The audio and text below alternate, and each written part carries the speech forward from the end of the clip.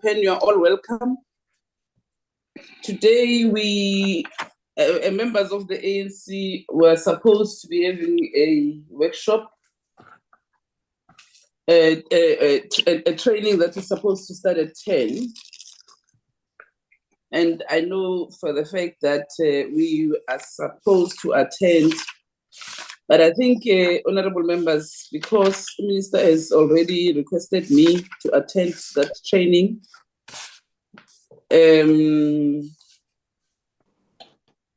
Minister, you can attend, because I'm not sure if they are going to give us another chance. But what I'm going to do, I'll request if there are members who haven't attended who are here, I will not attend also. It's fine. Okay, so that they can make a special arrangement for us. Honorable Masiko, I don't know whether she's here because she was flying in the morning. I'm here, Honorable Chair, just logged on. Oh, okay. What time are you flying? I've just landed, Honorable Chair, and the return flight will be at 3. Oh, okay. So, Honorable Masiko, if you can arrange with Barbara for us, because now we are having a location portfolio committee meeting, in the afternoon or on Monday. Good. Morning, Chair. Morning. Apology up front. Chair, it's Member Piri. Okay. I'm departing now at 10 o'clock to Cape Town, as you know, as our arrangement. So I will be disconnecting anytime from now. I'll land at 12. Okay. Okay. That means Unelisa will come fetch you at the airport at the time. And then Mr. Mvaba will take over. Or Tasnim, Christel, and Kashifa, please take over, because Unelisa will have to fetch Honorable Piri at the airport, take her to German embassy to do her visa. At some point, she will also take Honorable Masiko to do her visa. So, Kashifa, Tasnim, and Christel, may you please, Unalisa must notify you as soon as they are departing from the meeting. They are leaving the meeting. Okay, honorable members. Thank you very much. Honorable members, Nelisa, do we have any apology? Good morning, members. Good morning, Chair. Good morning, members, Minister, and the department. Yes, Chair, I only have one apology from Deputy Minister Tolashe. She won't be able to attend today's meeting, Chair, due to prior commitments that clashes with today's meeting. Thank you, Chair. Okay. Thank you very much. There's no other meeting. There's no other apology. We can go to the next item. What is the next item? It's a briefing by the audit ARC on second, third, and fourth quarterly report. Chairperson. Thank you. Thank you, Chair. Chair? Yebo. Good morning, Chairperson and the Minister and all our honorable. No, nami nginenkinga la yokuthi mhlambe by 11:30 zoba sengigibela iflight. Uyazi indaba bus story. So now I'm going to KZN. Thanks. Recording in progress. Okay. Thanks, It's okay, Honorable Kaula. Thank you very much. The chairperson of ARC, in one of the meetings where you attended, you were supposed to answer some questions, and you failed to answer those questions. I take it that today you are going to start with those questions. which we said you must give us a written report, and up until today, we didn't get a written report.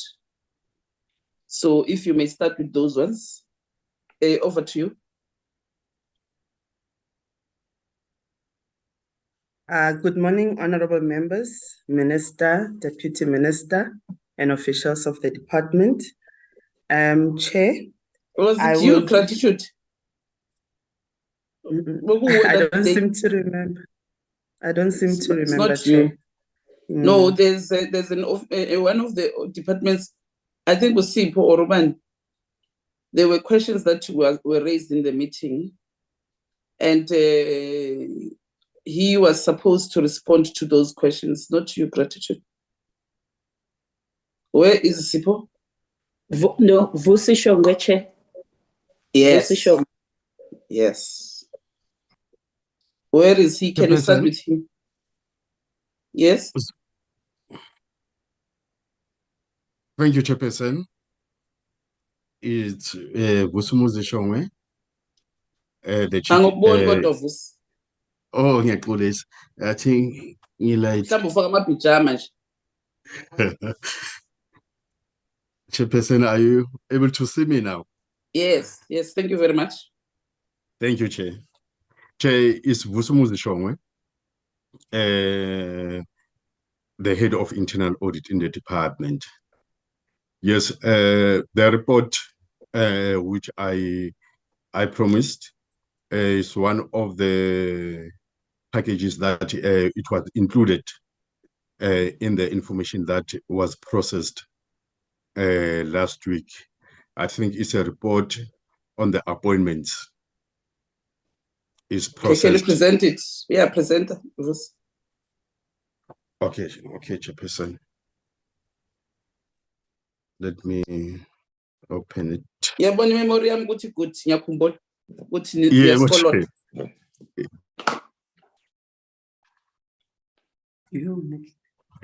Chair. No, thank you, Chair. I'm opening the report, Chair.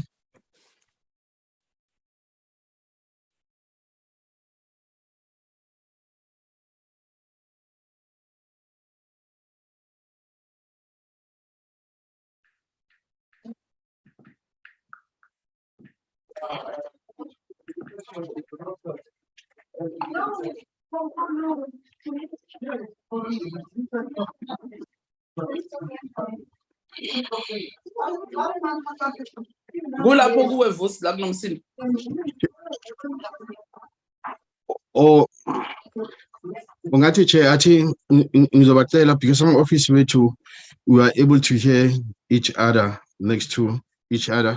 I think baqele it's a next door office. Okay.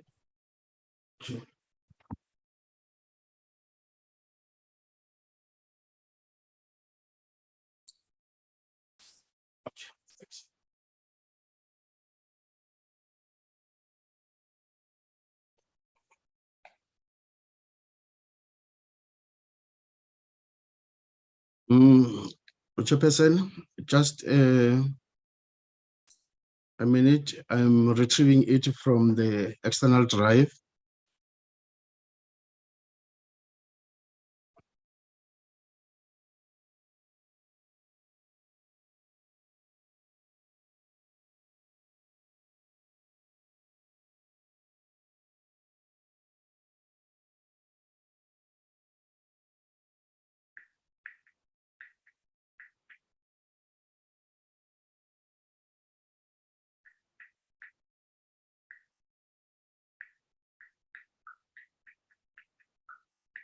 Oh, sorry, Chair. Bongi will project. Okay. Oh, thanks, DG. Thank you very much, DG. Thank you, Chairperson. Chairperson, this is a report that we perform on the appointments that were made during COVID-19, Chairperson. The report, Sisbo, if you can go to the next page.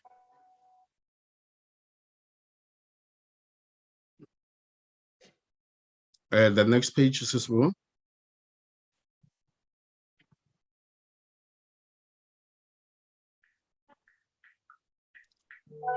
Yes, here. Chairperson, this report is proposed is to communicate the result of the assessment that was performed by internal audit on the 10 appointments that were done during COVID-19 period.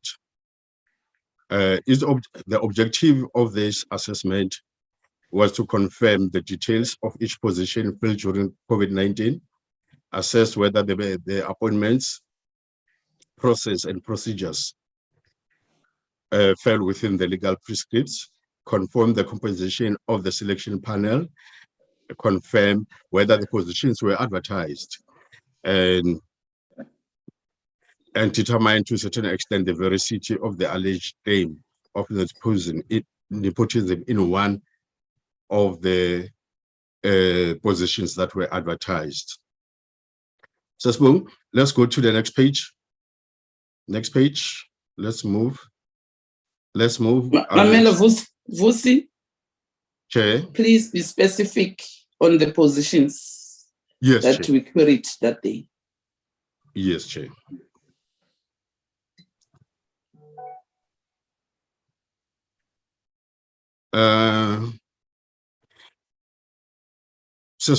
Yeah, we'll start with the first position. That it was a Chief Director Advocacy, Mainstreaming.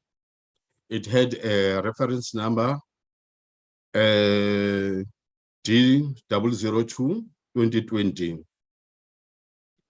The processes that were tested is as outlined. Then I'll go to the results, Chair. On 8.1,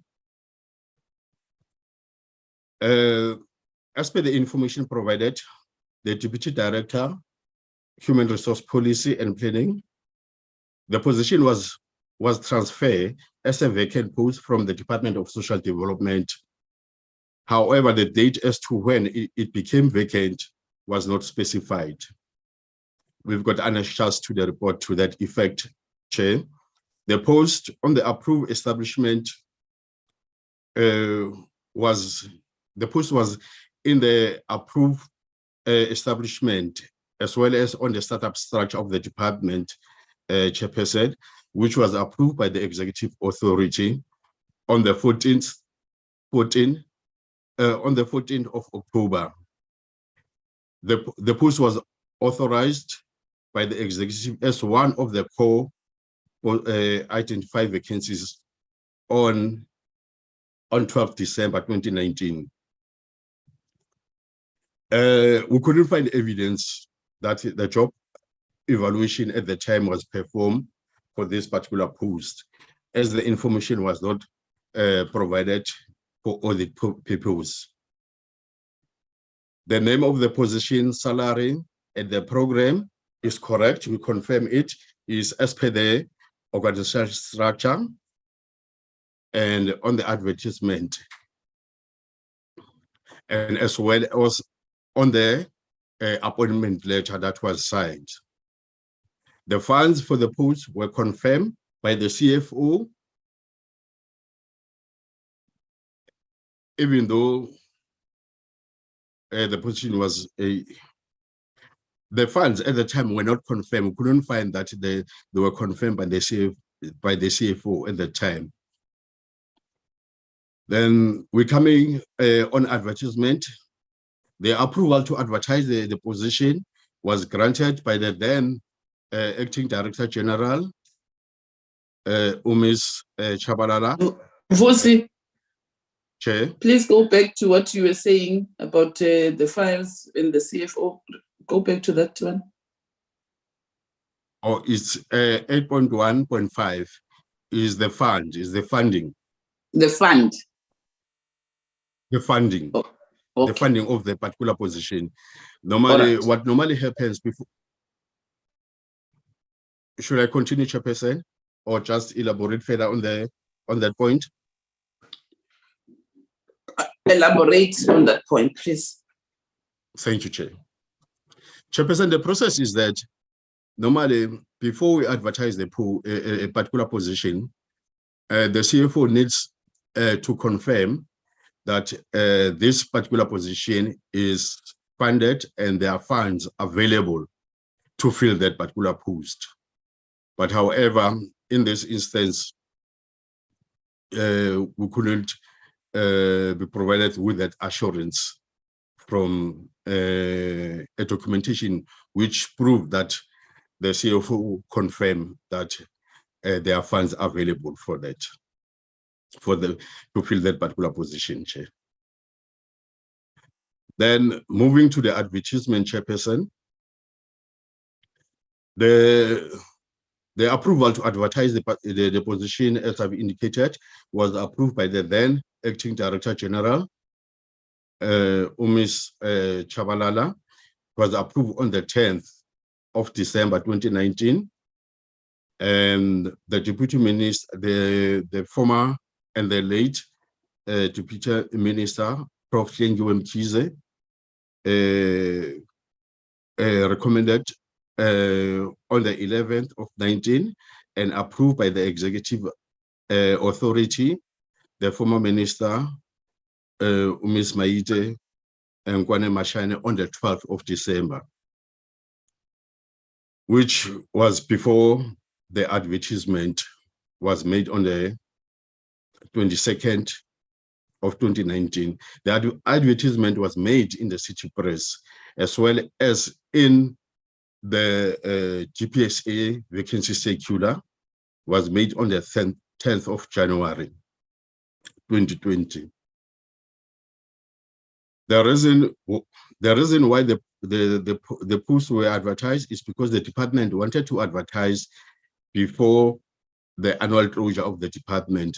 Chairperson, the week between the Christmas and the New Year, normally the department closes, and that it was one of the motivations that was indicated to be expedited the advertisement of the position. Then on paragraph 8.1.2, as I've indicated, the position was advertised nationwide on the GPSA on circular number 2 of 2020 in January, which was closing on the 31st January 2020. The reference number for the post, it was 002020, and it appears such as well in the City Press newspaper, which on page 9. But on the City Press, the closing date was the 24th of January 2020 at 16 hours, and it had the same reference. Siswo, can we move to just up a bit? Okay, thanks, ma'am. The position was advertised for 22 days in the TPSA circular and 34 days on the City Press, which allowed sufficient time for the candidates to apply. The advertisement included inherent requirements of the job title, core function, as well as salary level. The advertisement included the following as required by the department: recruitment and selection policy. The successful candidates may be subjected to competency-based assessment. Successful candidates will be subjected to personal security vetting.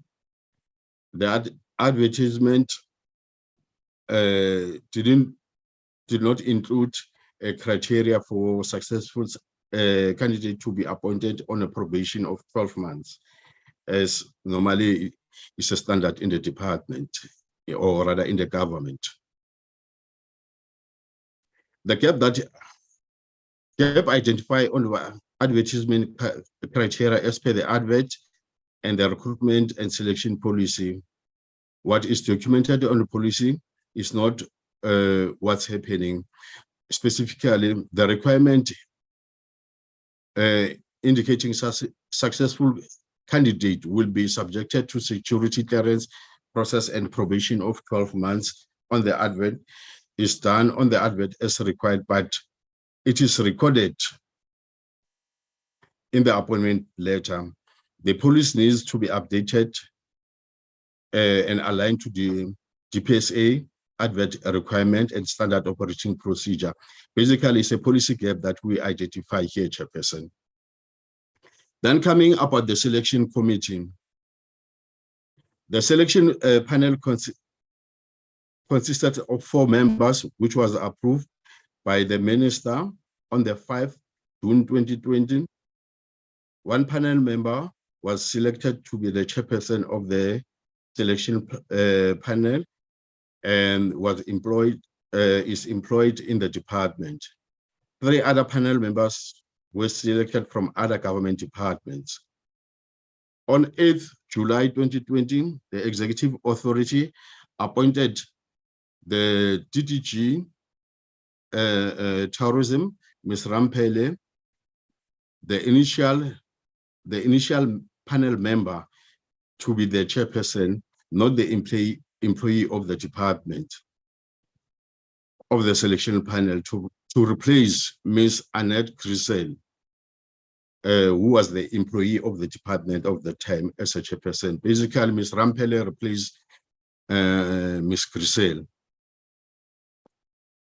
And another official within the department, the Chief Director, Economic Empowerment and Participation, Ms. Prince Boyi, was appointed as a panel member to replace Ms. Patricia Gumede.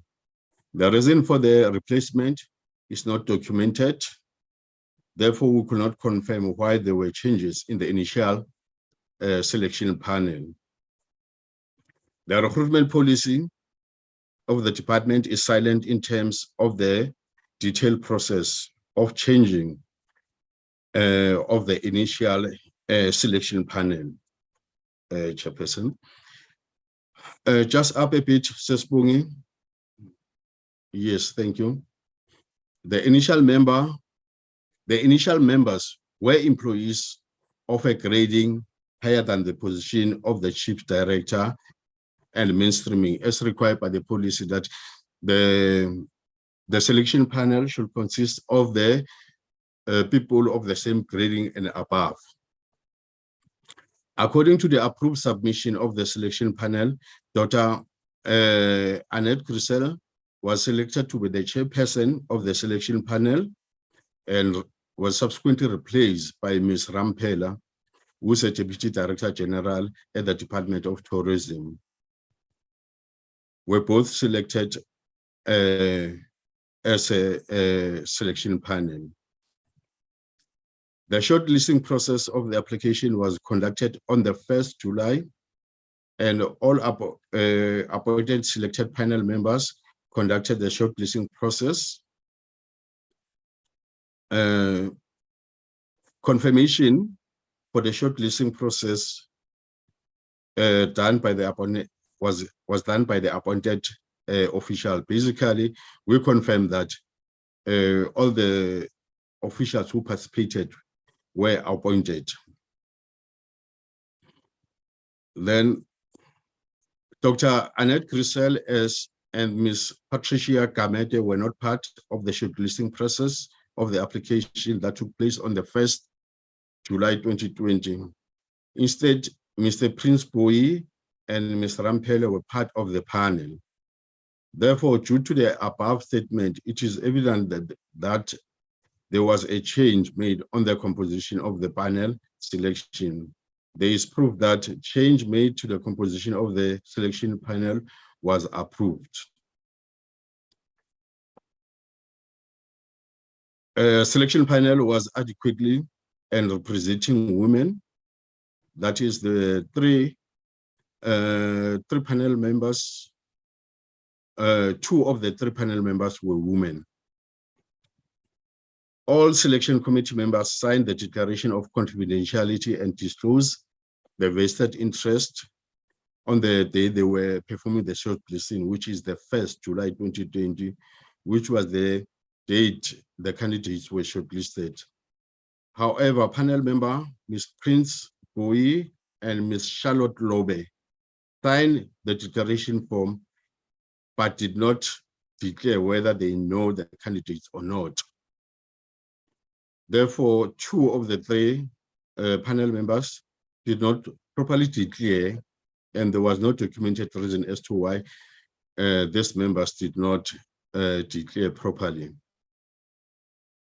And the next paragraph, on the 13th July 2020, Ms. Mabelebele signed the declaration letter declaring that she was a life partner of the senior manager in the department, that is the Chief Director, Corporate Management.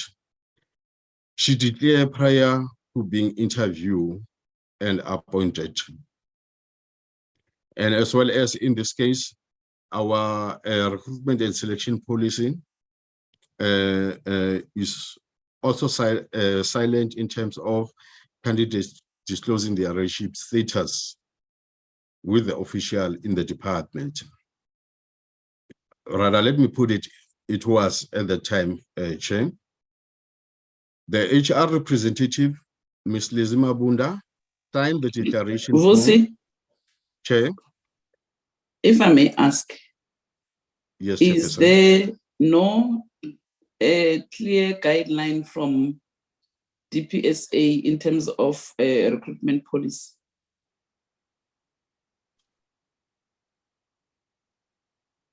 Chairperson, there is guideline, but from DPSA, but more often you may find that it's not detailed enough.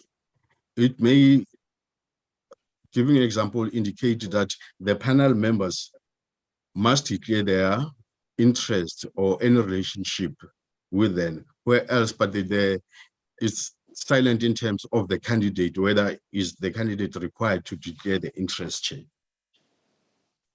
There will be those details which are not clear, Chair. Okay. I don't know, Chair, whether is Chair answered? Yeah. So I want to leave you to continue presenting. I wanted to get that first. Okay, thank you, Chair. Thank you, Chair. Thanks. Then, continuing on 8.1.20, HR representative, Ms. Lizima Bunda signed a declaration form and disclosed that she knows 2 of the 3 candidates shortlisted as former colleagues, and that this might constitute a potential or actual conflict of interest. And then there's no evidence as to what selection panel decided after learning that the HR representative knew the candidates, and there might be a potential conflict of interest. Then coming to the selection process itself, the applicant submitted the Z83 forms, as well as the CVs, certified copies of the qualification, ID copy as required. All the panel submit, the candidate submitted that. Then 8.1.23, the screening or shortlisting criteria was developed in line with the job content and the advert requirements. According to the approved submission to fill the advertised post dated 28 August 2020, state that the shortlisting was done by scrutinizing each application received with due consideration to advertised requirements of the post. The criteria was used to identify suitable candidates for the interview. The criteria used to identify suitable candidates for the interview was on qualification and relevant experience. The panel concluded the shortlisting process was based on the criteria on the advertisement. The position was first screened by the HR officials and recorded on the pre-screening grid schedule using the criteria based on the advert. That is the required documentation, whether the required documentation was submitted, whether the applicant has got disability, whether it's a woman, the qualification and relevant experience. The ones who does not meet the requirement were eliminated and during the pre-selection. Okay. The weakness that we identify on this, the spreadsheet or the selection grade or the pre-screening, the spread did not show who performed the pre-screening, and it was not signed by the person who did the pre-screening. Some of the criteria, that is qualification, relevant experience, were ticked, not relevant, without indicating exactly which qualification and relevant was referred to. Therefore, it was not possible to check the consistency in the application of all applications received against the criteria. The spreadsheet does not have a column to reflect the reason for both successful or unsuccessful. By this meaning successful, the one that we're passing through to the next level of shortlisting. Therefore, it's not possible to check the consistency. We're not unable to check the consistency. As well, is one area that needed to be closed in the departmental policy. 3 applications were applicants were shortlisted for this particular post using the criteria in the advert. And all the documentation were there. The Z83 certified qualification, copies of the ID and the CVs were attached. And the relevant experience at senior management as well was indicated. The first candidate was Ms. Mabelebele. Should have been disqualified at the pre-screening, and Ms. Mulau recommended for this particular position.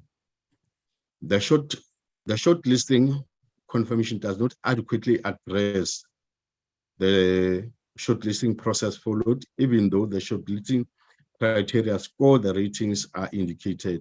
How many applications were looked at on the shortlisting process and how the ratings as outlined confirmed by the panel members adopted and the rating of the summary. According to the approved submission to fill the advertised post dated 28 August 20, state that the shortlisted candidate went through the technical test to test their relevant technical competency for the job, which focused on strategic management, project management, communication skill. The same questionnaire was updated by the panel to guide the interview process. The next one, the interview process. The interviews were conducted by all appointed panel members on the 27th July. The structure of the interview and the rating criteria was compiled for the interview. However, it does not have a date when it was compiled, therefore cannot confirm if the interview were compiled before the interview questions were compiled before the interview process. The rating criteria was applied to all shortlisted consistently. That is to say, all questions were developed and asked to all invited applicants as it appeared in the score sheets. The interview results were recorded in the score sheet by each panel member. The post was recommended to be given to Ms. Mabelebele, and the panel members agreed on the nomination, except one member who did not sign the nomination form to consent to the recommendation. I think Vos, can you go Chair. back to 8.127? 8.1. 8.127, yeah. 27. Yeah. Three applications were shortlisted for this particular post using the criteria as per the advert, being submission of the required documentation. That is to say, the application form, government application was Z83, certified valid qualification, ID, CV, required qualification, and the relevant experience in senior management. The first candidate was should have been disqualified as pre-screening stage,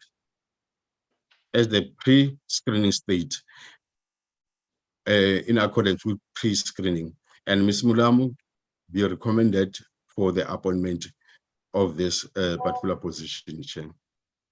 Those, you mean what you are presenting Chair, is the outcome of your investigation or your investigation when you do auditing? Do you want to tell me in terms of what you wrote in 8.127, the person appointed here had all these qualifications? Why am I stopping you here? It is because yes, there were organizations, the disability organizations, that wrote to the portfolio committee complaining about this 8.127, including the qualifications.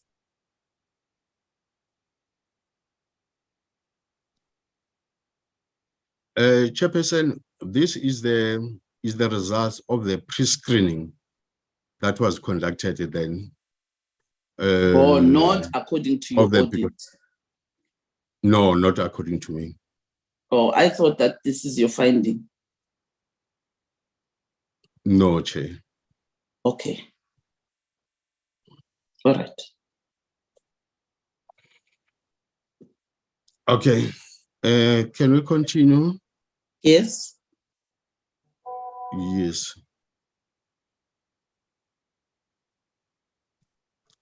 I think I was on 8.1.33. The interview results were recorded in the score sheet by each panel member. The post was recommended to be given to Ms. Mabelebele. The panel member agreed on the nomination except one member who did not sign the nomination form to consent to the recommendation. The submission to fill the position was signed by the principal personnel officer on the 31st August 2020, serve as evidence that motivation for the recommendation for the recommended candidates and candidates not recommended was provided to HR to compile a submission. The next one, competency assessment. Ms. Mabelebele and Ms. Mulamu, which were top candidates, attended the competency assessment done by Deloitte. And as per the assessment results, Ms. Mabelebele scored the highest points than Ms. Mulamu.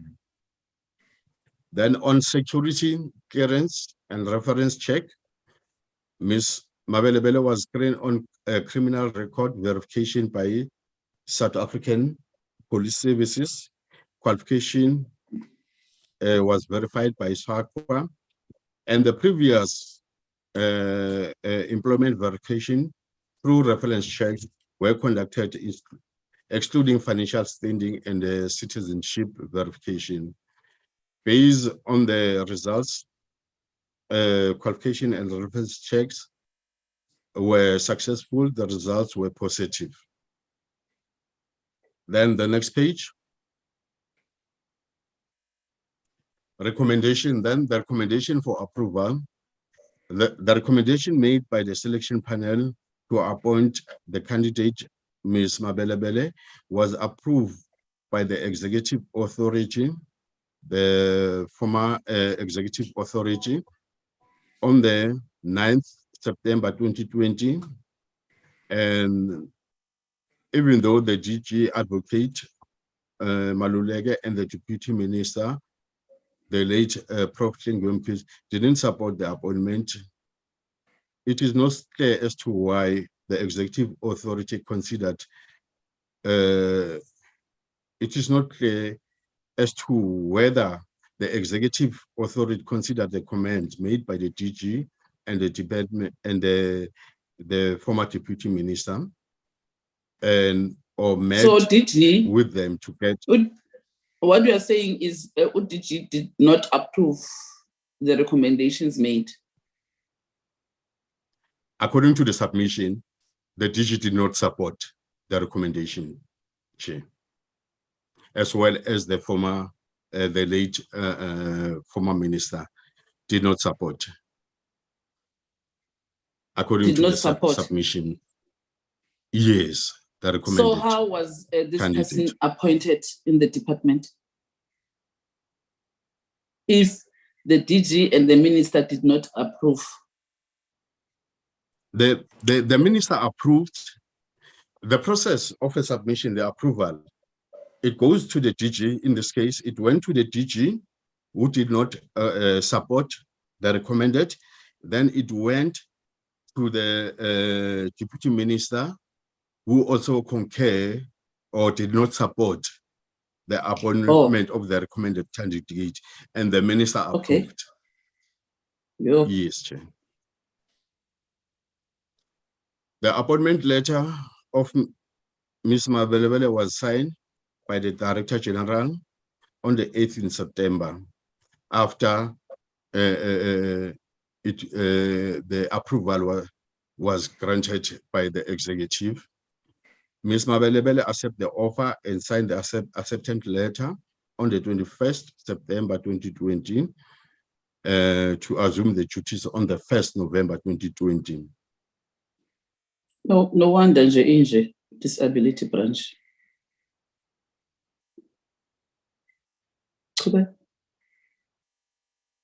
Based on the documentation provided, it can be concluded that Ms. Mabelebele was shortlisted, based on the shortlisting criteria as per the advertisement, and appointed based on the highest score she obtained on both the competency assessment and score from the interviews.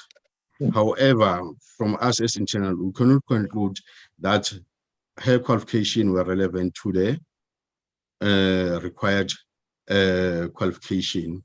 She had 11 years experience in the public sector, operating at a senior management level. Then the second candidate, based on the documentation provided, Ms. Mulamo had qualification. She had 28 years experience in the public service and 20 years relevant working experience directly working with persons with disabilities. 4 years at DD level and 16 years on senior management level, and is also one of the people who are living with disabilities. Her score was second best as compared to Ms. Mabelebele from the interview as well as the competency assessment. The next page, this is for you.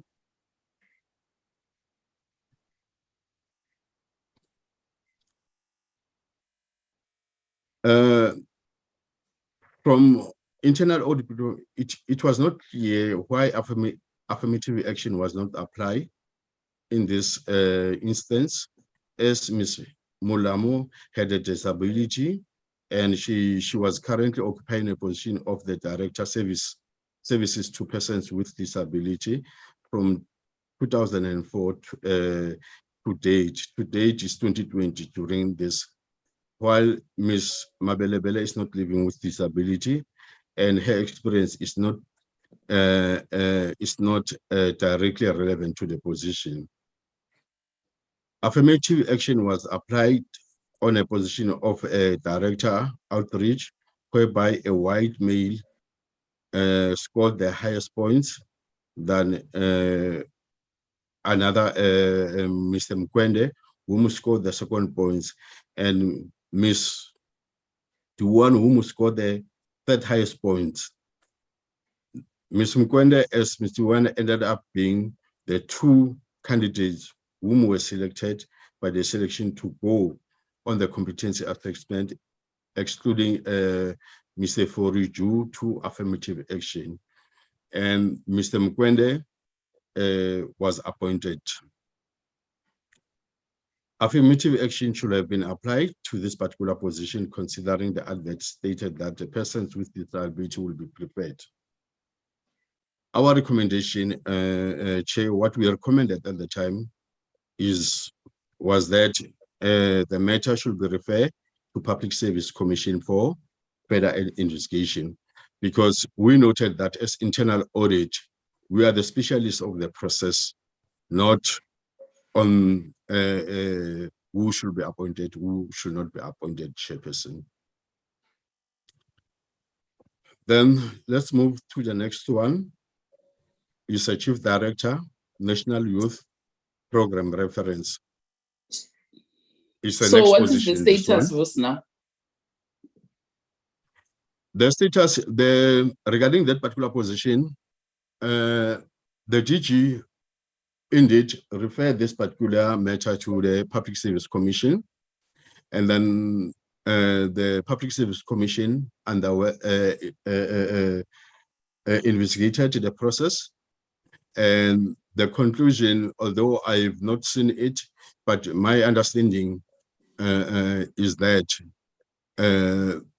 the Public Service Commission did not find anything wrong with the appointment. I think maybe in terms of the actual results, maybe the DG might assist as to the actual results from the Public Service Commission. Chair, if you allow, can Bongi flight the letter from the Public Service Commission? Bongi?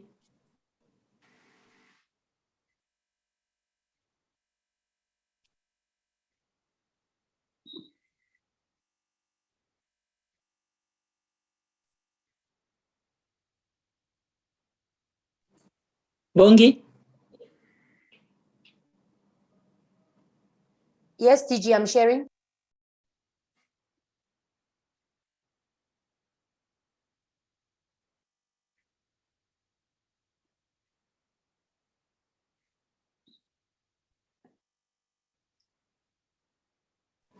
Go up, Bongi.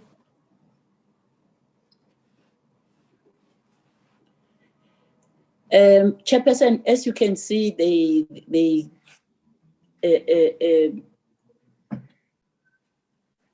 sent a letter to Minister Maiten Kwane Mashabane because we had sent the request through the minister. The last part says, in all instances, the Public Service Commission found that administrative actions taken were in accordance with the regulatory framework. The final report is attached for the minister's information. So unfortunately, if the Public Service Commission says it complies, as a department, there's nothing we can do. It's unfortunately, DG, that we don't see what you submitted to the Public Service Commission. You see, they respond, because if Tina as a portfolio committee, we can get what you sent to them and what we wrote to them. I'm sure what we need to do as the portfolio committee is to send to the minister what we sent to a public service and administration a commission, what we sent to a public service commission as a portfolio committee, and compare what you sent. Because truly speaking, if you look at the whole case, it tells you, first of all, during the screening period, this candidate was disqualified, was supposed to have been disqualified a long time ago. If you look at the qualifications in terms of the division of the post that you advertised, that's why I'm saying, Uvusi, if we say qualifications, what qualifications does the person possesses that is relevant to the disability branch? Yeah. So I'm saying we need to compare what we sent and what you sent so that we can be convinced, and also write to Public Service Commission and request the minister to write to Public Service Commission. But how come, if these are the things that were done, and you yourself as the DG of the department, you did not give approval based on your motivation, what you wrote, the reasons that you wrote, why don't you want to approve the appointment, and what the deputy minister wrote in terms of why was she disapproving also the appointment. So I think we need to look at it holistically than, just reading what the Public Service Commission said, not knowing what was submitted by the department, vis-a-vis what we have submitted as a portfolio committee. If you allow me, Chair. Yes. I have seen what you've submitted, because you had sent also to Public Service and Administration, and they sent that to us and to the Public Service Commission. So the Public Service Commission received from yourselves, from Public Service and Administration, and from the department. So based on all that information, they still got to this conclusion.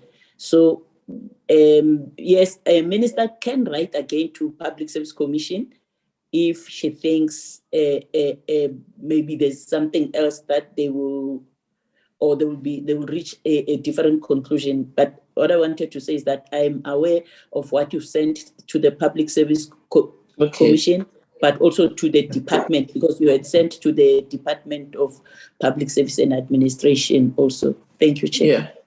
Well, thank you very much, DG.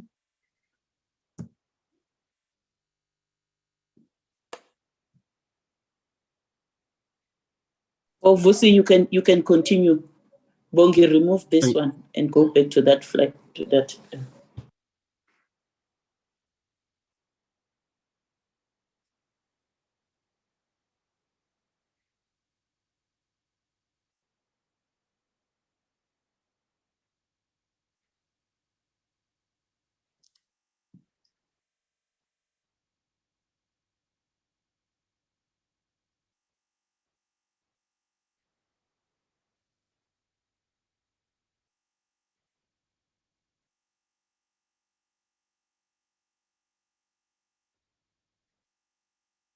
Thank you, Chairperson. Chairperson, the second position was the Chief Director, National Youth Development Program. Chairperson, then I'll go to 8.2, 14.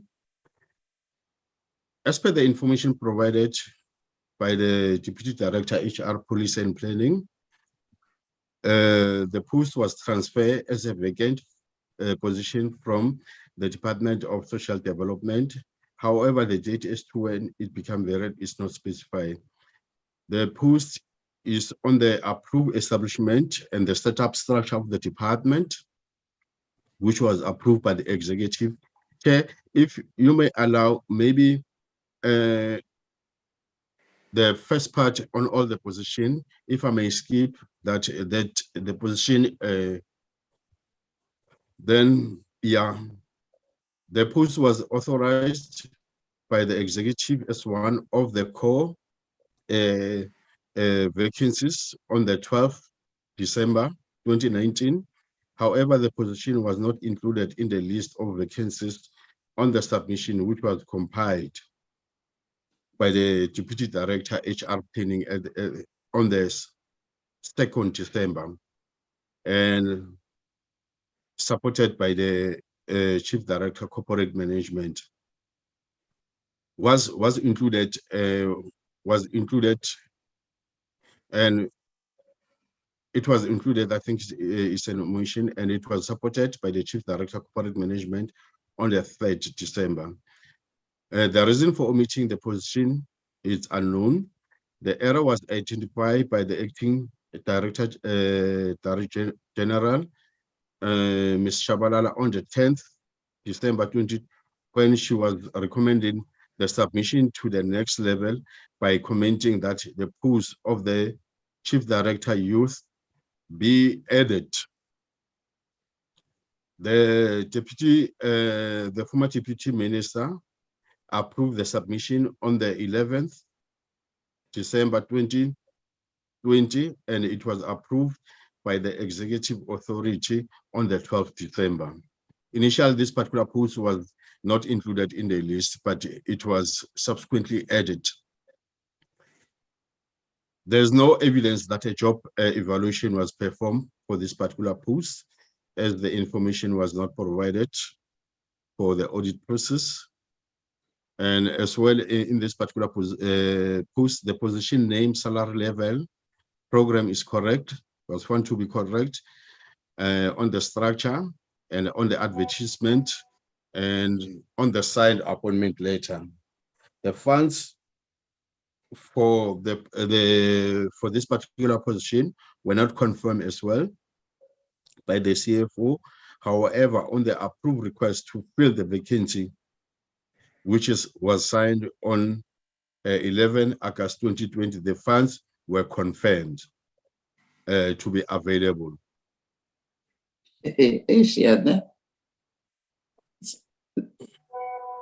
Yeah. Then on the advertisement, the approval to advertise the pools was granted by the by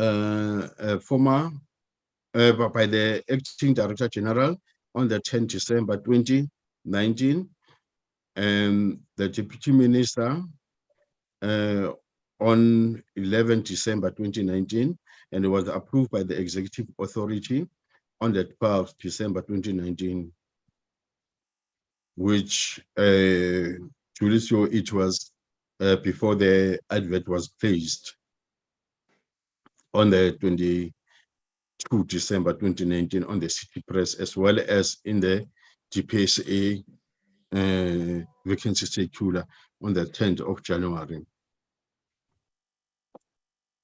So in other words, Vusi, in other words, posts that were funded were sacrificed for posts that were not funded, posts that were not funded.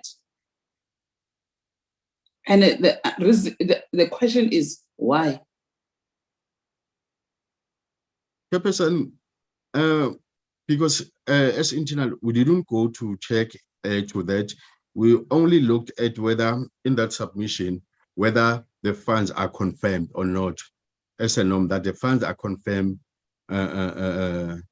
when we request approval to fill a particular position.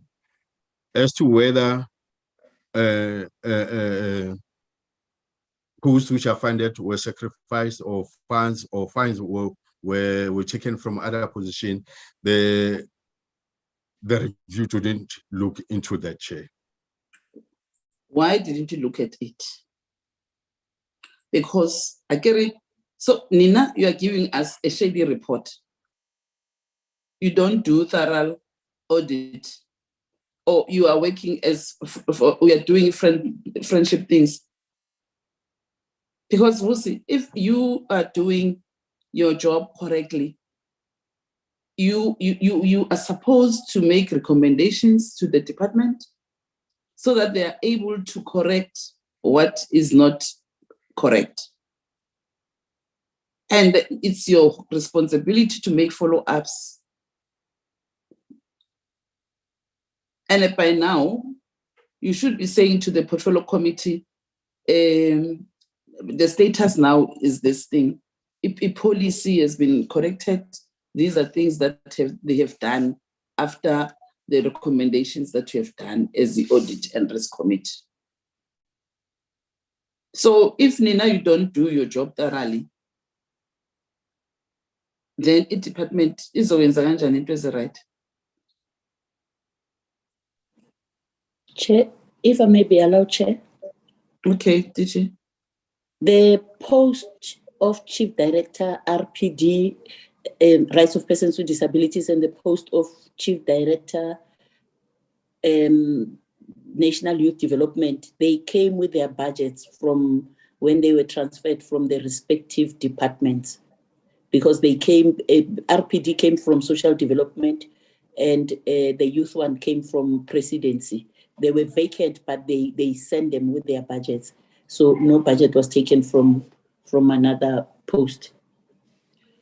But what you know, why am I asking DG? There was a DDG post for a disability that was not filled. Is it because it was not funded? No, that one, it's not the only post. There were other posts where when National Treasury cut the compensation of employees from all departments. Chairperson, unfortunately, when I arrived at the bad time. 2020, 2021, when I arrived, National Treasury cut the compensation of compensation of employees for all government departments, including our department. So they cut a huge chunk, and they said, if you have over expenditure, it's an irregular. So it's not just our department. I think all government departments had to unfund certain posts in order so that they don't advertise them, in order for them to continue with the positions that are already advertised. Even now, what happened 2020, let's say they say we cut 5%. 2021, 2022, they were cutting 8 or 10%. 2022, 2023, they were cutting even a bigger chunk. 2023, 2024, they are cutting even further. So we're waiting to see whether 2024, 2025, they will grant back the budget that they have taken. So these two are different processes. Unfortunately, it had a budget and it was advertised, but it was not interviewed. So it was not the advert was not carried through with, and not just that one, and others in other units. There were many posts that have been unfunded because of that, because of the cutting of the compensation of employees. I think it was because the money had to be taken to, they start with the goods and services, and then later they came with compensation of employees. Let me not say why, but National Treasury cut money from all government departments. That was the reason.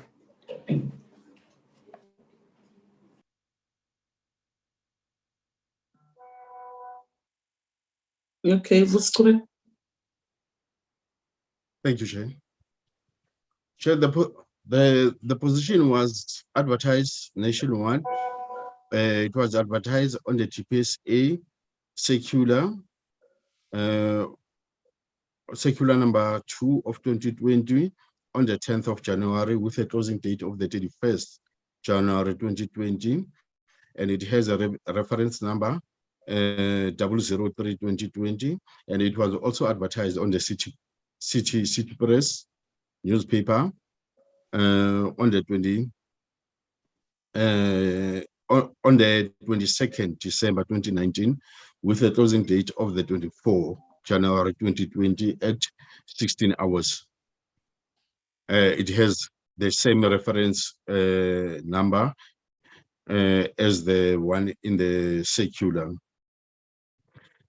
This position was advertised prior COVID-19 period, even though the interviews and the appointments were made during COVID-19 lockdown level 4.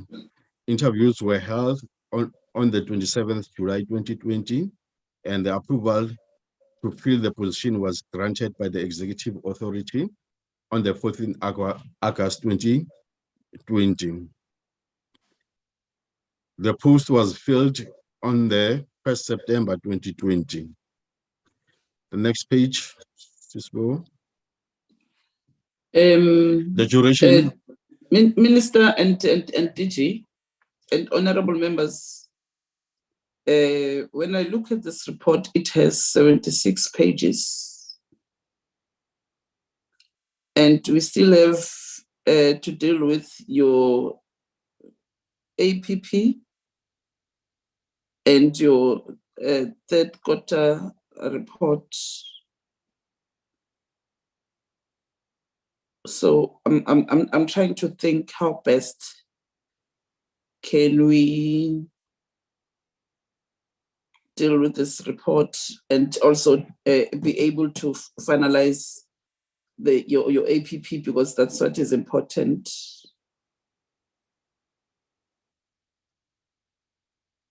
So I want to, honorable members, I want to make a proposal that I will stop Uvusi in page 15, if I'm correct. Let me see your page. You are starting page 16, eh? Yeah, you are starting page 16. Let's stop at page 15 and go to your APP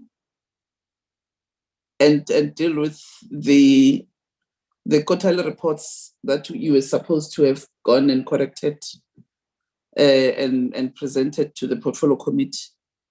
And whilst you are presenting the other reports, I'll think how best can we deal with this report, or maybe go to your last page. Your last page with the recommendations that we have written as maybe go to page 75 to 76. Before the end of the portfolio committee, maybe I'll allow you to go to page 75 and 76. Yeah.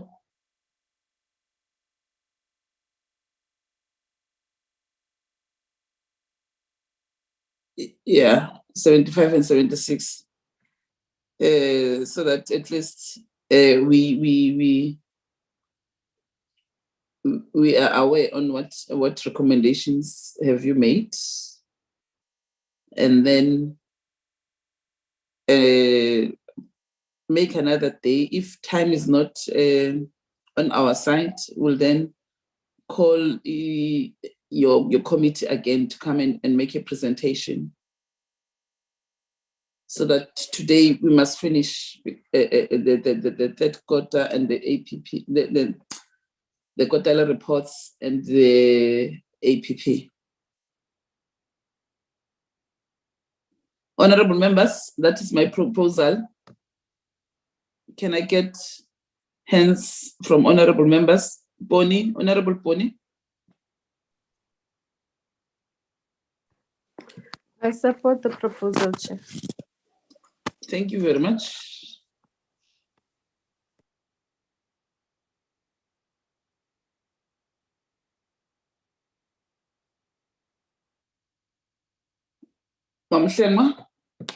I second, Chairperson, the proposal. Okay, thank you very much, ma. Okay, we'll stop the at page 15, and then before the end of the meeting, we'll go to page 75 and 76. We'll tell you when to come back and present the report in ARC, because now I think masinesikhathi ningaqali nihambe, masinesikhathi mhlambe sizonikeza ithuba ukuthi nipresent, but manje bengicabanga ukuthi masiye straight ku APP. Over to you, DG. Thank you, Chairperson. Thank you for this opportunity. Good morning to Minister, Chairperson, honorable members of the committee, and the Deputy Minister in her absence. Bongi.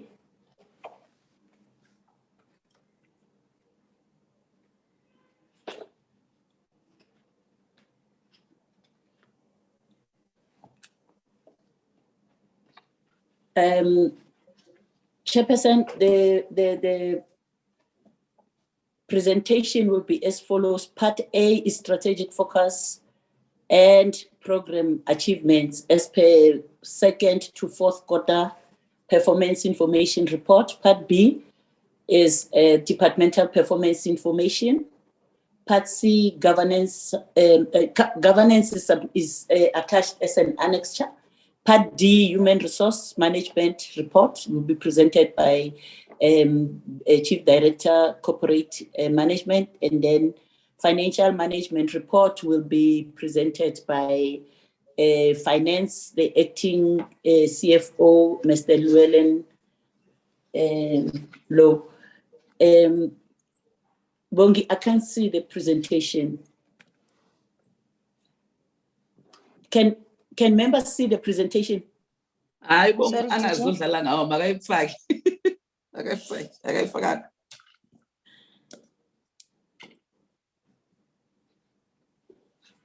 In the meantime, meanwhile, I'm waiting for her to flag. Oh, yeah. Yes, I wanted go to to slide 2. Go to slide 2. Slide 3, sorry, slide 3. Chairperson, quarters 2, 3, and 4, the department achieved 97% throughout. Quarter 2, we had 36 targets. We achieved 35. 1 was not achieved. Quarter 3, we had 33 targets. We achieved 32. 1 was not achieved. Quarter 4, we had 38 targets. And we achieved 37. 1 was not achieved. Bongi, also please enlarge the presentation. It's not that visible. Some of the people may not be able to see it.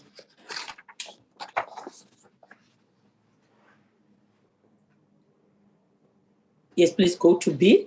The departmental performance information, slide 3, Bongi.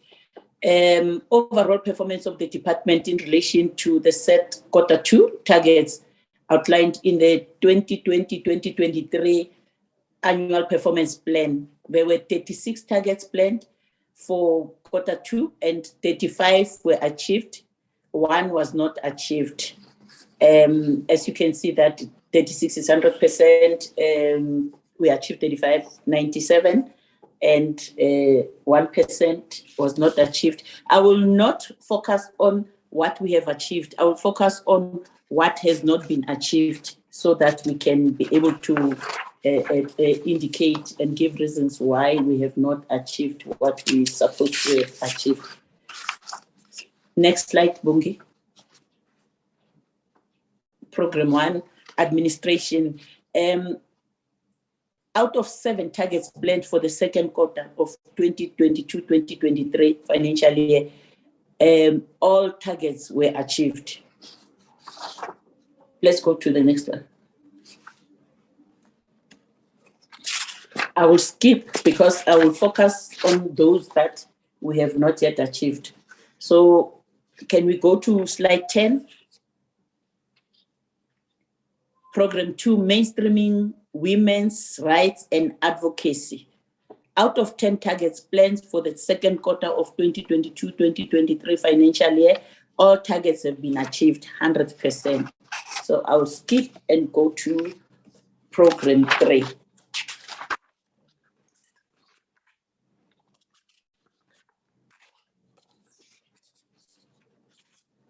Yes, under quarter 3 also. Sorry, under program 3, same quarter, second quarter, there were 8 targets. All 8 targets were achieved. Therefore, 100% was achieved.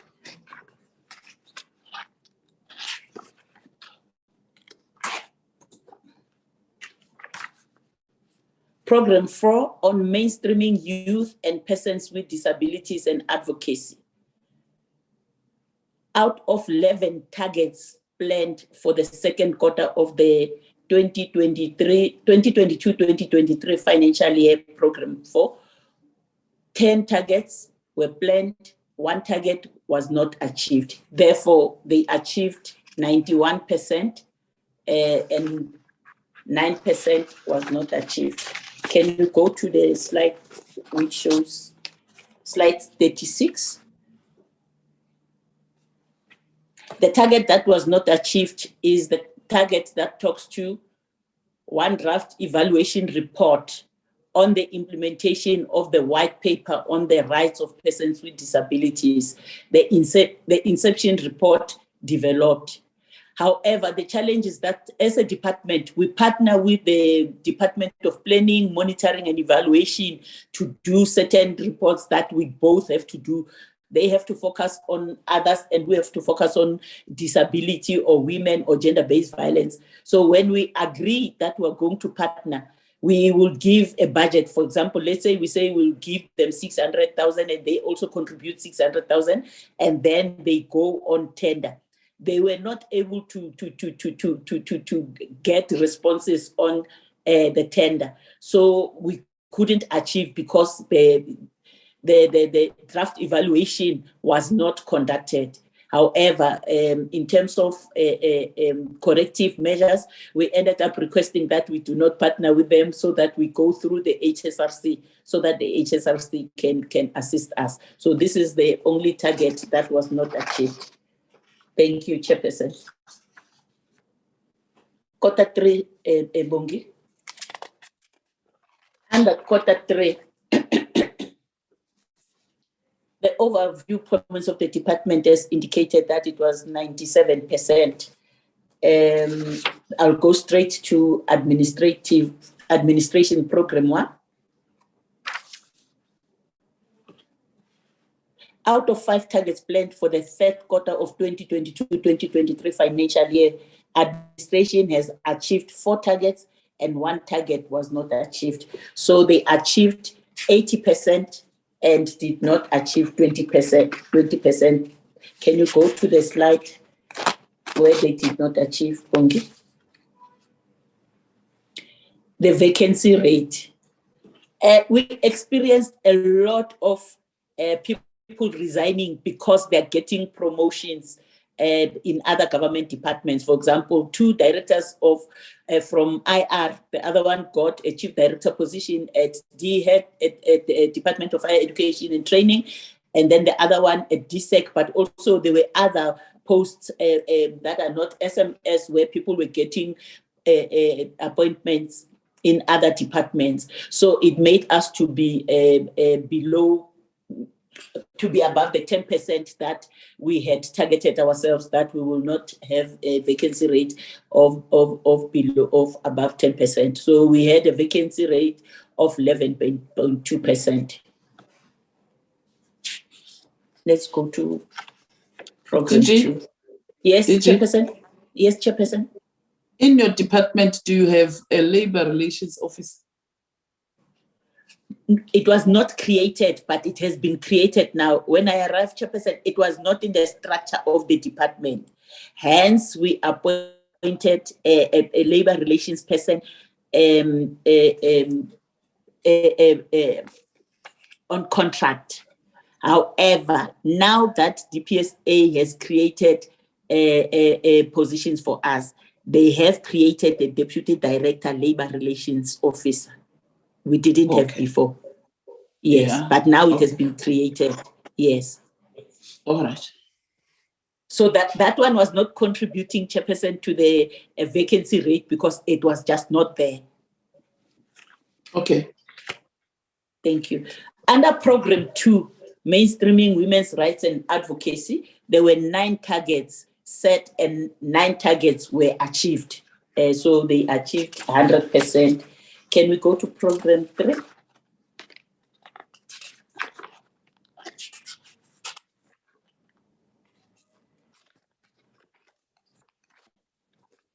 Thank you.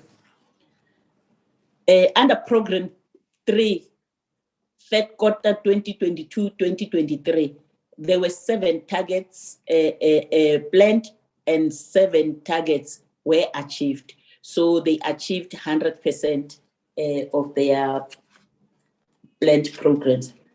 Can we go to program 4? Program 4, it's mainstreaming youth and persons with disabilities rights and advocacy. Under the third quarter of 2022-2023, there were 12 targets set and all 12 targets were achieved under a third quarter. Can we go to the fourth quarter? Under the fourth quarter, the overall performance was 95%. There were 38%. There were 38 planned targets and 36 were achieved. 2 were not achieved under the fourth quarter of 2022-2023 financial year. Let's go to administration. Overall performance of program 1 in relation to the set targets for 2022-2023. Out of 5 targets, again, 4 targets were achieved at 80% and not achieved is 20%. Let's go to the not achieved. Again, is the unemployment, is the vacancy rate of less than 10. We couldn't keep the vacancy rate at less than 10. Now we had 10.6 vacancy, 10.6 vacancy rate, even though it had gone down because before it was 11.1, now it was 10.6. So we still couldn't achieve the target. Thank you, Chair. Program 2, Bongi.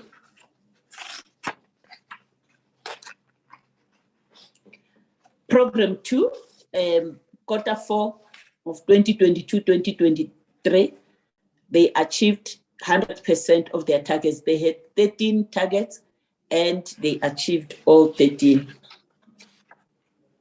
Let's go to program 3.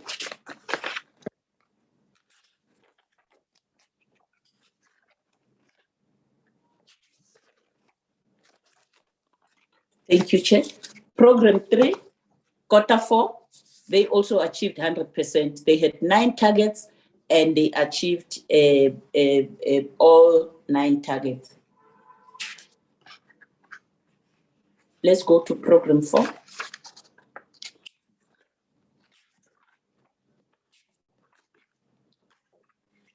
Thank you. Again, quarter 4, program 4, both youth and persons with disabilities rights and advocacy, they achieved 100%. They had 13 targets and all 13 targets were achieved.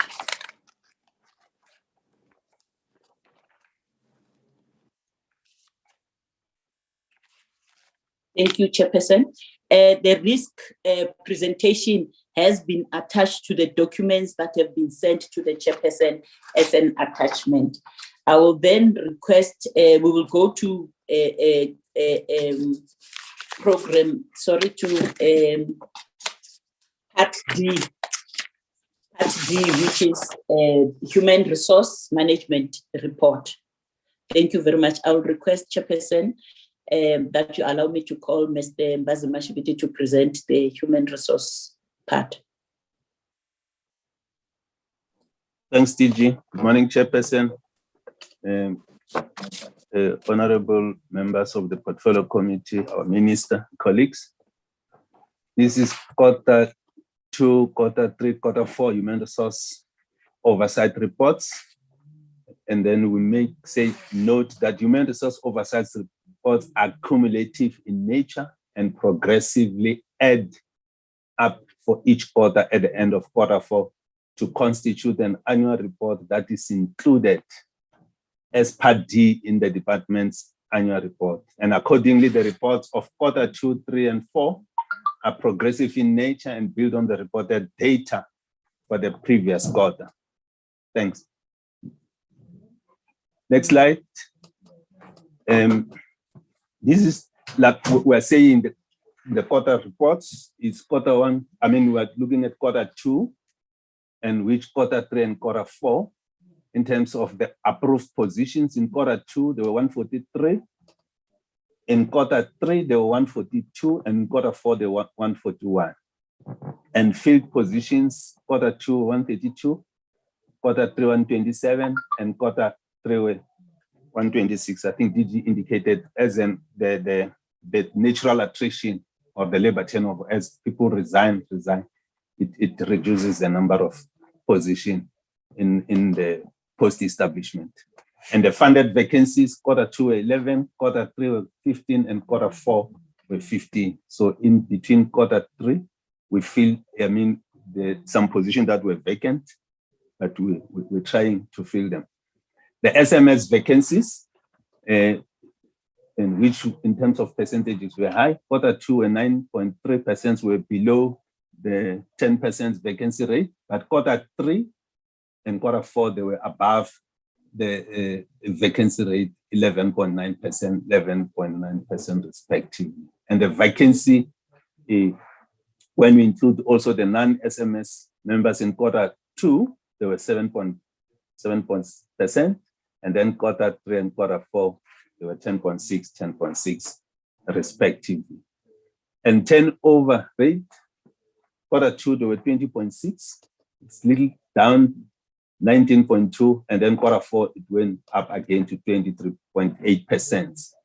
And representations of women in SMS positions, quarter 2, 51.3, quarter 3, 51.4, and quarter 4, 52.6%. So we're above the 50% threshold. Representation of youth, which is less than 35 years, quarter 2 constitute 18.9%, and then quarter 2, 20.5%, and reduce also to 19% in quarter 4. Representations of persons with disabilities, quarter 2, 4.5%, quarter 3, because there was a resignation in that quarter, came down to 3.9%, and then quarter 4, 4%. The training opportunity provided is 52 quarter 2, 69 quarter 3, and 77 in quarter 4. Signed performance agreements, SMS, number and percentages of SMS per quarter. There were 35 members that signed, and then quarter 3, it came to 82 because two SMS members have resigned and get opportunities in the last SMS in the quarter 4. So, but when we sign it, I got the first quarter, which is critical for the annual report, there were 90%, it was above that. Average number of days sick taken, quarter 2 is 12.3, quarter 3, 6.4, and quarter 4, 6.4. And the average number of days annual leave taken, 16.2, quarter 2, and then 20.6, quarter 3, and 21.2, quarter 3. Sesbon? Yeah. Vacancies as at 31 March, there were 15 funded vacancies that constitute 10.6% in the department. The DDG PSKM vetting results and reference check interviews, since interviews were conducted. And then the chief director, stakeholder coordination, submission to re-advertise, it was done. Director communication, it was advertised. Director international relations, it was re-advertised. Deputy Director Governance and Compliance shortlisting in process then, and Deputy Director Advocacy and Mainstreaming advertised. Deputy Director Risk Management to assume duties on 1 April. Admin Officer, the GBF Secretariat was advertised. And the Registry Clerk prerogative of Executing Authority, and the rest were the staff in the Deputy Minister's office then, but they've been appointed now. And then the terminations, as at 31 March, there were 10 terminations. Dismissal, there's no dismissal. Resignations, there were 10. Retirement was 1. Transfer to other public service departments 2. Expiry of contract 30. And then promotion within the department was 1. Next slide. Labor matters, as at 31 March 2020, 3, no financial misconduct has been reported or investigated in Q4 of 2022-23 financial year. No employee on special leave. No employee on precautionary suspension. 1 disciplinary hearing, it's in progress. It's in progress, which is in process. 8 grievances lodged, 7 in process, and 1 dislodged with a council. Next slide. And then achievements and challenges. The 2022 MTF compensation of employees did not increase the baseline allocation. And accordingly, no funds were available for the funding of additional posts in 2022-23 financial year, other than filling of funded vacancies as they arose in the course of the financial year. The organizational redesign process progressed with concurrence being obtained from the Minister for Public Service and Administration, MPSA, on 24 March 2023, with the redesigned structure and post establishment. The concurred structure was submitted to the Minister for approval, and it was since approved by the Minister on the 18th of April this year.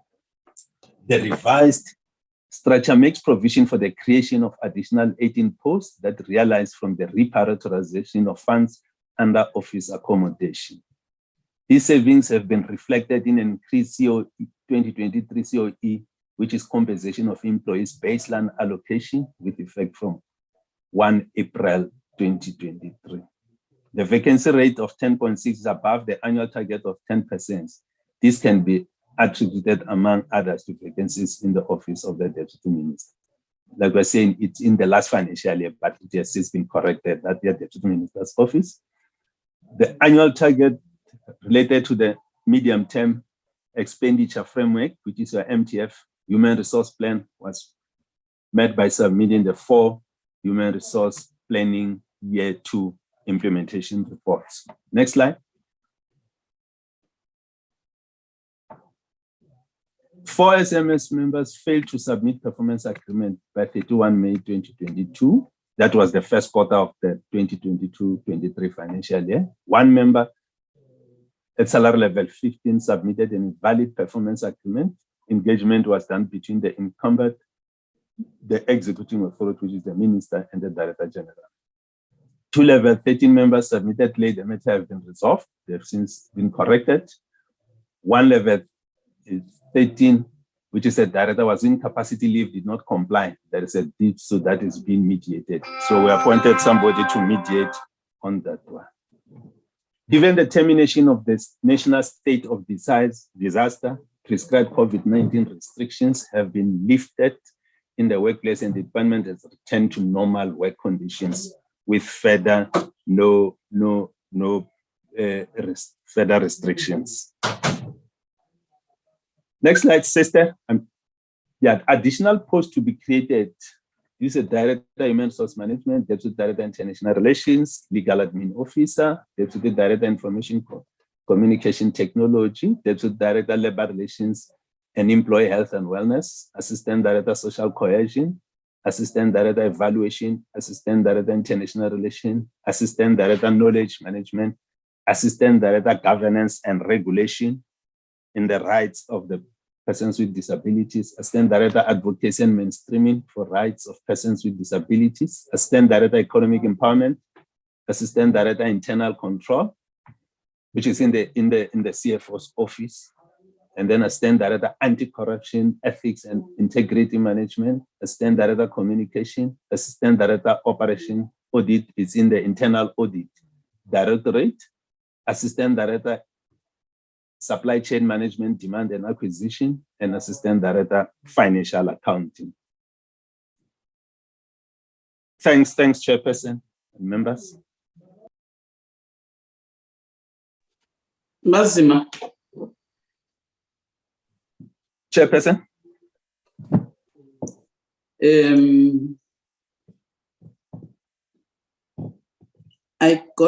There's an organization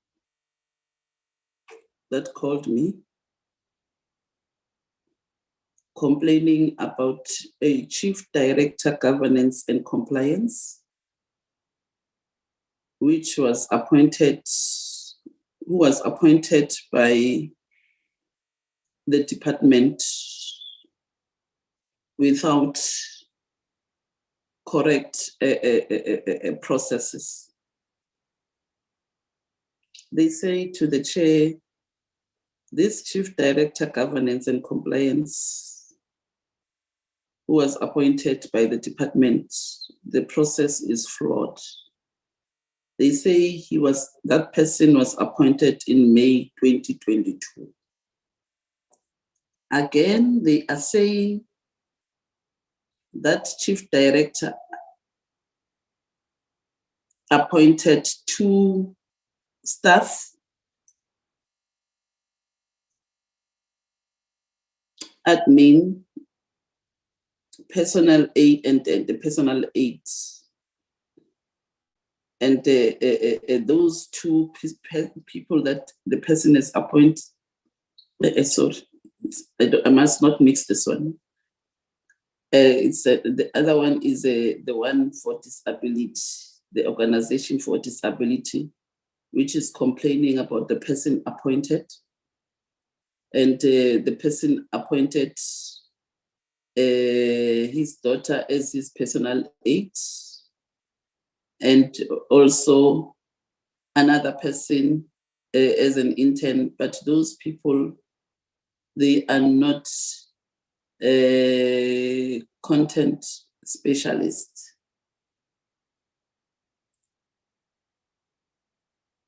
So what I want to check from your department is, how do you deal with reasonable accommodation for persons with disabilities? For instance, here in Parliament, honorable members do get people who are assisting them according to their needs. But due processes are being followed, properly. I know for the fact that in some instances, some people who are disabled, they prefer people whom they live with, because those are the people who understand their needs better. So in your department, do you have a policy that deals with that? If yes, are you following it optimally? If no, why don't you have it? Because you are a department of women, youth, and persons with disabilities. Lastly, the chair is informed that there's one director that was appointed but was placed in the ministry office. But after the reshuffle, the person was then supposed to go to the department, and the person is not coming to work. How are you dealing with all those cases as human resource? Because it can be correct that a person is appointed as a director earning a salary, and the person is not coming to work, but is earning the salary. And the last one was the outstanding case of a DDG who was not properly allocated a responsibility, if my memory serves me well. And I think as a portfolio committee at one stage, we recommended that maybe put that person to be a DDG in the disability branch.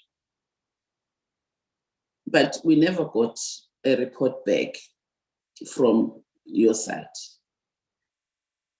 And our concern is that, how do you have a person at a DDG level not assigned responsibilities in the department, and the person is earning salary?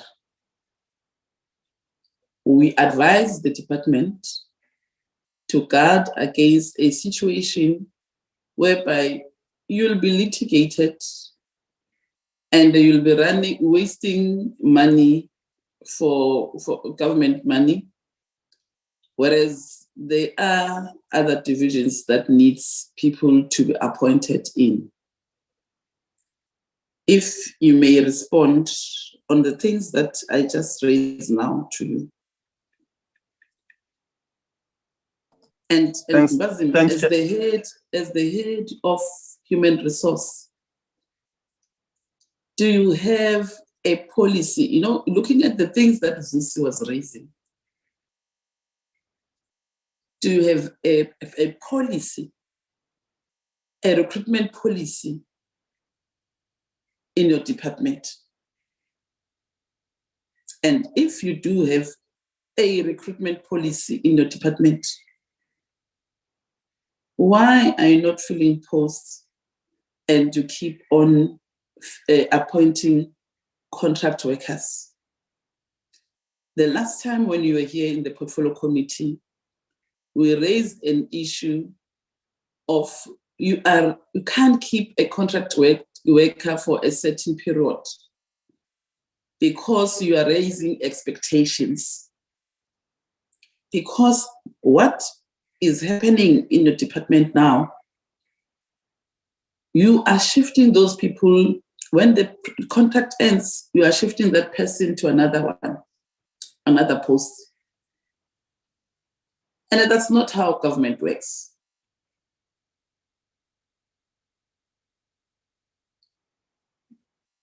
Lastly, how do you advertise those contract workers? How do you appoint contract workers? Do you have a policy that is in line with public service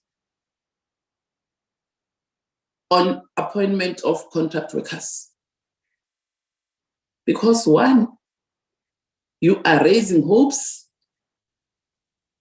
that this person will be appointed permanently in the department. And do job evaluations for the contracts that you are giving. When you appoint contract workers, do you have minutes that maybe you have discussed as SMS, then agreed upon these are the contract workers that you need, and this you are going to appoint, but do you advertise them? I have never seen any advert from Department of Women that is looking for contract workers. In fact, you are doing it isiZulu. Futhi ngoba wena uhlale eLimpopo mhlambe you are doing it ngathi ngesiZulu, you are doing it in Pedi or language or Chivenda. You know, the way human resource is in your department, it's worse than any other division. Do you have a policy that guides the department on how do you deal with recruitment,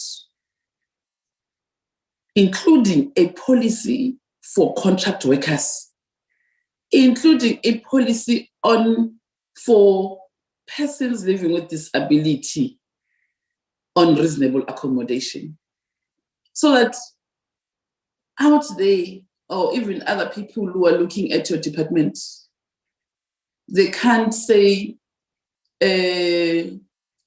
chairperson, you know, when you are the chair, people write to you, organizations of disability and the blind and the what, they write to the chair.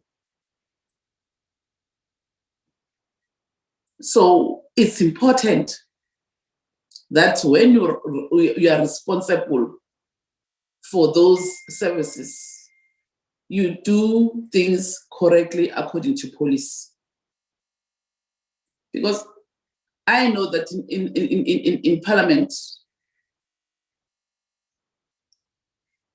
members honorable members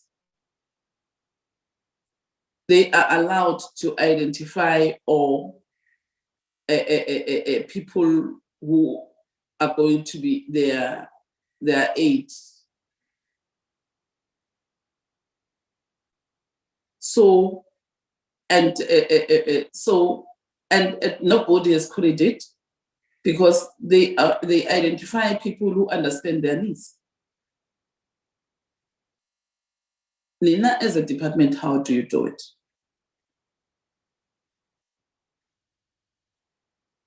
Thank you, Mbazima. You can respond.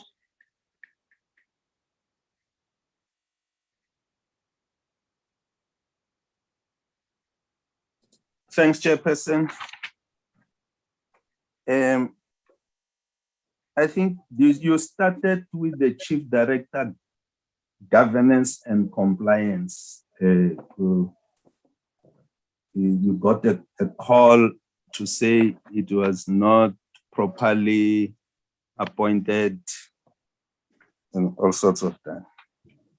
What I can say, Chairperson, the post was advertised once, and then it was re-advertised again.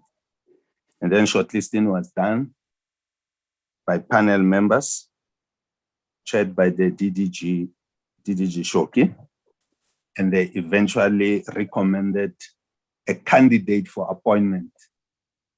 And that a person was appointed is Dr. Pravina. So she was working for the Department of Justice as the director.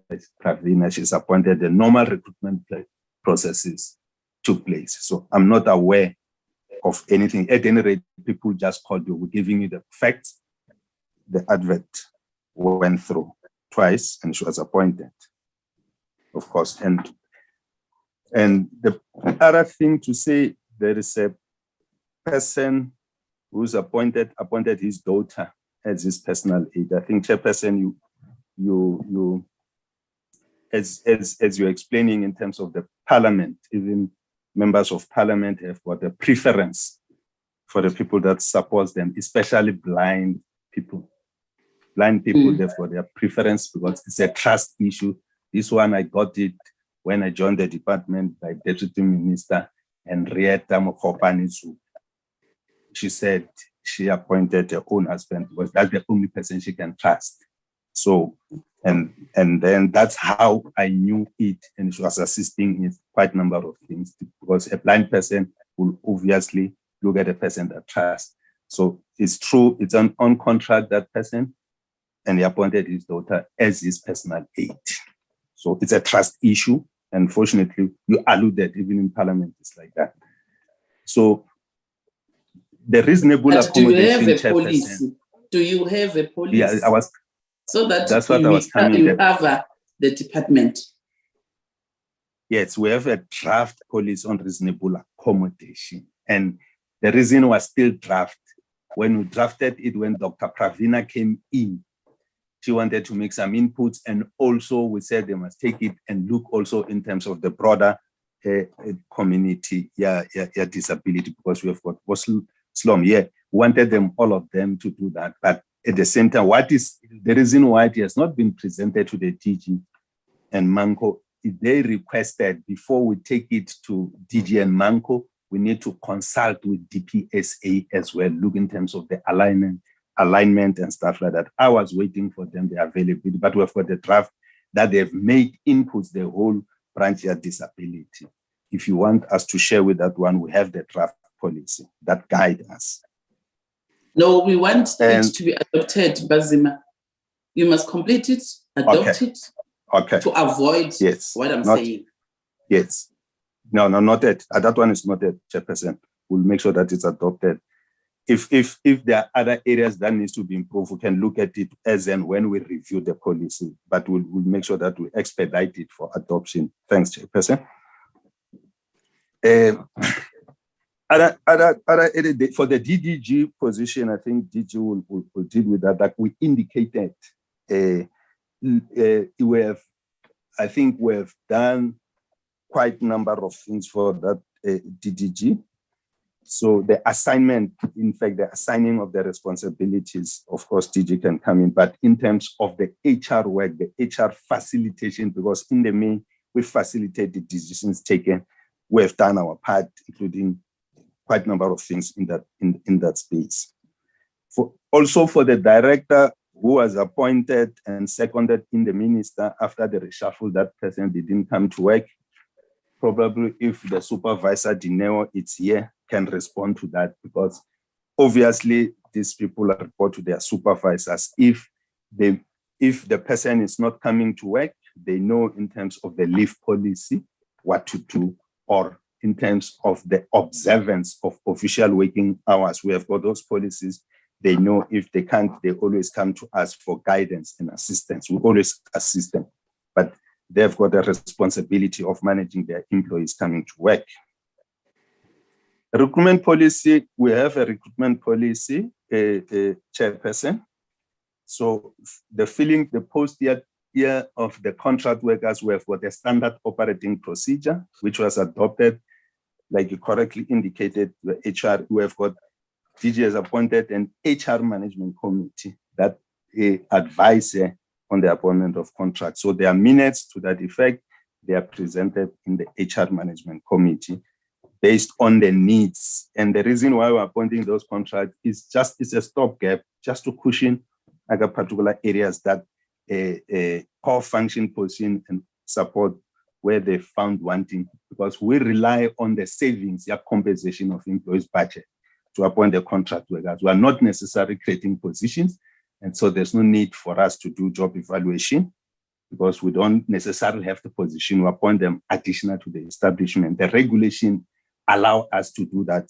2016 regulation allows when there's an increase in the workload. So it allows us to do that as a stopgap. So we're utilizing those framework, regulation at 2016. It allows us to do that. What we do is to look in terms of standard operating procedure that we have developed in order to guide in terms of appointment. The contract workers, the chairperson. Do you advertise? But no. Do you advertise? We don't advertise. Because that is the complaint. We don't advertise because we're not appointing them on a fixed term contract of more than 12 months. We are relying on the savings, compensation of employees for particular months. So it's not necessarily, if you appoint more than 12 months, of course, the regulation is that you must advertise, must identify a position. So we're not necessarily appointing them in the position. So we're appointing as contract workers additional to the post-establishment. How do you identify them?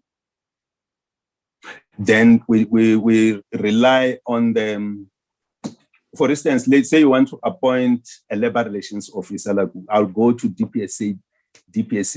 They will advise us because they've got a database. We use to referrals, like your DPME, if you want to appoint people in planning, CFO will go to National Treasury, if you want people in finance. So it depends on the position that you are appointing. Then you go to the relevant department, and Department of Labor as well assist us because they've got a database of people who are looking for employment. But it varies from a unit to unit, which area, then the referrals, then they'll guide you, whether it's DPME, whether it's Department of Labor. That's how we get those contract workers. And why not consider a NYDA? Yes, for the youth, at least they had the 2 contract. I should imagine they might have used the NYDA. But if you want us moving forward, we can do that. Obviously, any advice that assists us, especially the lower level employees, we will consider NYDA. I'm noting it down, Chairperson. Okay. For the DDG, I think DG can respond to that. I think the rest I've responded. If I've left something, DG can also assist. Thanks, Chairperson.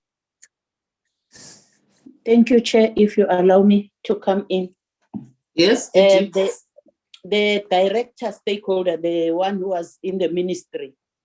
Yes, when in March, when the in fact, in March the officials who were in the ministry were still in the ministry, because normally they are given 1 month within which to be able to wrap up and go. So they were given from 31st, from the 1st of April to end of April. In March, he had not yet come to the office, but when I followed up to find out what is happening, because unlike them, he has to come back to the office, I was told that he is sick. And there is a sick note that he has sent to the department. After that, he is in the department and he is doing some work. I think HR can send even the sick note that he had sent when he was not coming to the office. I did follow up to find out whether what is happening, why was he not coming to the office, and there is a sick note. On the so if you didn't follow up, DG, the person Yena didn't take it to himself, what he a report or what he's sick or what? At first, I didn't know where he was because he was not coming to the office. But when I followed up and asked other people, they said they called him, and I think the person is supposed to report to, she said she called him and he said he was sick. But then he sent the sick note to the department. After that, he started coming to the office. He is coming to work. And then, Chairperson, I would like Bongi to flight a letter. Bongi, can you please share a letter that I want to share with the Chairperson?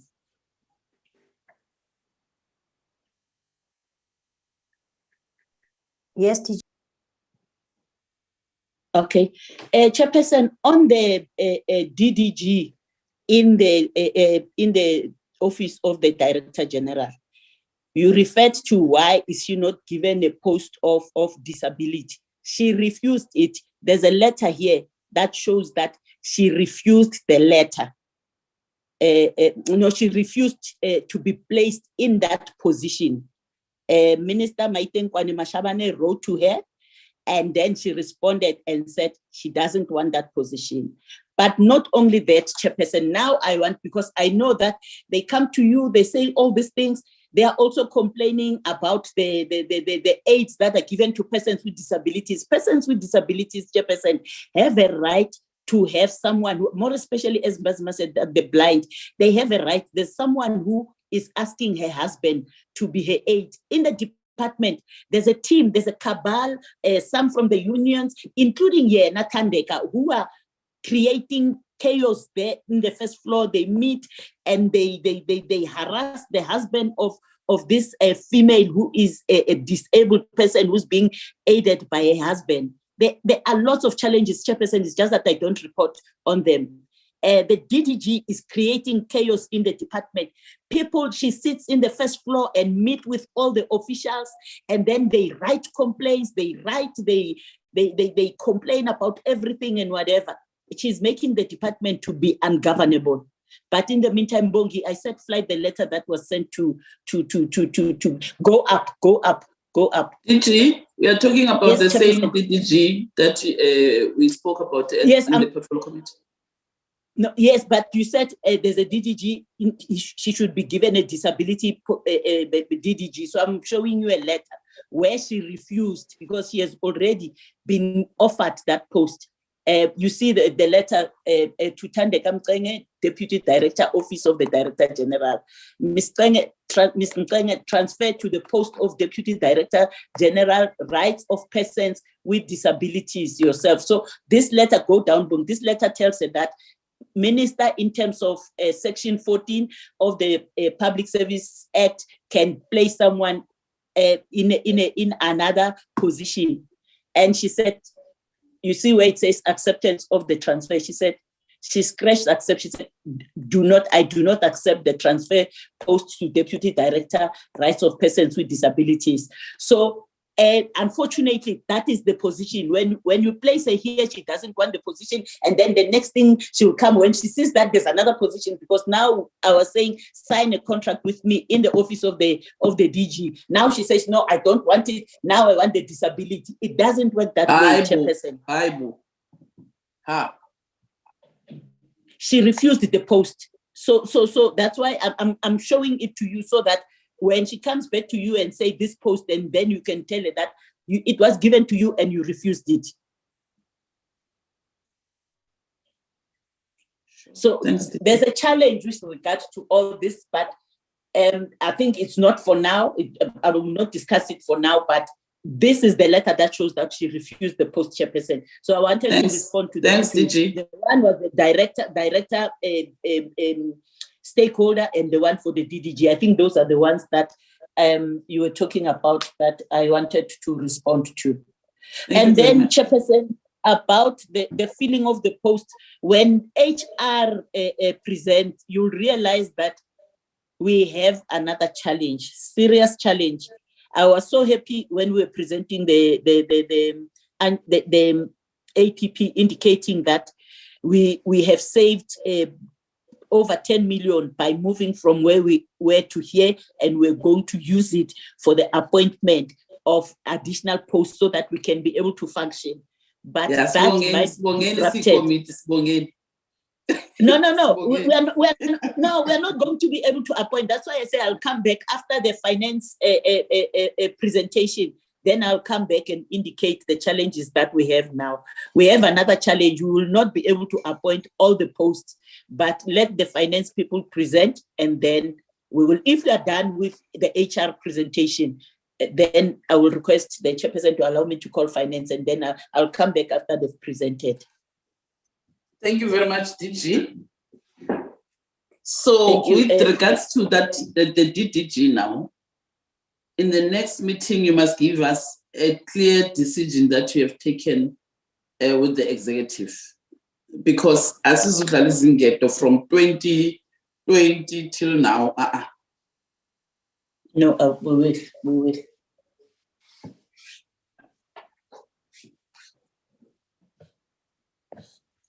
You will get the report, Chairperson. Okay. Thank you. Llewellyn Bongi, can you flight the finance?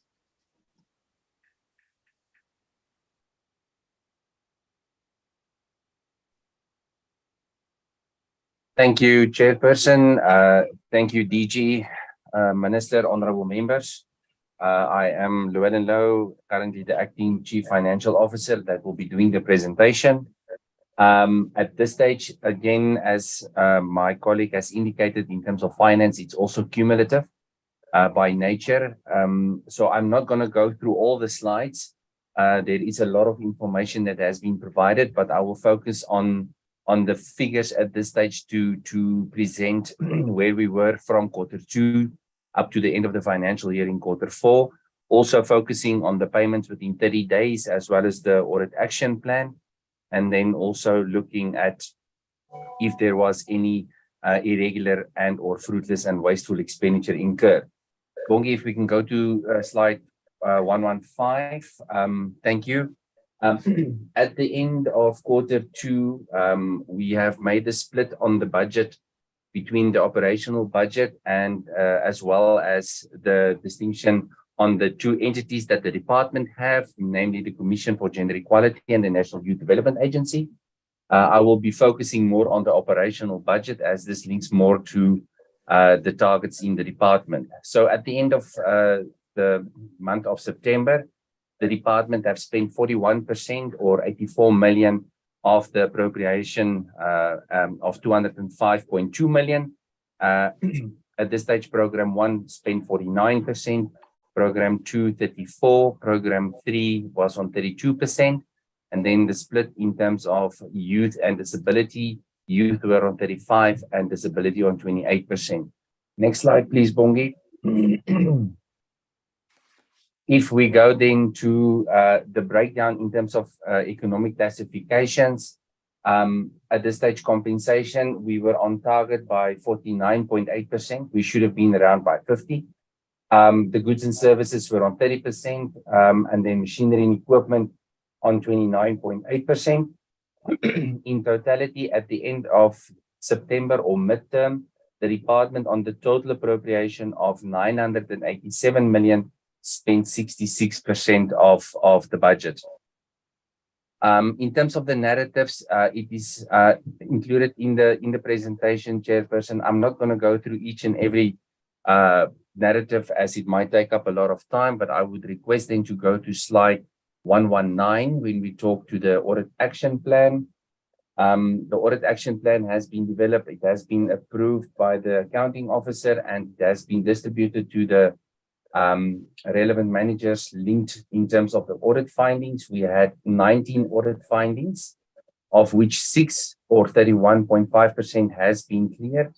52 or 52.6% has been in the process of being addressed, and then 3 or 15.7% has not yet been addressed at that stage.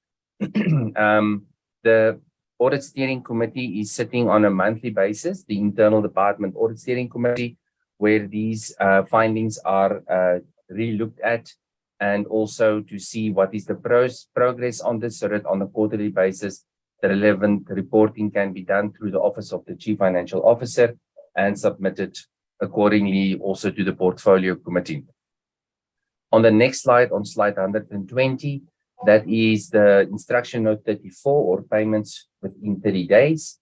The department has paid all the invoices for the first 2 quarters from April to September, which comes to 807 invoices within 30 days at this stage, Chair. On slide 121, the department has not recorded any irregular and or fruitless and wasteful expenditure as at the end of September 2022. On slide 122, that is the deviations that has been approved based on the request that was submitted to the accounting officer. Again, the detail is in the presentation. The reasons for the deviation type is also there, but at this stage we are looking at approximately deviation value of 4.2 million as at the end of September. Then from slide 123 to slide 132, Chair, that is the travel, the international travel obligations that has been incurred, as well as meetings and events that has been done. Yeah, I'm not going to go through slide by slide, but if there's any questions, we will try to accommodate as far as possible, Chairperson. Then looking at Q3 on slide 134, the expenditure increased from 41 in the previous quarter to 64.9% on the operational allocation. Administration stood at 72.5, program 2 57.9, program 3 at 60%, and then the breakdown, the youth as well as disability on 33 and 79% accordingly. On slide 135, in terms of the economic classifications, the compensation was on 73%. The goods increased from 30% to 54%. And then in terms of machinery and equipment, it also then increased to 45.1%.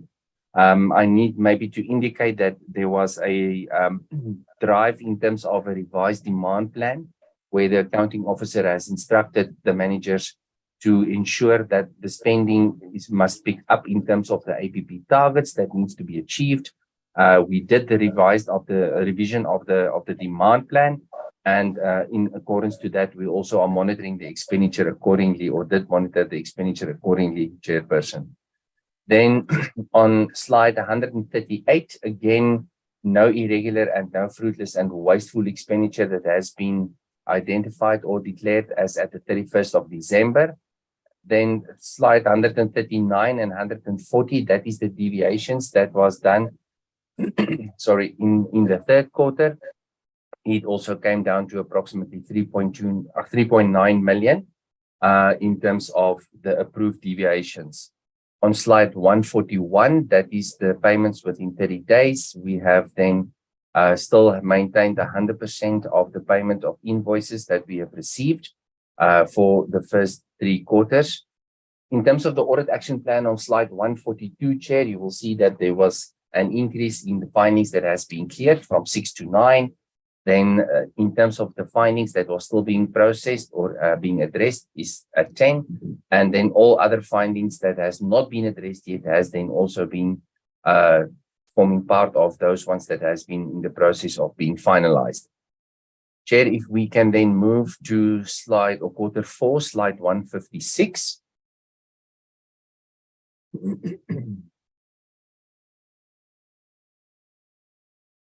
Thank you. Chair, this is then roughly at that stage, this was the end of the financial year where the department was. You will see that there was a huge increase in spending. We went from 64% to 96%. In terms of the programs, administration on 95, program 2 on 97, program 3 on 95, and then in terms of program 4 with the rights of persons with disabilities and the rights of youth, it came down to 100%. And the entities also both spent 100% of their allocations, or we transferred, rather, let me correct, we've transferred 100% of the allocations to the entities, which leaves the department with a underspending of approximately 8.3 million rand for the financial year. It must be noted that on slide 157 in program 1, we are talking about a 5 million rand underspending. This was due to a part of the reprioritization for the relocation of the department, where we needed to ensure that we have sufficient funding to make payment towards the ICT infrastructure that had to be implemented in the new office accommodation by SITA. Unfortunately, we did not receive the second invoice as it has been indicated by SITA, and therefore we have made a request for a rollover for the value of the outstanding contract with SITA. This is about 3 million from goods and services and 1.5 million from capital expenditure in terms of program 1.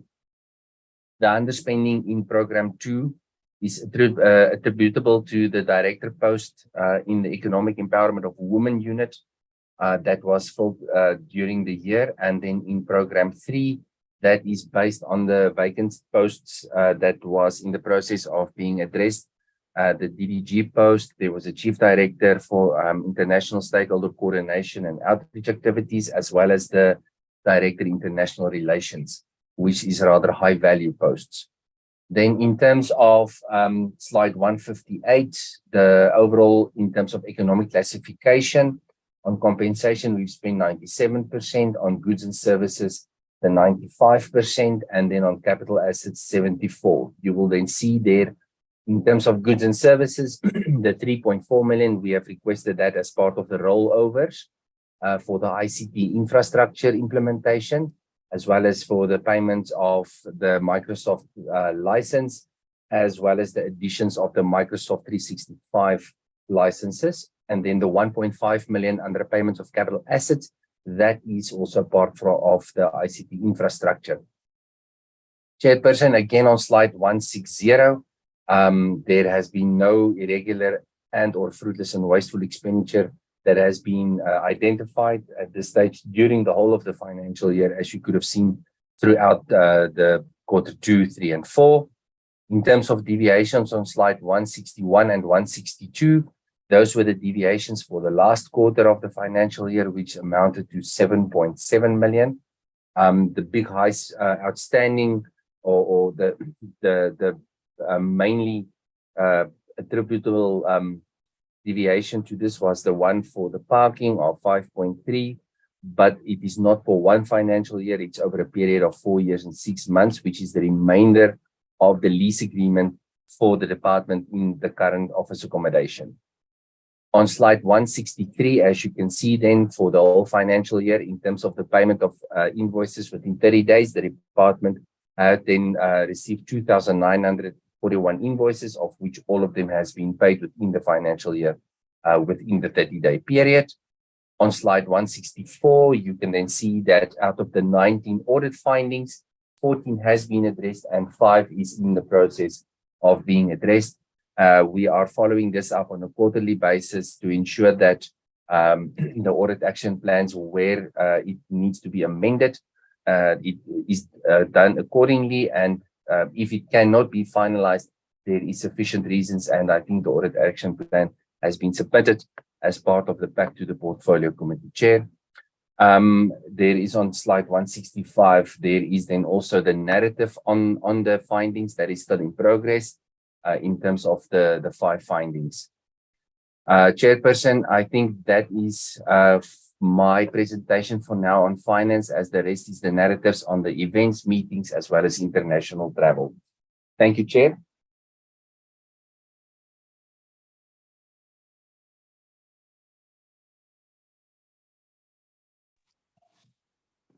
Thank you very much, DG.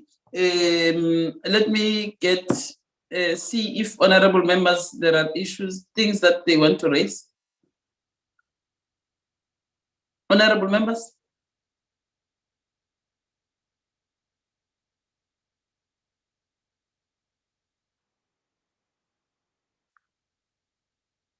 Honorable Masiko.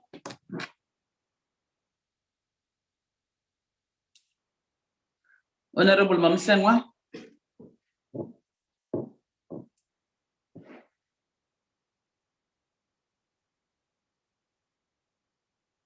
Okay. Honorable Masiko.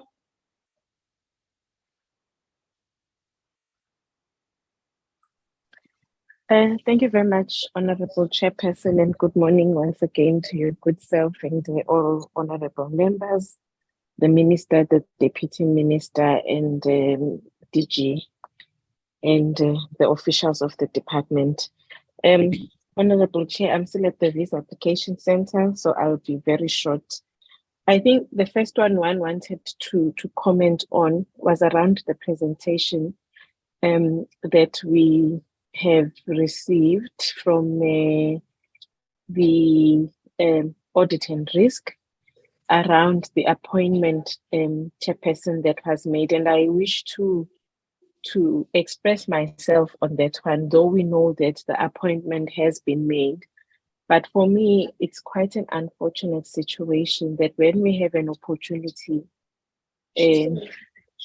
as government to practice what we preach in the form of ensuring that the vulnerable groups, especially persons with disabilities, Honorable Chairperson, are also placed in positions where they are able to work and lead. We don't take those opportunities. The department has a very strong element of persons with disabilities, as you know, that you are having a component within the department. It's women, it's young people, and it's persons with disabilities. And as it was put, that there is within, well, obviously the legislative frameworks and policy that allows us to implement the element of affirmative action to ensure that we are also having full representation of all, the groups. And in this case, the department missed an opportunity to ensure that, they practice what it preaches, because we do understand that at the end of the day, the department must monitor and within government frameworks and check whether departments themselves are prioritizing women, are prioritizing young people, and are prioritizing persons with disabilities. But the department itself, when presented with an opportunity to do so, does not. We do understand that obviously in terms of interview processes and the employment of individuals, you do it within a performance-based system, but also there is a system that allows you to prioritize one over the other, regardless of scorings. You look at the totality and holistic individual and within,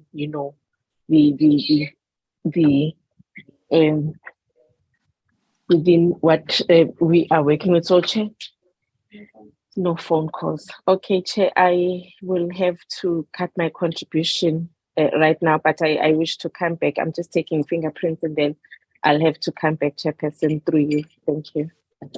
Okay, thank you, Honorable Masiko.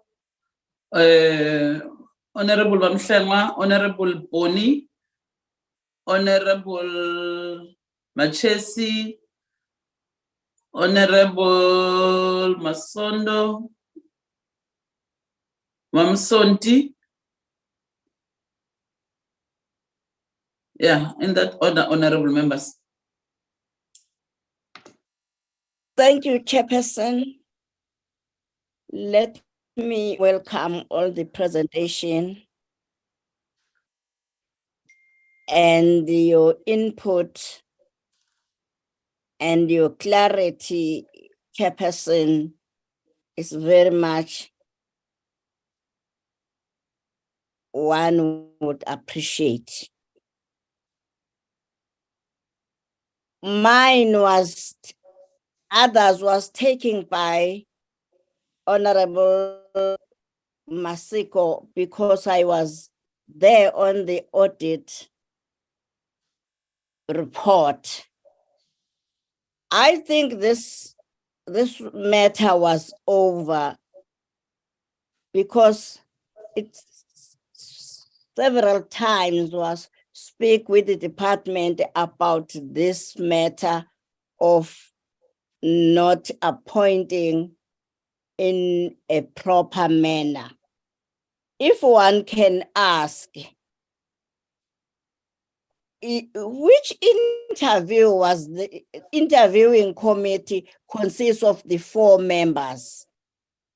Because there should be at least 5, so that if bengavumelani omunye a compromise.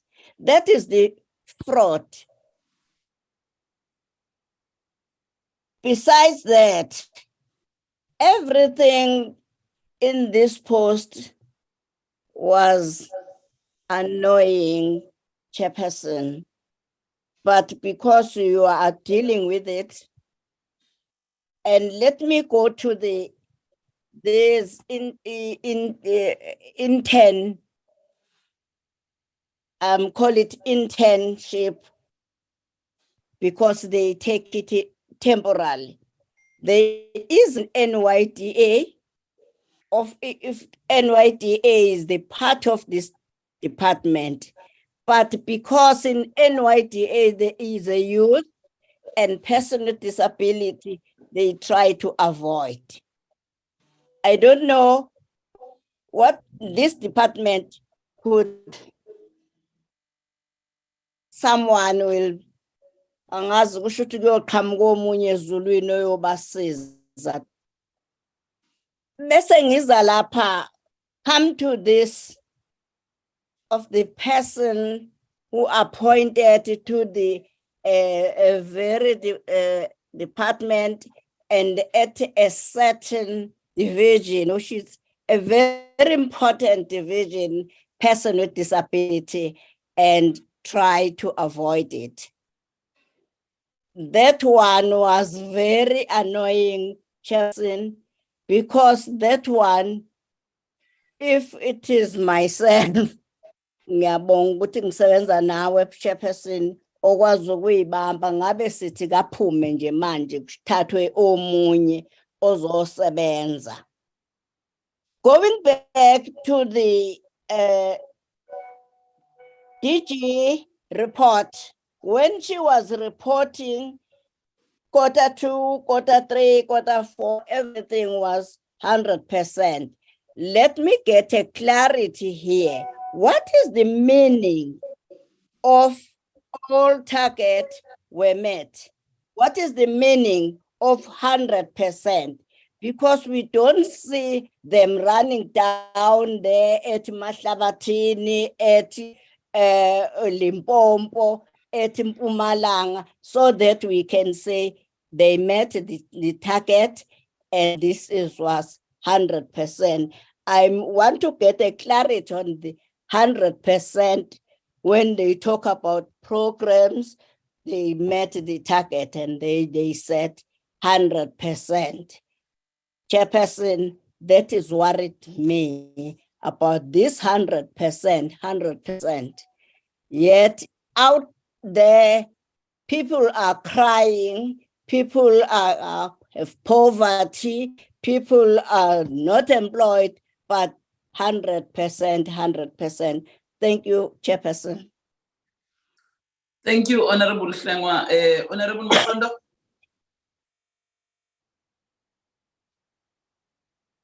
Thank you, Chairperson.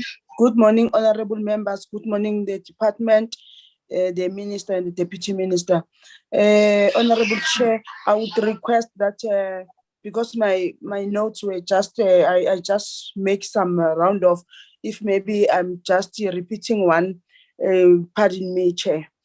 Okay. I have just few questions. What do the recommendations and implementation thereof reflect the assessment done at the end of the financial year of 2022 and 2023, or what was decided only for Q4?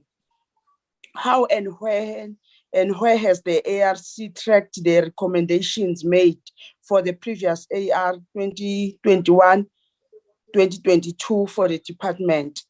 How does this reconcile what ARC present at the end of Q4 versus AR 2021-2022? Deviations from normal procurement processes. The department reported several deviations of 15.9 million in total for 42 deviations. From the normal procurement of goods and services, the department assured the ARC that prior approval was obtained from the accounting officer to deviate from the normal procurement processes, and that there are valid reasons for the deviations, as the assurance was also provided that none of the deviations will result into irregular expenditure. 7 of 42 deviations were transactions more than 500K, and these transactions were worth over 2 to 5 million. In Q2, there was a deviation from 104,000. In fact, Honorable Masondo. Yes, Chair. In fact, I want to speak on that point. Yes. That when public service officials, they don't want to go on tender, they do that. They do job cuts, the 500,000, because they will allow quotations about some companies. Yes. And then they take the lowest according to what quotations they have received. And then, but they are avoiding to go out on tender for the service. Okay. But when you count these 500, like what you are saying now, it gives you 2 million. 2 million, yes. 2 to 5.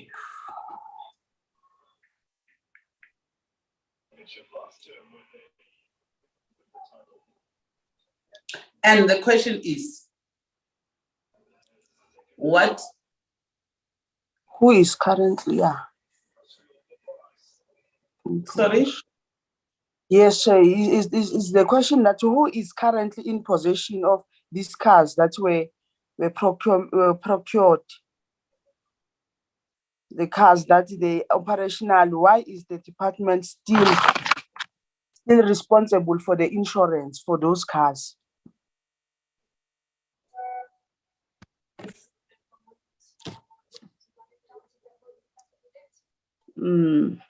Can I continue, Chair? Yeah, I'll continue. A clear recommendation proposed by the committee in its 2022 BRRR was the department must ensure that its APP is costed appropriately, with a clear indication as to how and when it intends undertaking activities with corresponding cost. In turn, the department indicated in response that the activities of the APP are costed and through the demand plan with clear indication, period of implementation, and the related cost. Why then are there so many deviations? Progress in implementation of audit action plan. 13 of 19 audit findings for Wait, 2021. Masonda, wait. In fact, during 2021, 2022, the department had a total of 20 deviations. Yes. And what does that mean?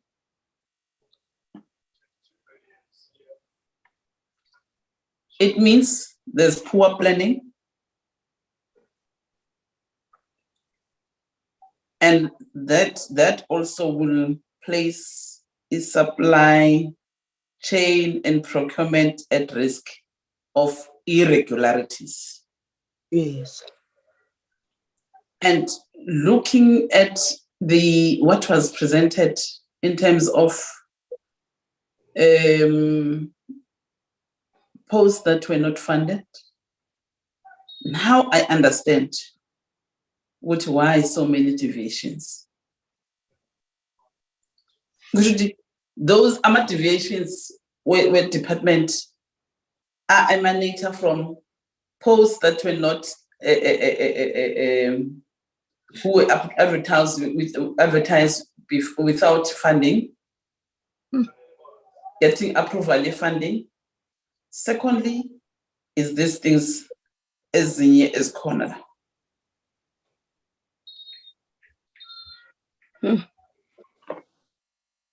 Yeah. And my worry is,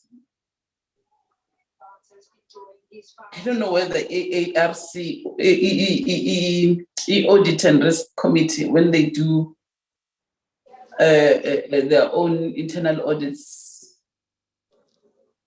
do they get these things, or they don't see them? And it makes me to be worried more and more. Yeah, of course. Assurance was also obtained from internal audit on the reported status. The following audit findings were not yet resolved: inadequate segregation of duties in ICT division due to understaffing, plain inadequate segregation of duties, employees without job descriptions. Who are these employees? Why are these no job descriptions? Performance agreement not signed. Why is that not signed? Non-compliance to the BBEE Commission Act. What did the non-compliance entail? Long-standing debtors. Who are the debtors? How many? What was the cost incurred? Non-performance of external assessment on internal audit funding functions. What does this mean? What implications? How has the department progressed in terms of addressing MTSF priorities for the 2022-2023 financial year?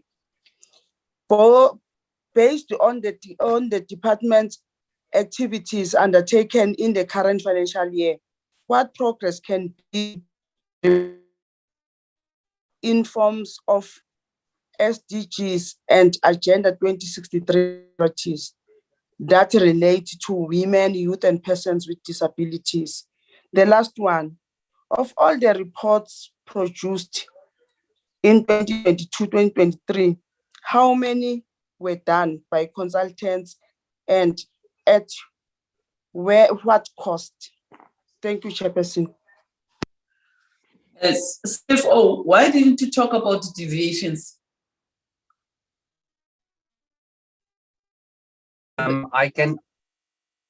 Sorry, Chair.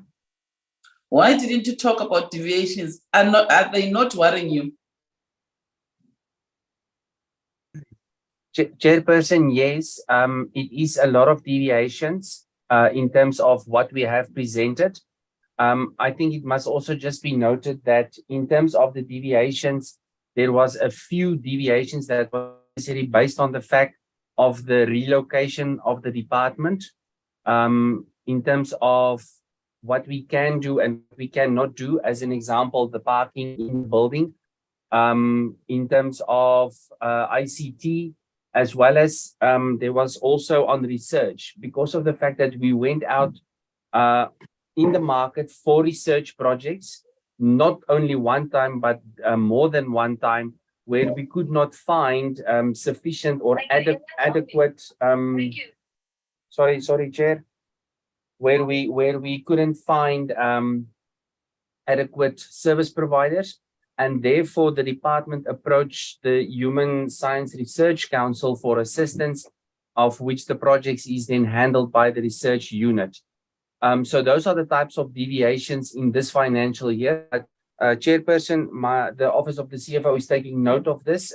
We have also indicated it to the accounting officer, who has also taken note of this, and we will definitely ensure that going forward, we are trying to minimize deviations in terms of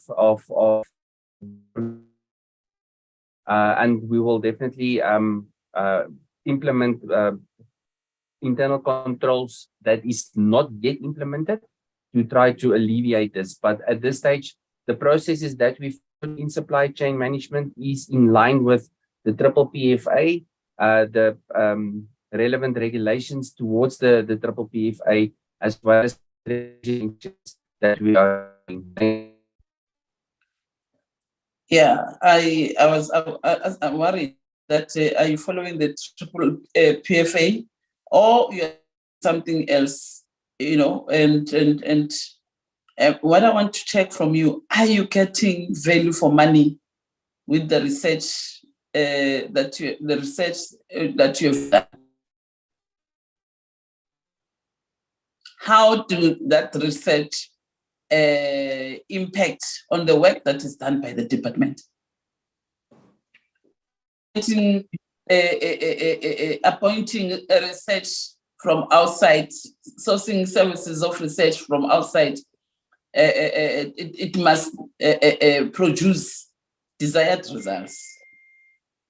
I'm sure the department doesn't do them commission research for nothing. It should produce desired outcomes and making impact on the work of the department. So with regards to what has been done so far, do you get value for money? Chair, I think that one will have to be responded to by us. Okay. Because the people who ask, people who ask for research are the units, not the finance. The finance would then assist in terms of compliance with the finances. Chairperson, persons with disabilities, and I'm not trying to repeat what you already know.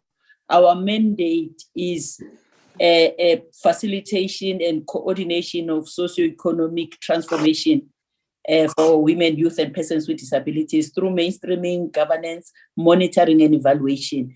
You cannot monitor and not produce, or evaluate and not produce report.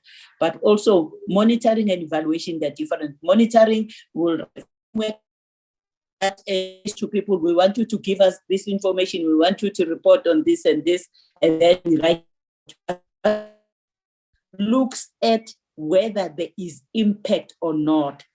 But the challenge with this department, Chairperson, is that you find units, a person who's supposed to do a certain thing, a whole chief directorate would have 4 or 5 people, and then you have administration included. Unlike, there was a question about the department, inadequate segregation of work. In the department, we can't segregate work. Let me give you an example. Our SCM has 6 officials. DPME, SCM has 26 officials. So in those instances, you can segregate the work. If you want to do evaluation and have an institution or be able to do research in the entire country. You want an institution that will be able to do that. We cannot be able to do it as a department. We are understaffed. I've said it even before, Chairperson, that in legal services, we have one director only.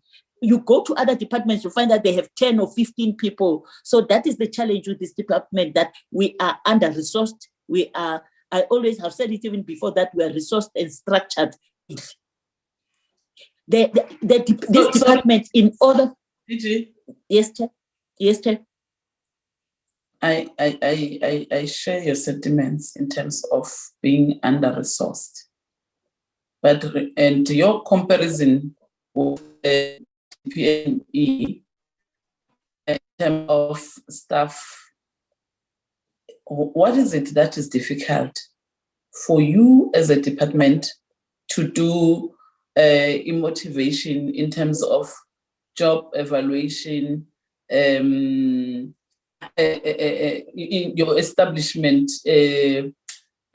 improving your establishment, staff establishment, and go to National Treasury and present your case, so that at least you get the staff, even if you are not going to get, if, for instance, you want 20 people and they say, no, you can only get 10.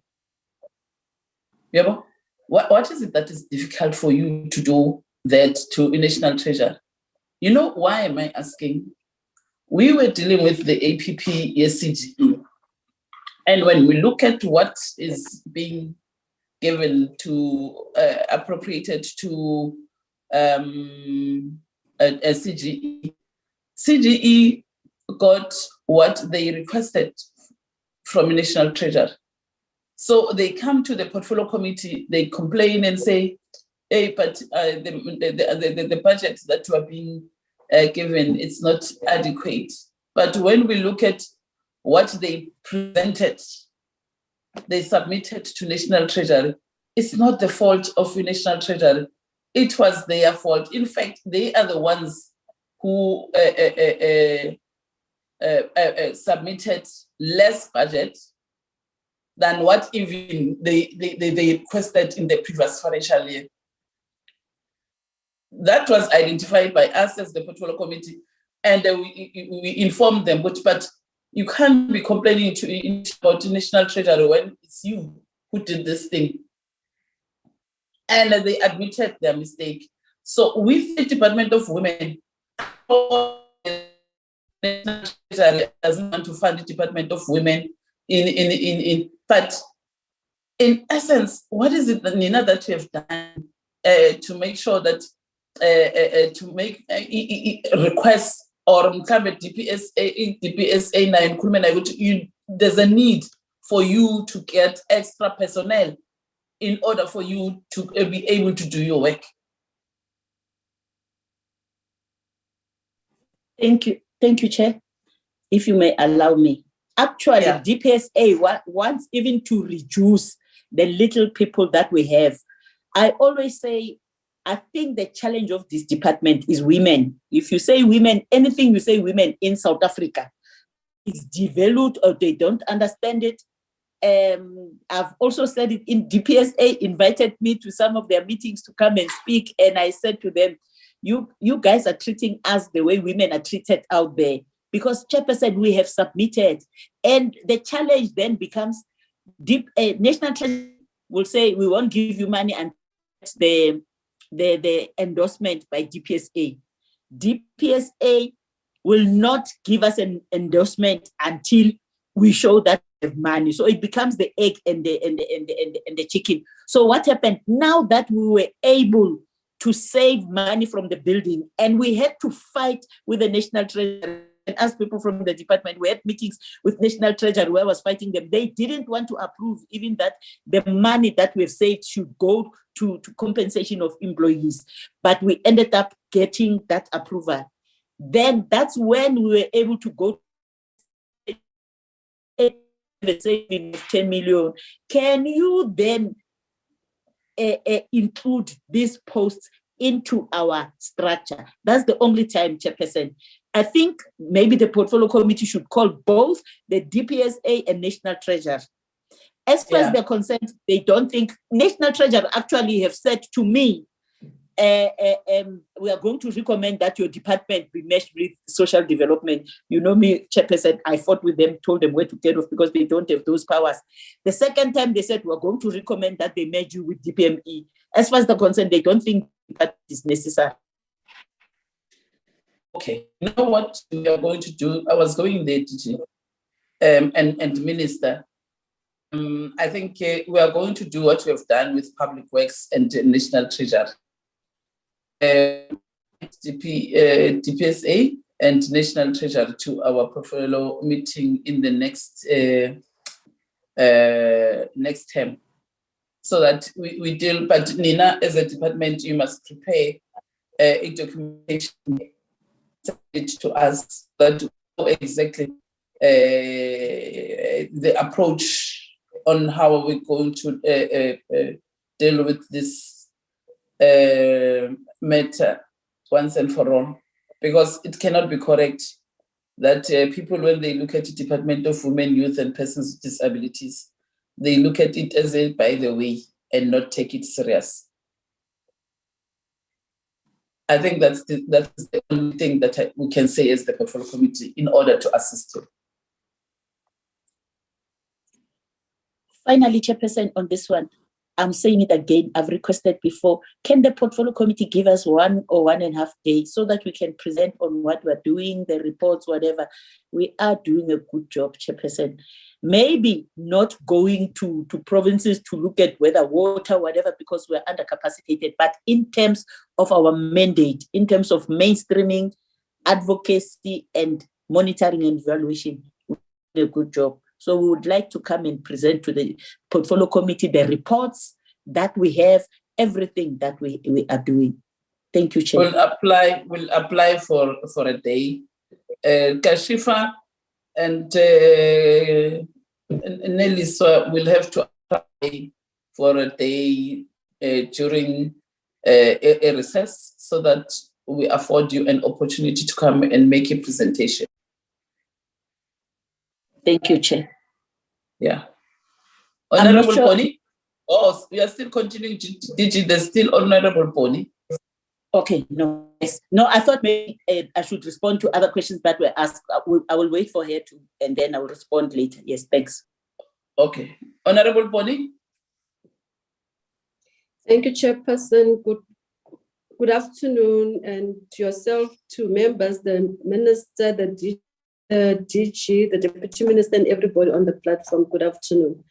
Chair, maybe to start my input and take it from where the comment you just made regarding the issues or the frustrations that the DG is raising, that they are facing in terms of funding and so on, and where you said that issues of that the department cannot be seen or looked at as a by the way thing. I think from what I've been listening and hearing the DG raising the challenges that they are facing, it just confirms to us that issues of gender or women's struggles continue despite the level or area where you find yourself. So it's still continuing for them as a department, but for them to push and say that side are okay all over. So we take it for granted that when you reach a particular level or it's being in a particular department, things will be easy, but it is just showing that women department will continue to push and ensure that they reach or receive or get what is due to the department for them to be able to do their work. Chairperson, from my side, I will just make a few or 1 or 2 and brief questions that regarding the fruitless and wasteful expenditure. I think we need to commend the department in not incurring any fruitless or wasteful expenditure for the year under review, which is the year 2020-21. But a concern is that we know that for the 2021-2022 financial year, there were issues raised and concerns raised And there was a matter that was under the state attorney in relation to possible recovery of funds at a particular stage. Now, with that particular case, one would want to know exactly what is the status of that case. Travel agency, I think the department will be able to assist on that one, but we commend them for not having incurred fruitless or wasteful expenditure during 2020-21. Under the 100% payment of all valid invoices within 30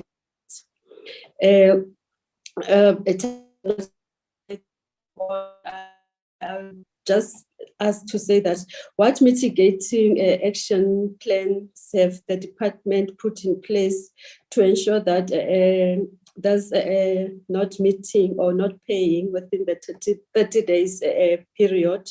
What mitigating actions will they put in place to avoid this happening again in the future? And then the other one question is around the internal audit, that the department outlined 5 key activities and objectives of the internal audit for their internal audit and so on. And then of the 37 plan audit engagements that were not implemented, what did this amount to in numerical value, and what did it entail? I hope just that question. And then why were these not completed? Maybe if they can assist us to give us those clarities, why were they not completed and so on? And then, yeah, I think, Chair, my last one will also be still under the internal audit that was not completed during 2020-21 and annual plan as was approved by the ARC. Why is this, and what then are the implications for the department? What does this mean, and what will be its implications to the department? Thank you so much, Chairperson. Thank you very much, Honorable Mamsondi. Thank you, Chairperson. Good morning to Minister and Deputy and the honorable members and the staff and the department also. Chairperson, sorry for me to go in and out. I don't have electricity where I'm staying. But mine, it's not too. I just want to say to the department about the persons with disabilities.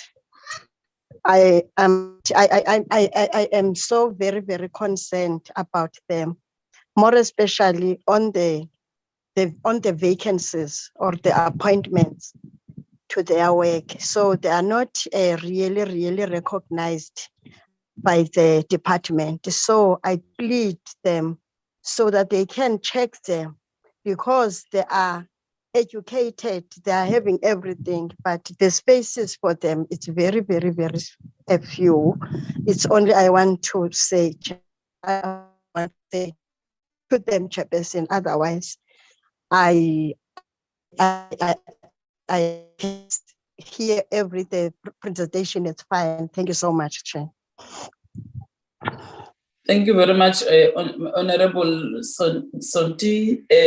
Honorable Machetsi.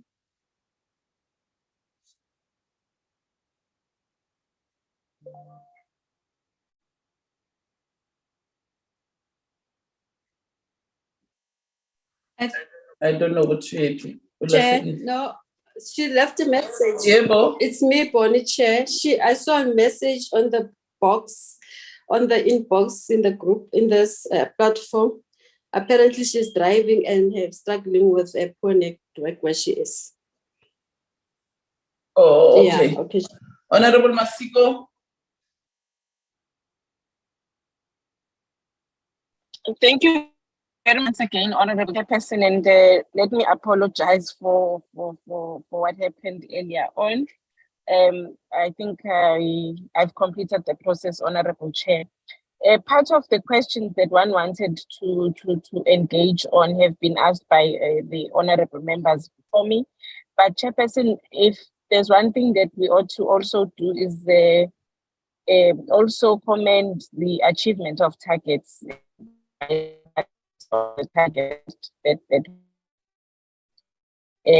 The quarters, I think Chairperson ought to be commended. What, Chairperson, becomes important with all the workshops and the webinars that are held and the reports that are produced is the outcomes. For me, it's important for us to also measure the outcomes. For instance, if we are saying that we are producing our reports and as a target, we tick the box that we've met that.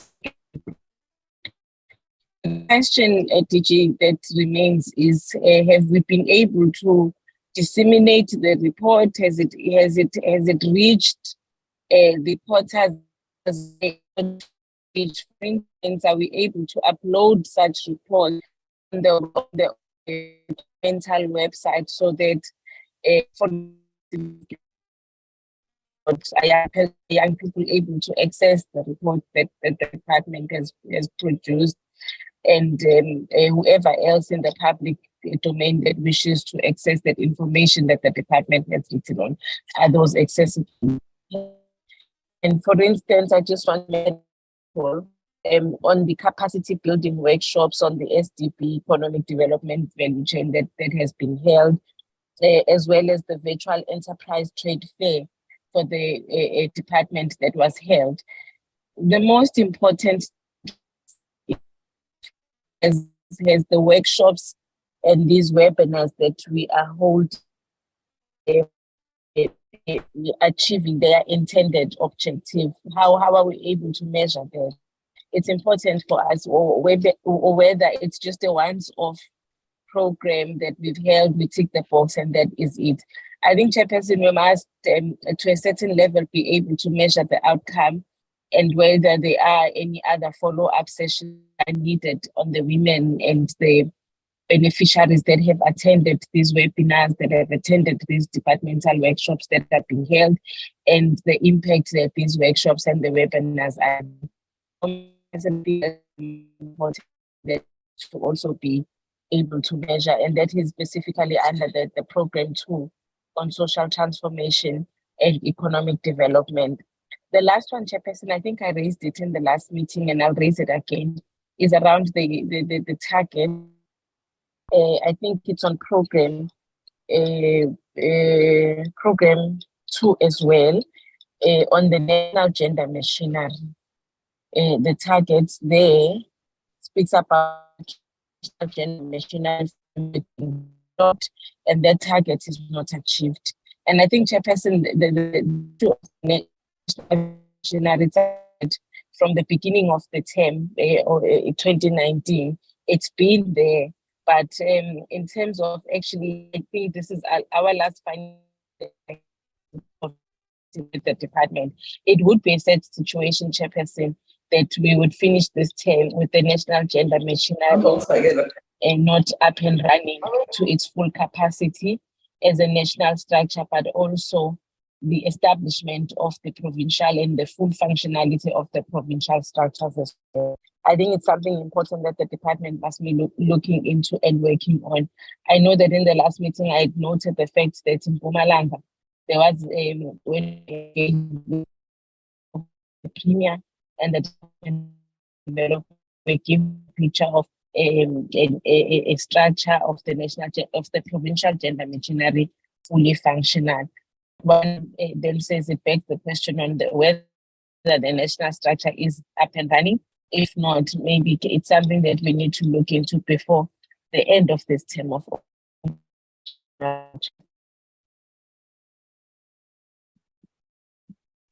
Thank you very much, Honorable Masiko. I think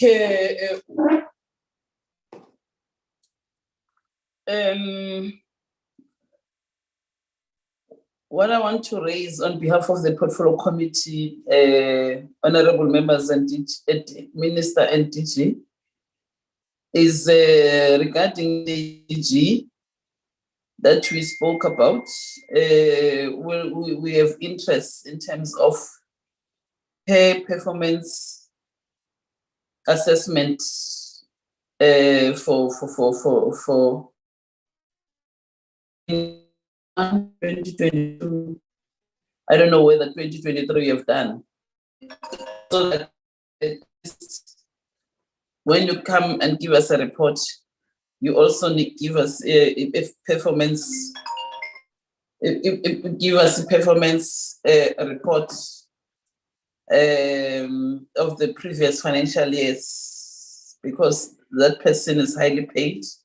And there's no way that government will pay a person who's not doing work. So if you can also include it in the report when you're coming to the Portfolio Committee. But I think the other one is that we'll have to give a time frame to human resource in terms of all the frameworks that are completed to be submitted in the Portfolio Committee on the first week of September 2023.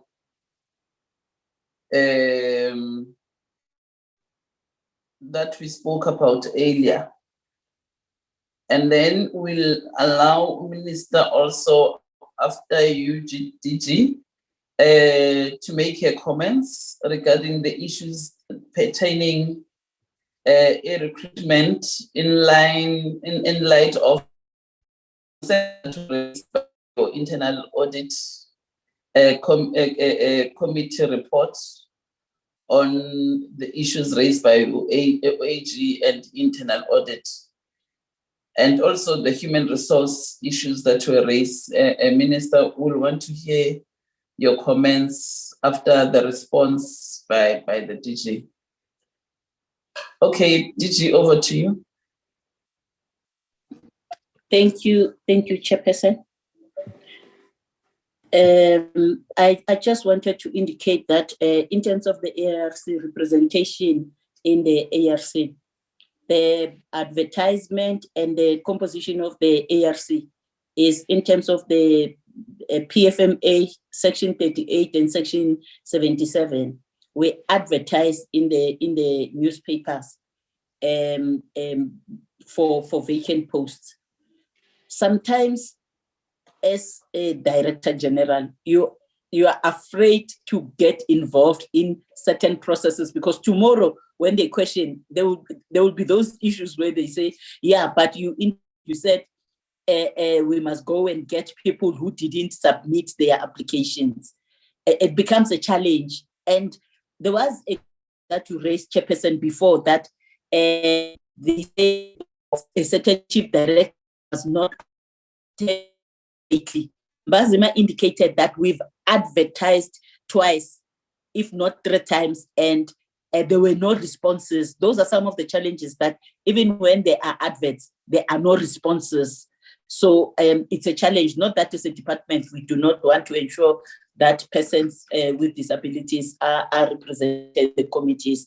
But however, if things are regulated, sometimes it becomes a challenge for us to intervene and say, we are not going to appoint these people who have applied. I know that there could be repercussions for this, and then I think Honorable Klengwa referred to quarter 2, 3, and 4. I think it's programs 2, 3, and 4 who received 100%. 100% is based on what they have planned to achieve. And as I said, Honorable Klengwa, the Department of Women, Youth and Persons with Disabilities, our mandate is socio-economic transformation through mainstreaming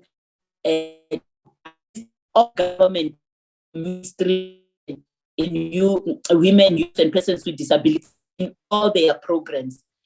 If this department can succeed in doing that, all government departments will be able to respond to women's issues in terms of water, in terms of access to wheelchairs for persons with disabilities and all those. The Department of Women doesn't distribute wheelchairs. So we don't even have that mandate, we don't even have that budget. So when they say they've achieved 100%, it's based on what we have planned, which is mainstreaming, advocacy, monitoring, and evaluation. The annual report on deviations, I think Llewellyn has already responded to Honorable Masondo. And then also Honorable Masondo asked about inadequate segregation of duties. I've already referred to that. There was an issue about IT that the Auditor General said there's no disaggregation of duties between the officials that are in IT. Chairperson, we have one director in IT. We have two technicians that are at level 7. And I think it goes back to what I said earlier on. If you go to other government departments, you'll find that in IT, they have 20 officials. So it becomes a very difficult challenge to be able to segregate the jobs. But with the savings that we have made, we had created a deputy director position, IT. But Chairperson, as I said earlier on, that I'll come back after finance. Our balloon has been punched. We will not be able to employ 18 people. The unions and the Department of Public Service and Administration agreed on the adjustment on the cost of living. So the adjustment for the department amounts to 8 million in terms of what needs to be given to officials, the increases that need to be given to officials. National Treasury wrote to all departments that we are not going to give you not even 1 cent. Find the money within your departments to pay that money. And that money is a debt because it has already been agreed upon. So for the Department of Women, because we are not the department that has lot, the only place that we can get that money is the increase that we had gotten because we had moved from 36 to here. The saving that we have made, that's the saving that we're going to use to pay the increases. I think we're going to be left with 1 point something or 2 million. So what we have done, we're going to prioritize, I think, a labor relations officer, a disability, and the IT position.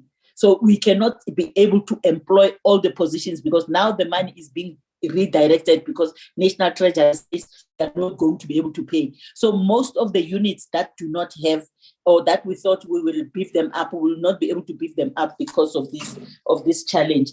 And then also there was a question about non-assessment of the internal audit, the finding from the AG. We have since appointed a service provider to assess the internal audit.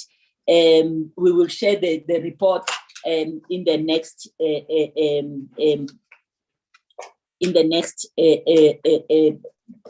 portfolio committee meeting.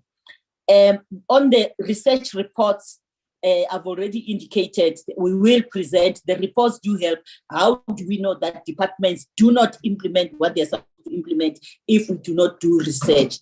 So that is one of the things. Also, Chairperson, I reported one day at the portfolio committee that President had included in the performance agreement of the then minister that we must facilitate equal pay for equal worth of work. We indicated that in private sector is impossible. It's impossible for the department to be able to do that. I think even if you can get the university will not be able to do that research, not even effect, but just to have a research report that says what. So what we did as a department, we did research within public service because it's easier. Research in partnership with the University of Pretoria to look at equality in payment between public service. And Chairperson, yes, when you advertise within government, level 13 is level 13, but level 13 has got notches 1 maybe to notches 10. This is how the difference between employees differentiated, because others, when they start the job, they already are offered at level 7 or level 10, and yet others come in at level 1. So those were some of the things that we found in that report. So research is critical for this department. You can't do mainstreaming, you can't do advocacy, you can't do monitoring and evaluation without a research report, a research unit. So we need even a bigger research unit to be able to do that. But yes, Chairperson. we're not saying must not do research. We were asking if you do get value for money. Yes, we do. That's why I said I can present, so that you can see the report and what we've done with the reports, because in some instances we present them at a cabinet committee for cabinet to approve. So yes, we do. Okay, and then there was I think Honorable Masiko on the outcomes of the workshops and uploading of the documents. Yes, if you can check the events that we host now, Honorable Whip, we are able to do things even at the national events. We are changing the way we do things. For example, I'm not sure whether it's Honorable Masiko or was it Honorable Boni who referred to the 16 days as we hosted it last year, where we hosted it as a trade fair. We facilitated a trade fair for women, facilitating a market so that people can buy. And women, all the women who came with their products, they were sold out. They indicated that they were sold out. Either we do an exhibition like June 16 is going to be different. It's not even going to be a rally. Yes, the president will speak, but we've decided NYDA and DSEC that it's going to be an exhibition. This is where young people will be able to apply for NASFAS, university, to get information, and all those to get information in terms of starting businesses and whatever. So we've decided that we're changing. We're no longer just having workshops or webinars just for the sake of webinars. I think before March, we had sent invites to going to host a workshop at a farm, at a woman's farm, who has a mobile abattoir, so that we bring women who are in livestock farming, because she had women the challenges, how we can work together and all those things. So the workshops that we hold, we no longer hold them just for the sake of holding them. We want them to be able to impact on others. We also had a webinar, I think with 100 women in farming. Those were crop farming, where we brought an expert who spoke to them. So yes, some of the information we participated at the mining in Daba, because we thought mining in Daba seems like a men's thing. So we buy a space and give an opportunity to her in mining to go and exhibit their what they do.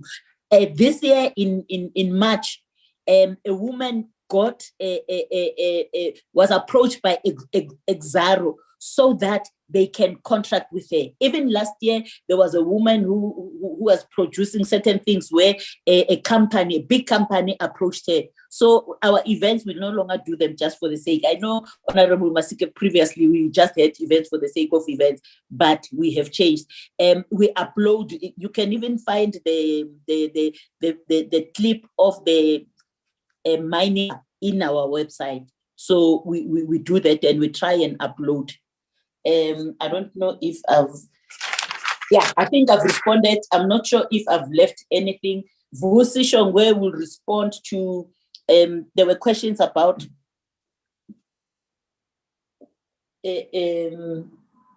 internal audit, the internal audit reports that were not responded to. Vusi, I think he's the only one. I'm not sure if I would have left anyone else. Chairperson, questions were around this. Did you? Yes. Yes. So yes. you are able to present the erratum to the APP. Okay, Vusi. Thank you, Vusi DG. sizogcina. Sizogcina ngawo. Sifuna uDG Thanks, Chair. apresente ilo erratum to APP. Bongi.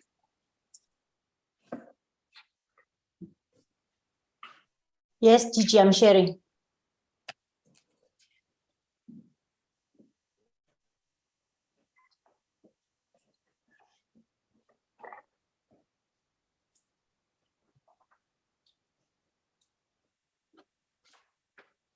Let's go to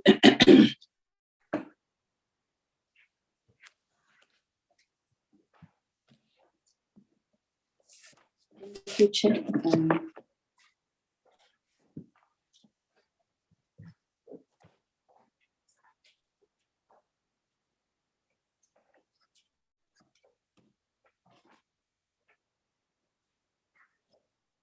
I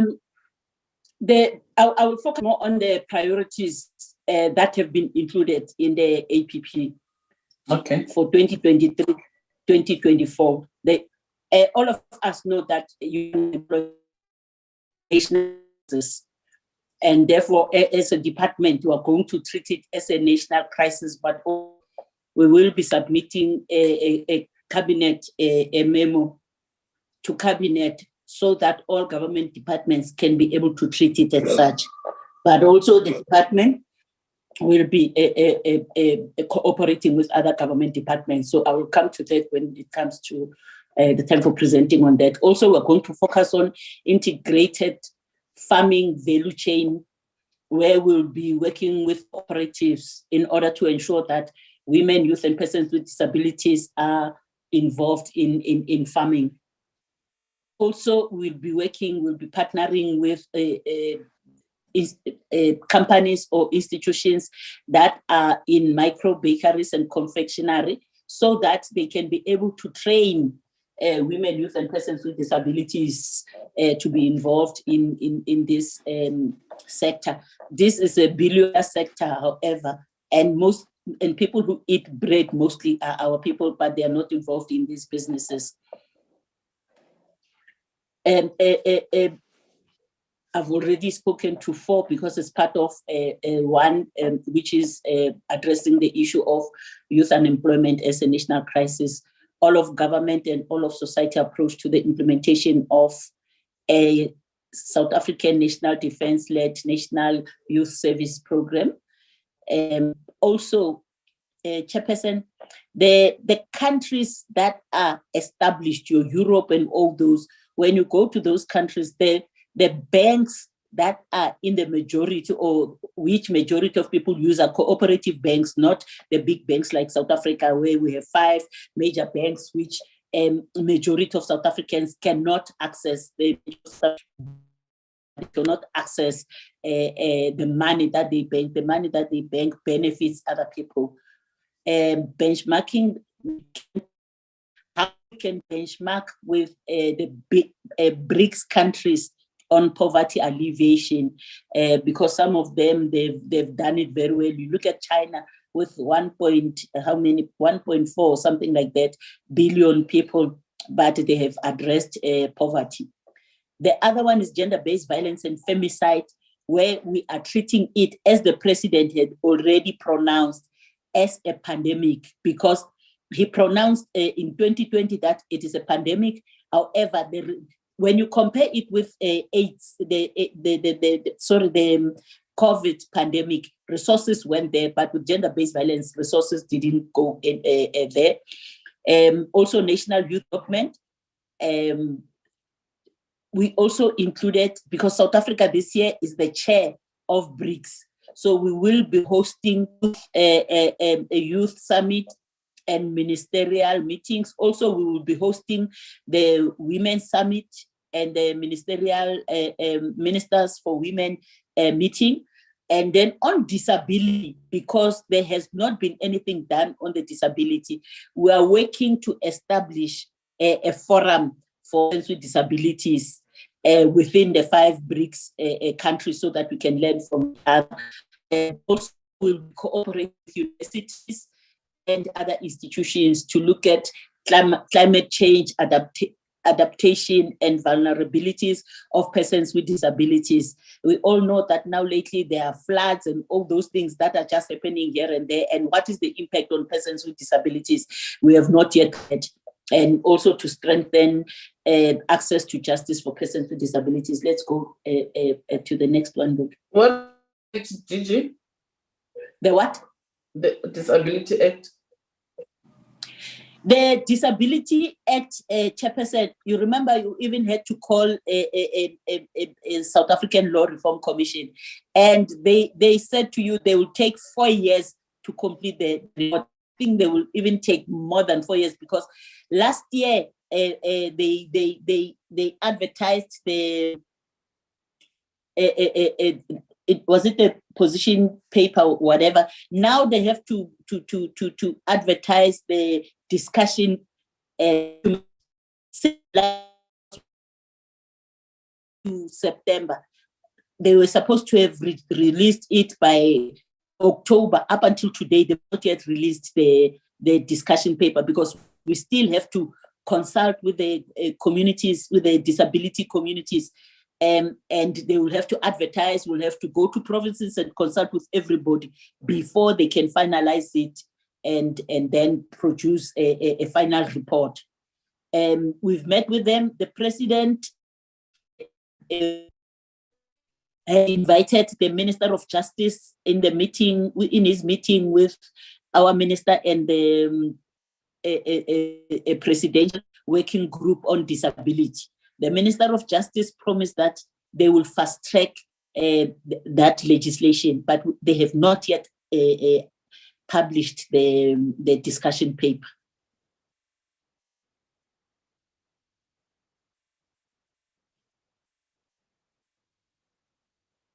Chair, I say. Yeah, Milan, did you?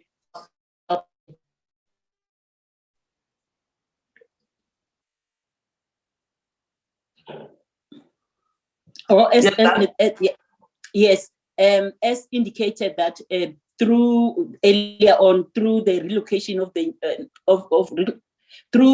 its relocation to new office premises, the department has reprioritized funds under office accommodation to transfer to compensation of employees. We've included that. These savings were approved by National Treasury through the increase of allocation in the MTF compensation of funds, and then the increased allocation will be utilized for employees' cost of living adjustment and to create few additional posts. Ramata, Bongi, let's go up. 6 targets have been included in the APP addendum in the department's priorities. Let's go to the next Bongi.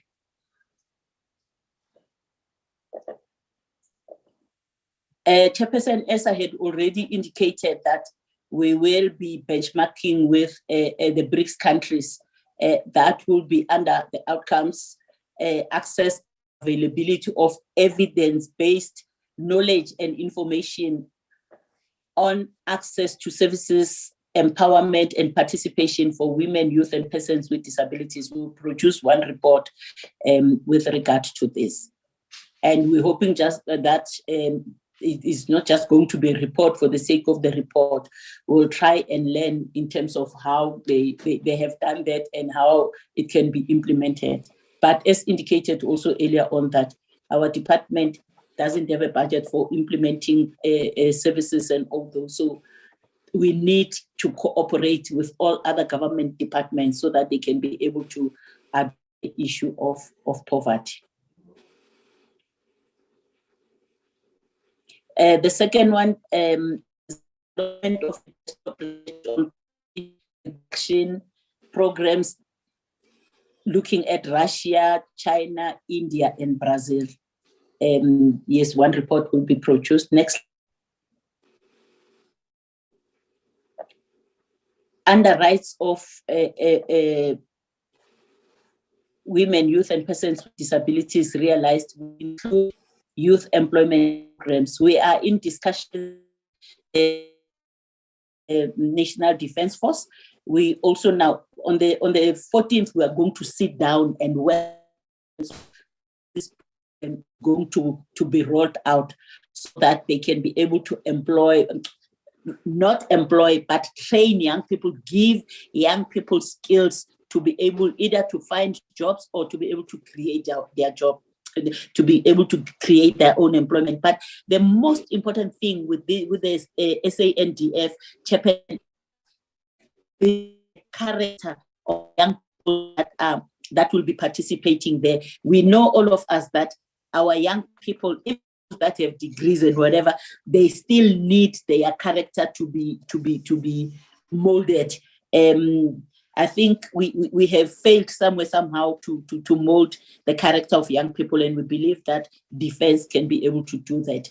And then on the issue of a sector-wide youth employment program,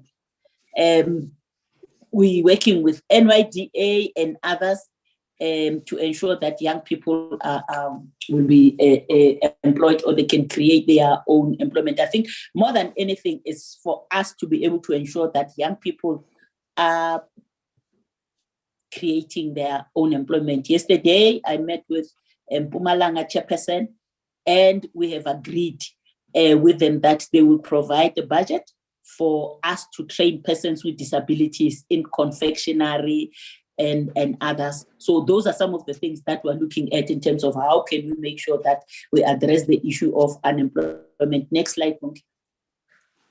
You met with Mpumalanga department? The office of the Premier. Oh, okay. Yeah. So we've already started working on the priorities to ensure that we achieve within this financial year some of the things, despite the fact that we do not have money. Other departments or provinces, they do have money. So we will be able to work together with them in order for us to be able to achieve integrated farming value chain cooperatives established. Chairperson, farming, if we can be able to instill farming into our hunger, would be halved in South Africa. Farming is a $1 billion business in South Africa. The South African Agri SA indicated that most of the white farmers became very rich after 94 in farming, but we have access to land. Sometimes we don't have. We don't use the little spaces that we have. So we want to integrate that culture of farming, of making sure that everyone who's unemployed, they can be able to have food. But look at how can they work together. For example, Chairperson, those that are in livestock farming, they need to feed their cattle, need maize, they need whatever. How can they work together as a cooperative? Those that are farming maize also to sell to the other side, also talking to the Department of Agriculture in order to open up markets for women. Can we go to the next one, Ramat? I've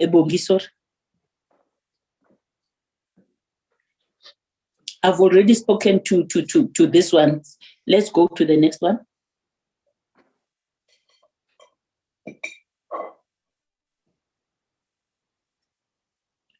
So under the APP, 3 targets have been revised. The 2 targets are in program 2 and 4.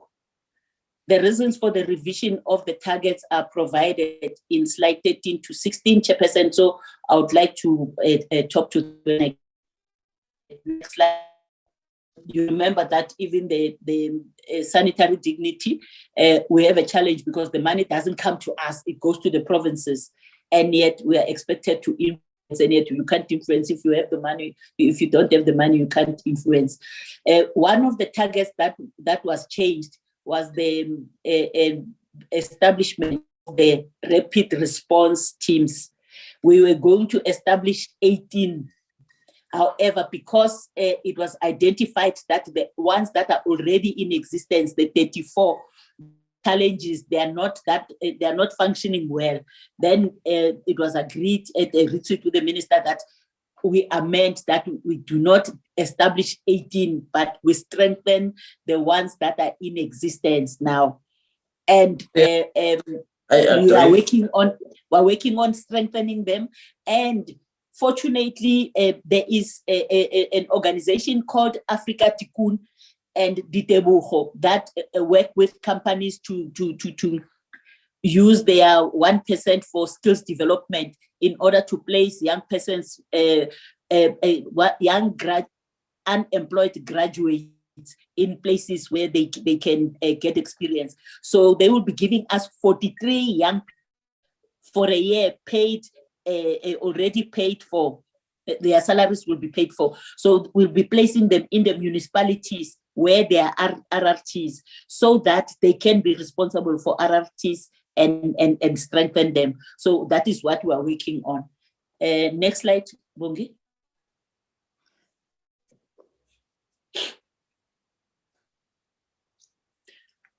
Yes, also be focusing on capacity building for those young people that will be placed there, but also for municipalities that are participating in the RRTs.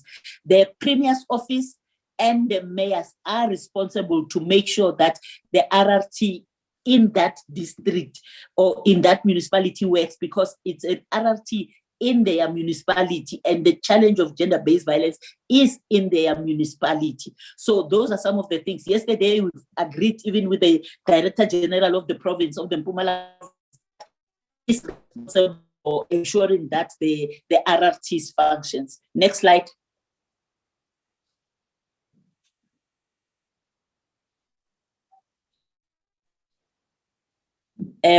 This explains how we established the RRTs. The responsibility for establishing the RRTs is COGTA, the Cooperative Governance and Traditional Affairs.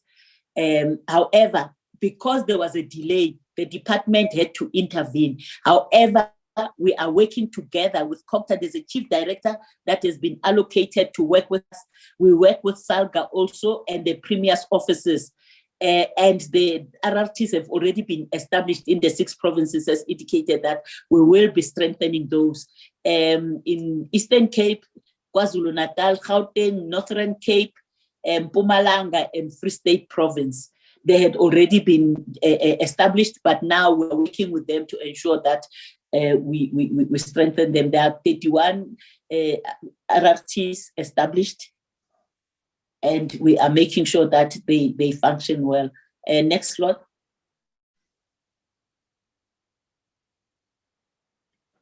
Error time on targets revised from originally tabled APP.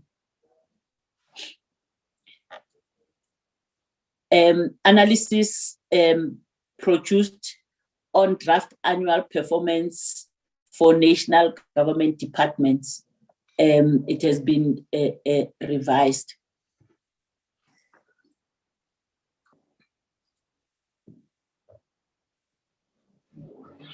Also available knowledge and information on services and empowerment and participation for women, youth with disabilities.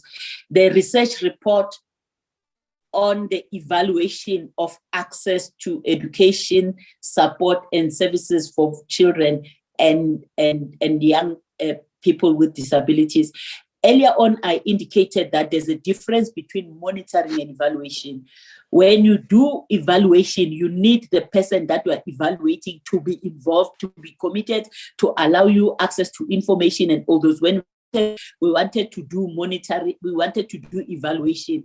However, the Department of Basic Education has not been cooperative at all. So we have amended it to monitoring. So we will monitor the schools. What we're going to do, we want to look at all the schools. There are something special schools for persons with disabilities, and there's 800 what do they call it, fully inclusive schools for persons with disabilities. So we want to monitor all those schools to whether they provide adequate access to education for persons with disabilities. So yes, we've amended it to monitoring instead of evaluation. Next slide.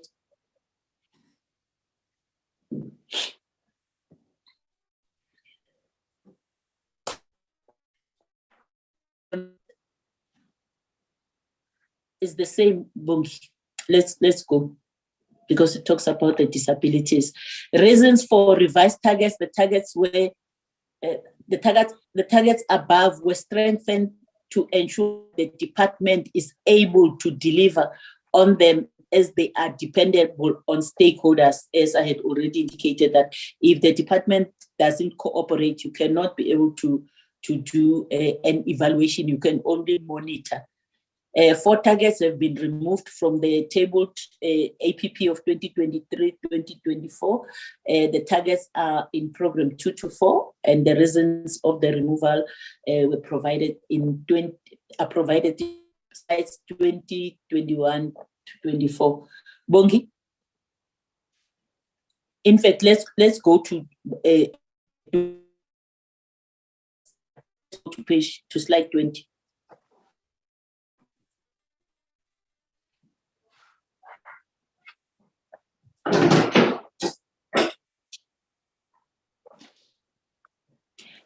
One of the targets that have been amended is Wekona. Wekona was initially included in the APP. However, Wekona is an institution that is independent from the department, even though it was created by the department and launched by the president, but it is about women in business who are facilitating to value chains of different sectors. So it's not easy for us. We agreed with them that they will roll out the provincial Wekonas, but they are not rolling them out.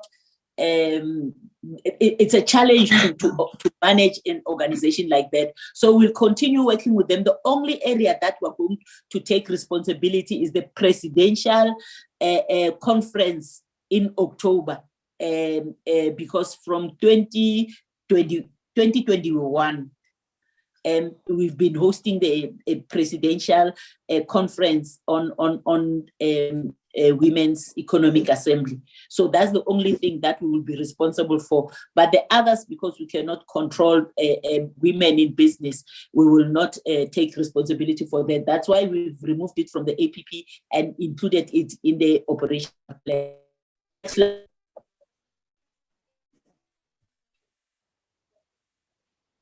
The implementation of the sanitary dignity implementation framework by provinces. Chairperson had requested that they sent in the documents that the portfolio committee had requested that they include the audit that we have done, that internal audit has conducted together with the provincial treasury's internal audit on the sanitary dignity. There are lots of challenges in the provinces, but because we are not in control of the provinces, there's nothing we can do. The sanitary, the money goes directly to them. It goes to social development. It goes to basic education. You were in Mpumalanga the last time. Social development itself says to the portfolio committee, the sanitary dignity were distributed the last time in November, but it is them who's supposed to procure. Put it in, we are not in control of it. As long as you don't have thing. The next slide. Honorable Chair. Yes. I have a question on this. Okay. Yeah. I do understand what the DG is saying in relation to removing the sanitary dignity program from the APP and putting it on the operational plan. But my question is, understandably so, the department does not have control over it. I'd share that the question still remains, are we going to just leave it like that, being in disarray in provinces? What needs to happen in order to ensure that there is uniformity and it's rolling out? If the department is saying just because we don't have control over it, we are going to remove it. So for me, it's left hanging. No one is going to claim responsibility over the program and its implementation. If provinces choose to implement it the way they feel that they want to implement it, then that is just going to be okay, and life must just continue. So the question is, what needs to be done, DG, for this program to be brought to a central point where implementation is going to be in a uniform manner? What the left hand is doing, the right hand is also, all of that. What needs to happen? Who do we need to call to this platform for there to be a uniform implementation and approach to the program? I think it should become the future of the department. Yes, they will be moved. Where are we going to locate it? Very much. In fact, Honorable Masiko, I'm also having a concern, because what the is for us as a committee, together with them, calling National Treasury to the Portfolio Committee and to try and find the best way of dealing with this program. Because leaving it to provinces, as we see now, that there's the beneficiaries are not getting what they are entitled to, and provinces, the manner in which they are managing the finances of this program, it's not on. So it was right for the Department of Women to have it in their APP, and we should have, instead of looking for a shortcut, we should have, remember, this is the baby of this department. It's a project that was started by this department, which benefited provinces. So you can't take something that which is your legacy. It's your legacy project, this one. So when you take it out from your APP and you say somebody else must deal with it, it will be like this project has failed.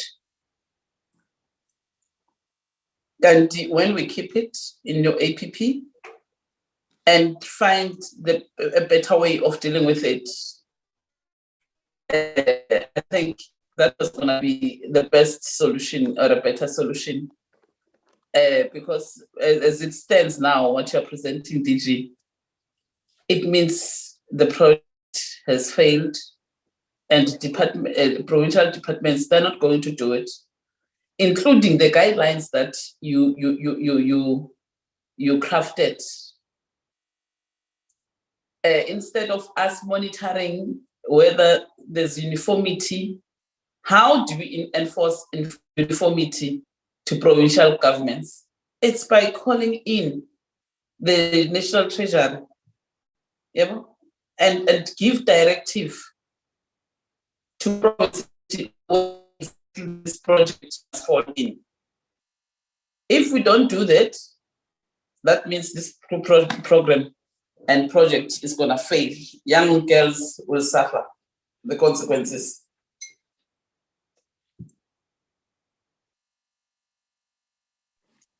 If you may allow me, as you can see that we didn't throw it away, it's in the APP, but as a department, what we have done already from last year, we met with Minister of Finance to discuss both the sanitary dignity improvement program for quintile 1 to 3 and the one in the MTSF. That one we have not yet even started. We have not yet even begun to implement, because the MTSF says by 2024, all indigent women, we must distribute sanitary dignity to all indigent women.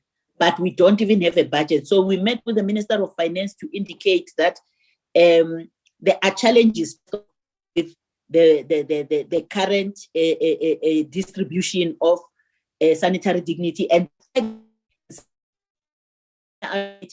to basic education, in some provinces to social development. Secondly, that the budget that is allocated is little, despite the fact that sometimes we can't even account, the provinces can't even account who they are giving the dignity to and all those things, and the prices. The last time when we were in Mpumalanga, you indicated that some of the provinces, they charge at 36, others at 8, and others less, and all those things. So we had already discussed that with the Minister of Finance. So Minister of Finance was saying, he suggests that the program goes to social development. That was, we were saying social development or basic education, and he said it must go to social development. But secondly, we've requested him that we need to treat it as the what do they call this contract? The transversal contract, so that the National Treasury advises and everyone, so that there's one price. There could be different service providers, but the quality, the price, and everything already determined by National Treasury. So he agreed with us. He said he'll call us to another meeting so that we can discuss this, and also the distribution of the sanitary dignity to indigent women. But the challenge with the distribution of the sanitary dignity to indigent women, we don't have the indigent register.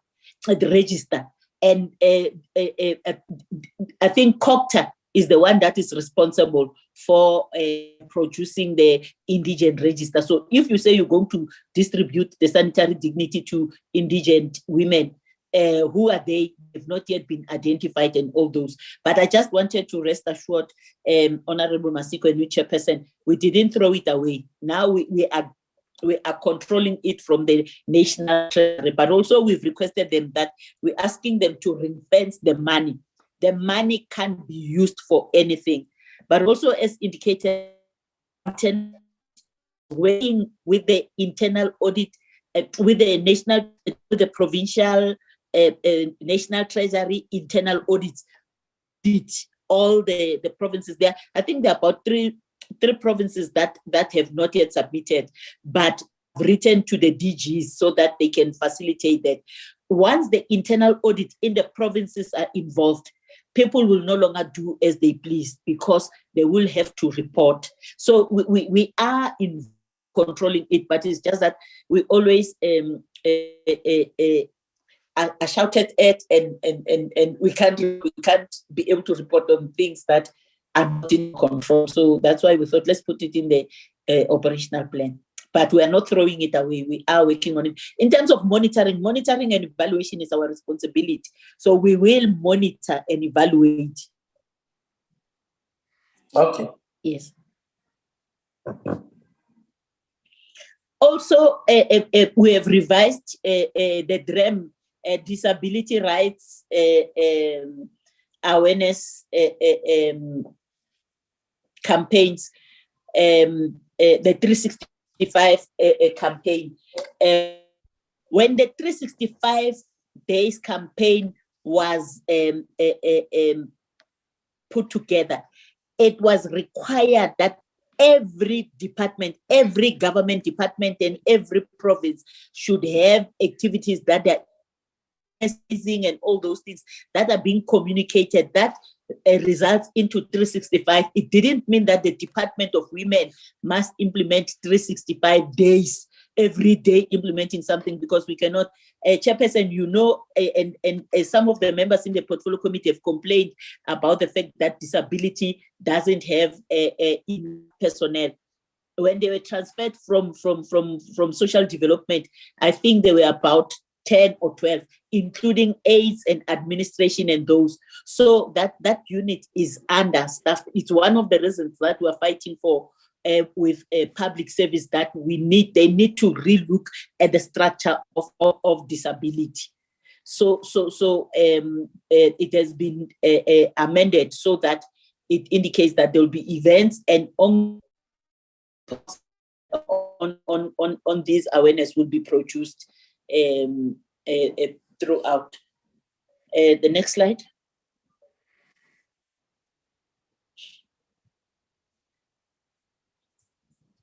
The frameworks. There are 4 frameworks that have been developed by the department on the rights of persons with disabilities, reasonable accommodation, and also on reasonable access, self-representation, and I forgot the 4th one. The one on representation are not cabinet, because in cabinet, the Deputy Minister of Justice had suggested that we go back to a state law advisor and consult. But then the cabinet decision indicates that we had to consult with a state law advisor and the ministers for justice, DECO, and the Minister for Women meet in order to look at that framework. So that has not yet gone back to cabinet. But the other 3, they have been approved by cabinet and they have been implemented. So they have been training with different government departments, the units that are working with persons with report on the implementation of the frameworks. That is what is to be given. The targets removed from the table. So it's the one progress report that was supposed to have been given in terms of the implementation of the plans by government departments. Next slide. Reasons for removal of the target. The 365 days is dependent on other government departments. Sector, as I had already indicated, that if they are not coming to play, you cannot. And the second one, implementation of plans in line of the 4 framework, the target on progress report produced on government departments that have developed implementation plan in line with the 4 framework. Yes. DG? Yes. Wait, I'm told the minister's hand is up. Minister, sorry, I didn't see your hand.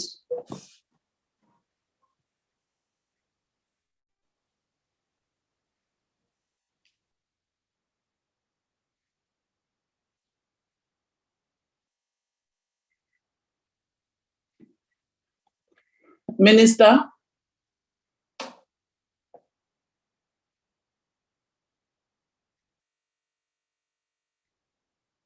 DG, the hand of the minister is up. Who can help us?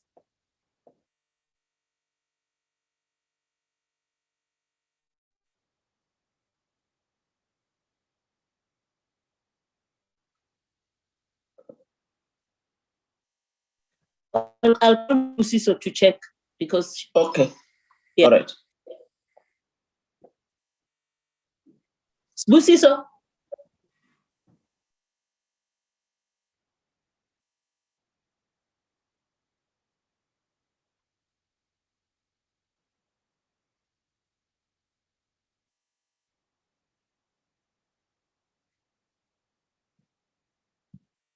Sorry, Chair. I had put up my hand. Okay, ma.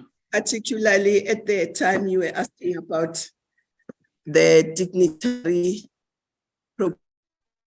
the DG respond adequately to that, because we cannot have in the AP audited on something that we don't, where the money goes somewhere else, but the auditing comes to us. Yeah. Can't work like that. That's why we removed it, but we did not throw it away. We'll try and monitor it, but it's not fair to be audited on something that you don't control. Okay. I also wanted to say that on the issues that we have raised, like treating unemployment as a crisis, we want government to treat unemployment of young people as a crisis, because for obvious reasons, us who can provide employment, but we have an interest that youth should be employed. In the same way as we are saying that if President has announced GBV as a pandemic, there must be an indication in how government works that there must be a change that shows that we are now treating GBV and femicide as a pandemic. It's not us who are going to do it, but we want government as a whole and society as a whole to deal with it as a pandemic. But let me just say something, Chairperson, on this issue of sanitary, dignitary thing. You know, men in this country have free condoms for sex, which is a choice. But women do not have free sanitary, dignitary things, which they have no choice over, because having a period is not something you can choose or not choose to do. Yeah. So I think all of us have a responsibility to really campaign on this matter, to be changed. If we can afford to give men condoms everywhere, why can't we give women who don't have a choice sanitary pads? Thank you. Thank you very much, Minister. In fact, you are correct.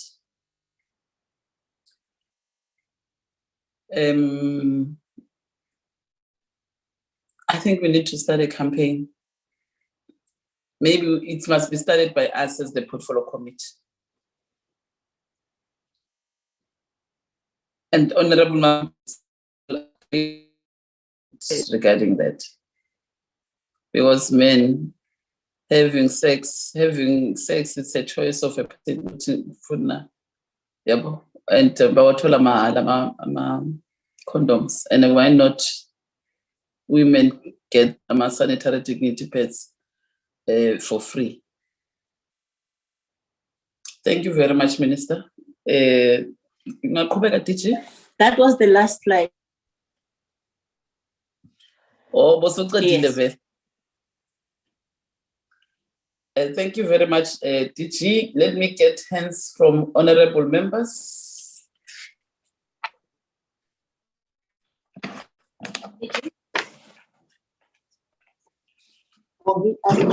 Masiko.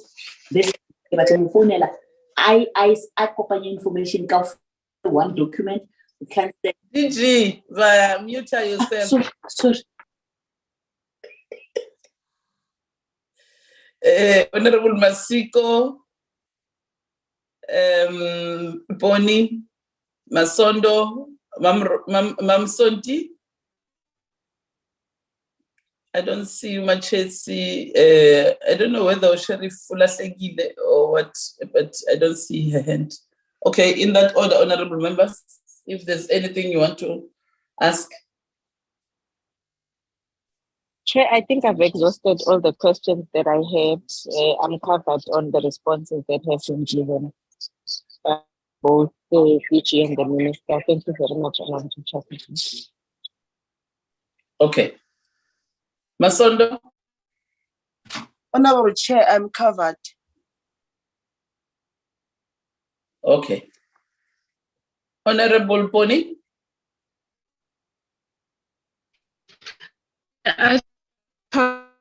And maybe to also endorse or to second the proposal, their campaign on sanitary dignity pads for young girls. And then also, maybe just to take Chair, we know that we have foreign nationals doing business in the country. And one is disturbed by videos that you see that relate to sanitary towels, how they package them in real kind of looking packages like your packages that we know for sanitary towels, and how in the process, as much as this target is somewhere else, how do we also continue as government to monitor that those towels don't reach young girls for their health and safety? I think that needs to be really checked and make sure that they don't come to the hands of young girls or even the service providers, getting them and selling them to schools or to where the points where they need to reach, and in the finally being not good quality, because we see how they work all over them.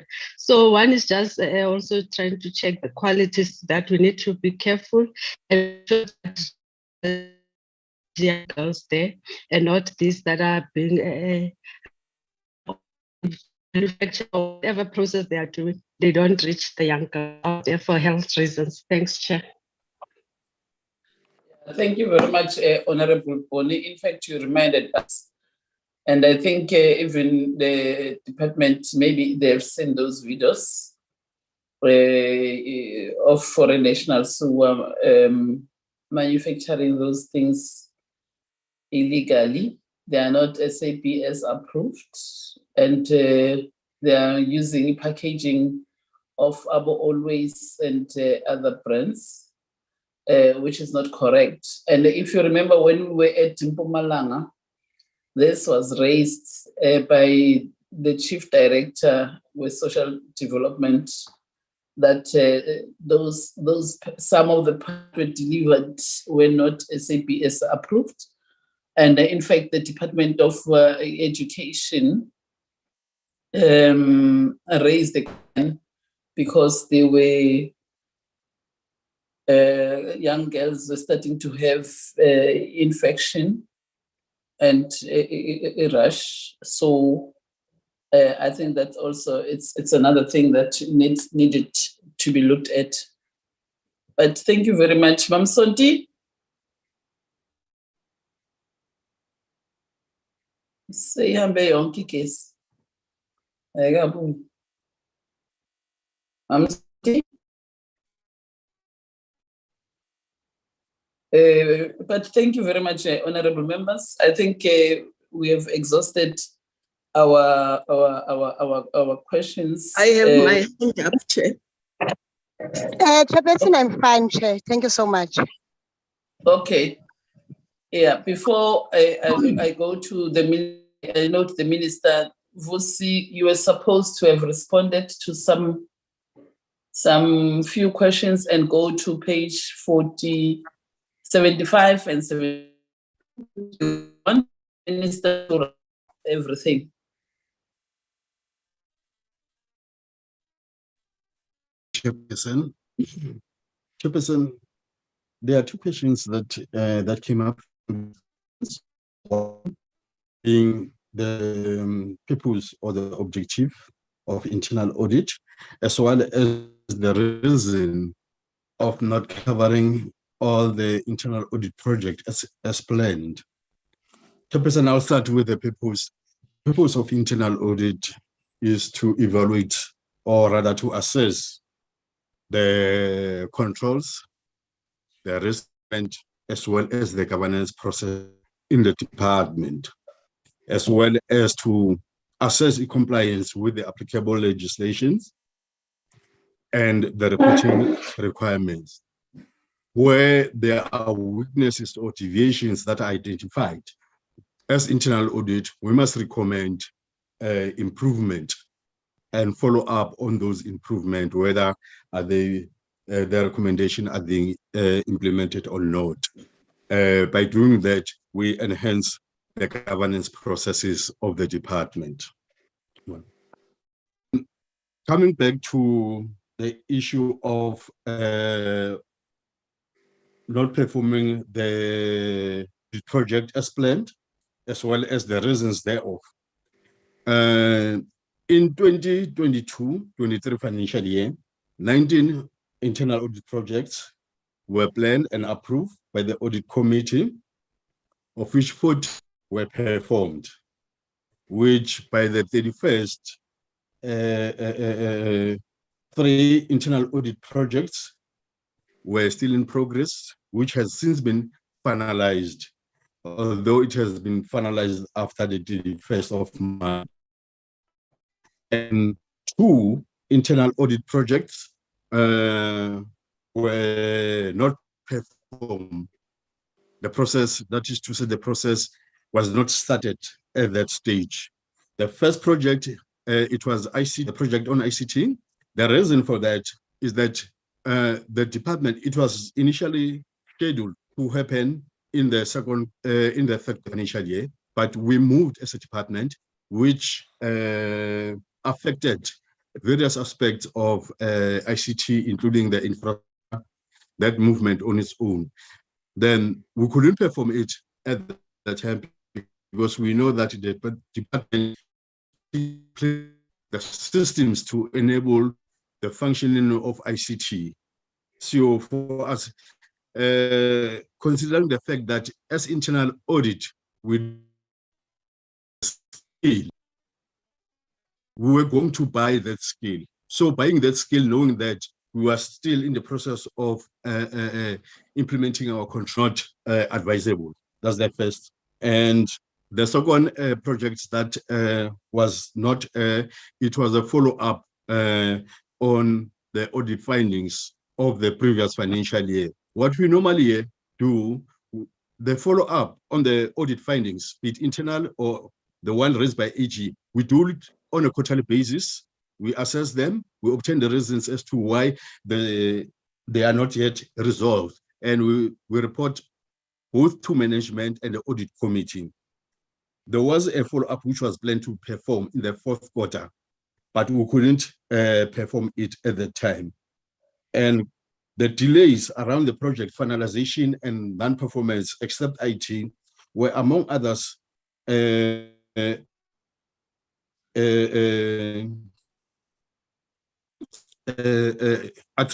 attributed to the following reasons. One, we lost one of the senior key interns that contributed. 2, the relocation to the building as well, Chairperson. We lost some time there during that relocation. I think it took us more than a month to get our feet going as internal audit.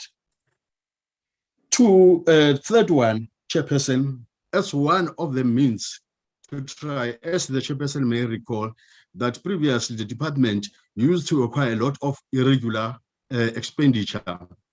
The department, one of the ways that the department intervened to try to curb the incurrence of irregular expenditure was that the other procurement above 500,000, it must go through internal audit for due diligence. And that system's work, Chairperson.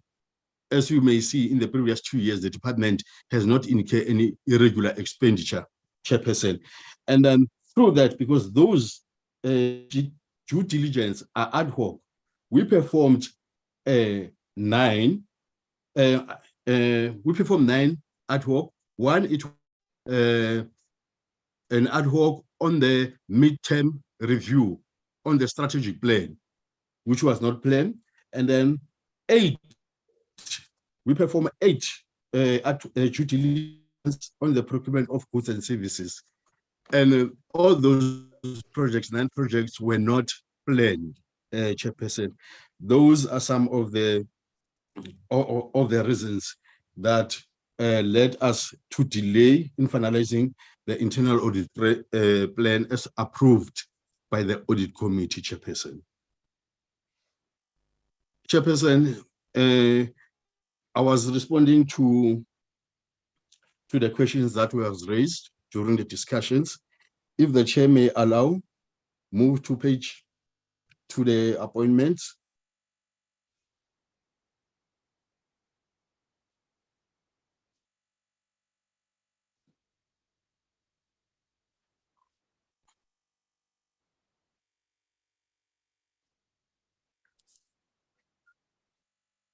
Can I proceed, Chair? Proceed, Thank you, Chairperson. Thank you, Chairperson. Chairperson, what we raised through the review of the appointments, we identify some weakness on control elements or on the environment, on the recruitment and selection. Some of weaknesses that we include that the probation period was not included or indicated in the appointment letters of the appointed officials, and the confirmation letters or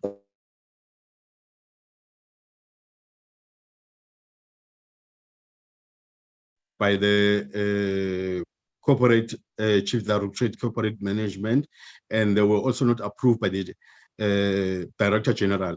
The templates for the confirmation lab make provision for that, which we believe those are the controls measures, but they were not being applied. And the other weakness is that the affirmative action principle is not consistently, we were not consistent in applying the affirmative action principle, Chairperson, being the post of the Chief Director Advocacy and Ministerium, being then and the Director Outreach. Those inconsistencies were identified. The fourth one, the indication of the preference to be given to persons with disability was not quoted on all rights of persons with disability positions, Chairperson. To us, that thing is a weakness, more especially as the committee has indicated that we are the department which also supposed to spearhead the issue of persons with disabilities. Then the other one, which we identify, there was no proof that the positions, some of the positions that were advertised were evaluated, or rather job evaluation were performed on those particular positions. And in some instances, the designation of the selection commitments indicate in the approved submission, whilst in some instances, the designation of the selection committee members were not indicated. Let's go up a bit, Sisbo. And we also identify some weaknesses on the templates that were being used, that were applied in the department during 2020. The question of the candidate document does not include the space for the names and the signature of the labor union representatives that are observing the recruitment proceedings. At the time, Chairperson, the labor unions were sitting in the interviews to observe the process, the fairness of process.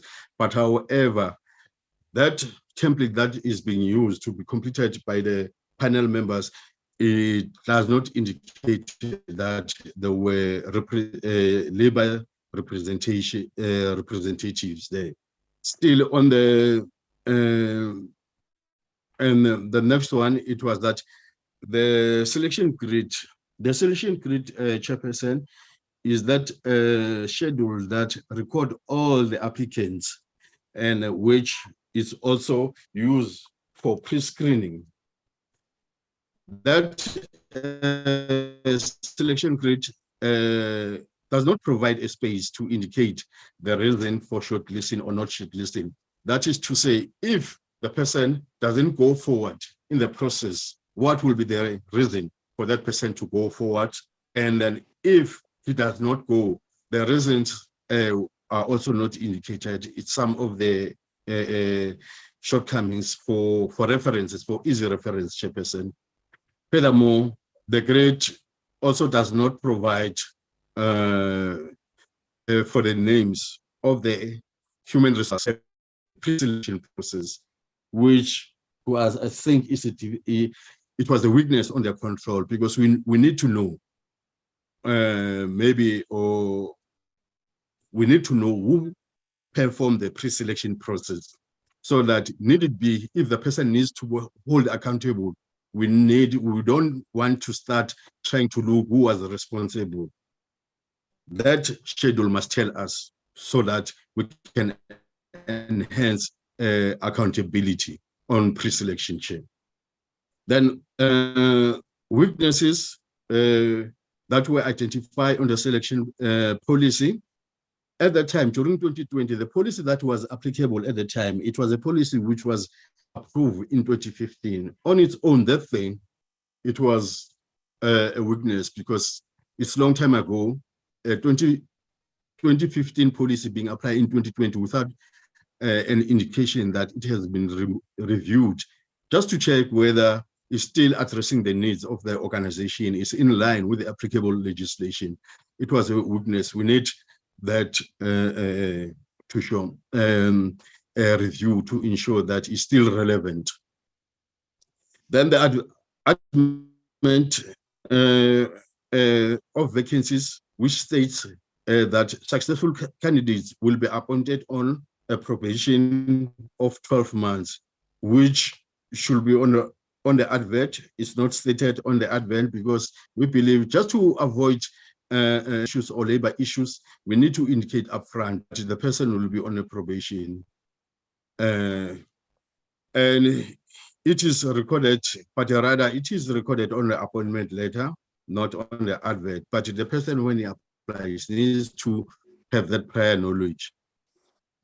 Then another one is the registration of applications of posts be registered on the recruitment register. In practice, through the review, not all applications are hand delivered. Some are, that is to say, that particular clause that accommodate the posted application is not included in the policy. Hence, you find a situation whereby those that are received through a mail are not registered in the application register, which will end our operation. Furthermore, the call to proceed with the or interview process by the appointed that for us to proceed based on the panel members appointed, we need how many people to be present in order to proceed. Selection committee members are to sign the declaration of interest form. However, the policy is not clear as to at which stage of the recruitment selection we need to sign. Do we start at pre-selection, shortlisting, and the interview? At which stage do we sign the declaration? Our policy needs to be of do we sign the declaration of the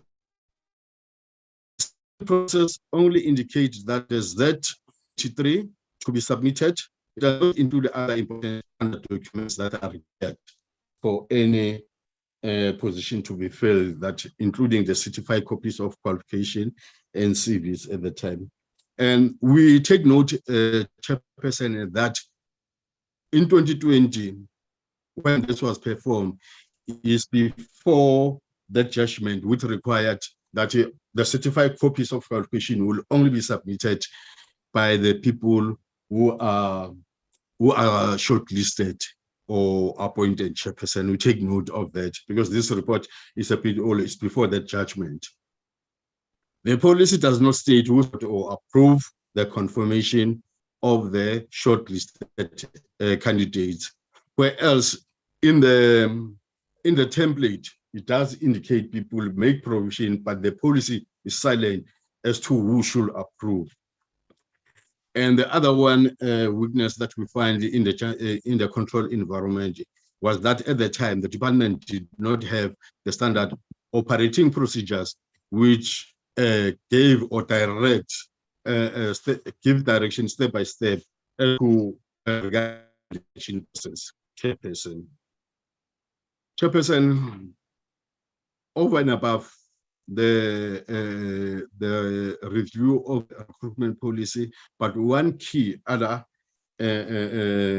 control that we thought that needs to be in place is the SOPs for recruitment and selection, Chairperson. I present this report with those recommendations. Siyabonga Vusi. You know, there are many things that don't make sense to me. And I'm asking myself that when you do your assessment, you are assessing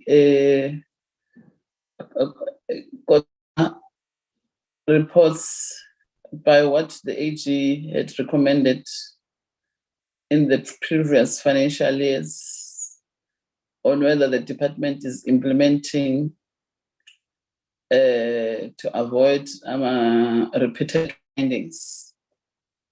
If some of the reports that you are working on or you didn't get information, how then do you finalize your report?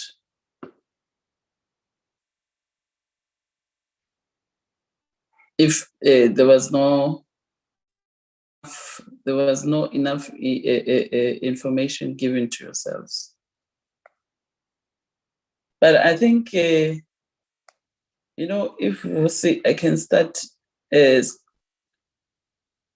questioning in most of the things that you just presented that are in your document. But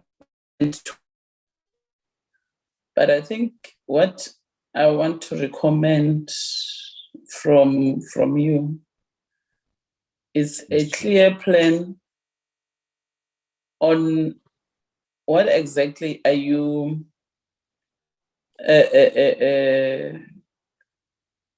auditing.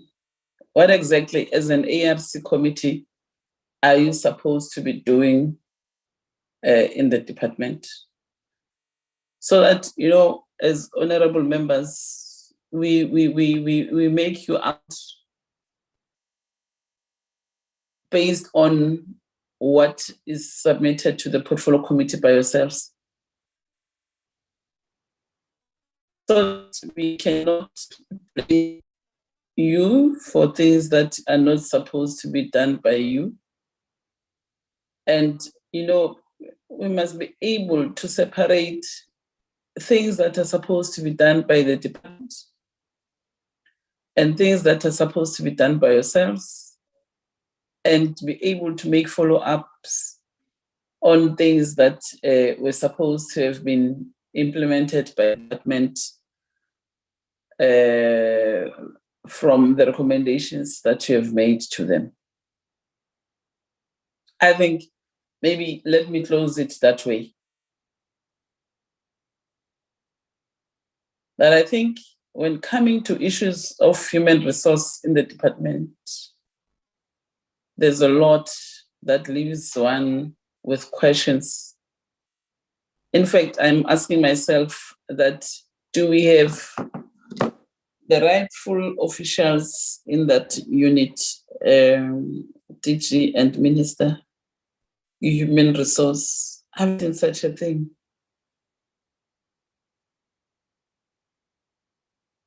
All these things that are entailed in this what Yaakov was now born. They leave us when it's like things are just done haphazardly.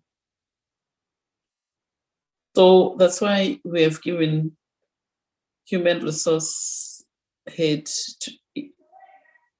timelines, which by end of August, all those work frameworks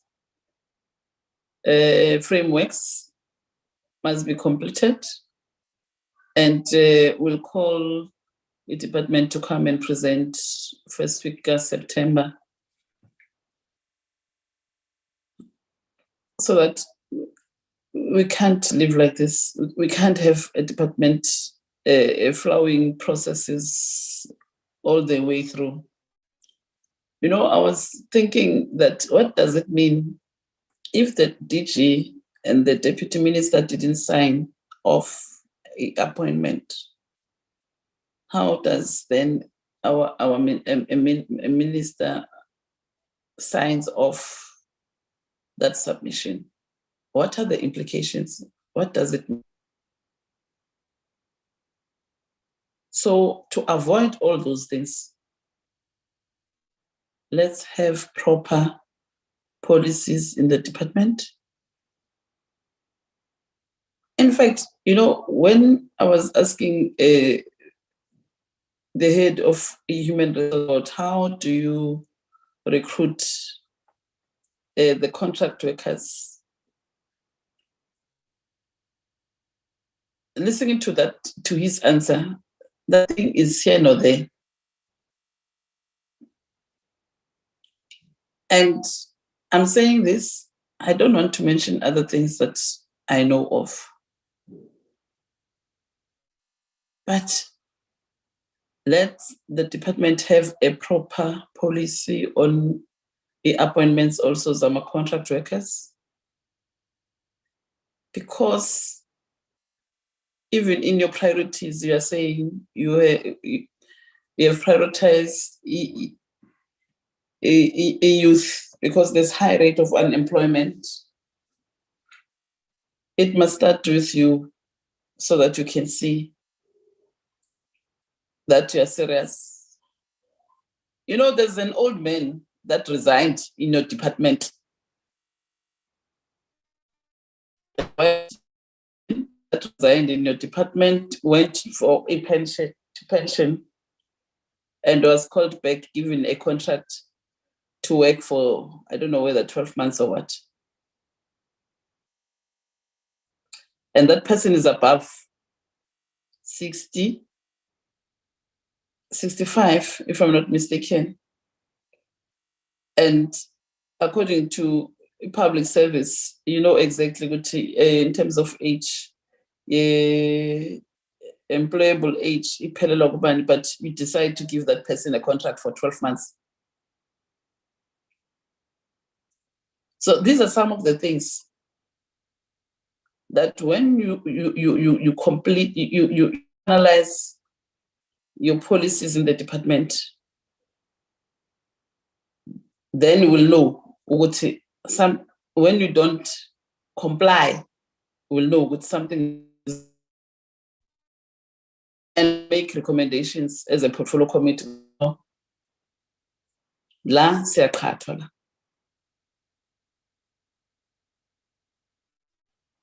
So we need that plan, the action plan in Lunani. What is it that you're doing, and on the things that you said are supposed to be implemented by the department, what are you going to do?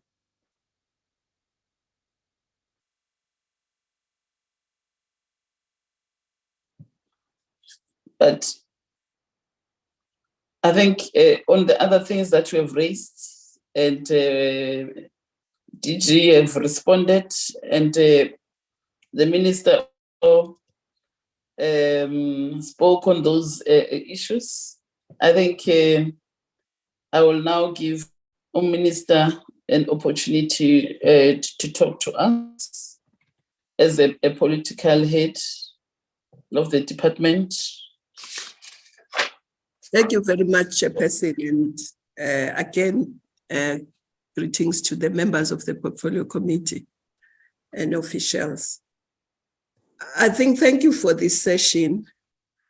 What I can say is that, of course, I'll put a disclaimer. I don't know about what you were asking about the minister overruling the DPG. It's just to put a disclaimer. It's not that me, that minister. It's not you, ma. No. This is a public meeting. They don't know what we are talking about. They may not, they've missed Uti. It's 2020. They may think it's something else. Yeah. So it's 2020. But let me say that having also at the department, I've actually asked that we expedite the recruitment of the director human resource so that we can strengthen unit. And we have advertised, I think the closing date is around the last week of June, because I felt that we needed to strengthen that before we even recruit other people, so that that office is strengthened before we start recruiting other officials. That's one thing that we're trying to do. And of course, I've also said that there must be a limit to these contract workers that are renewed every month.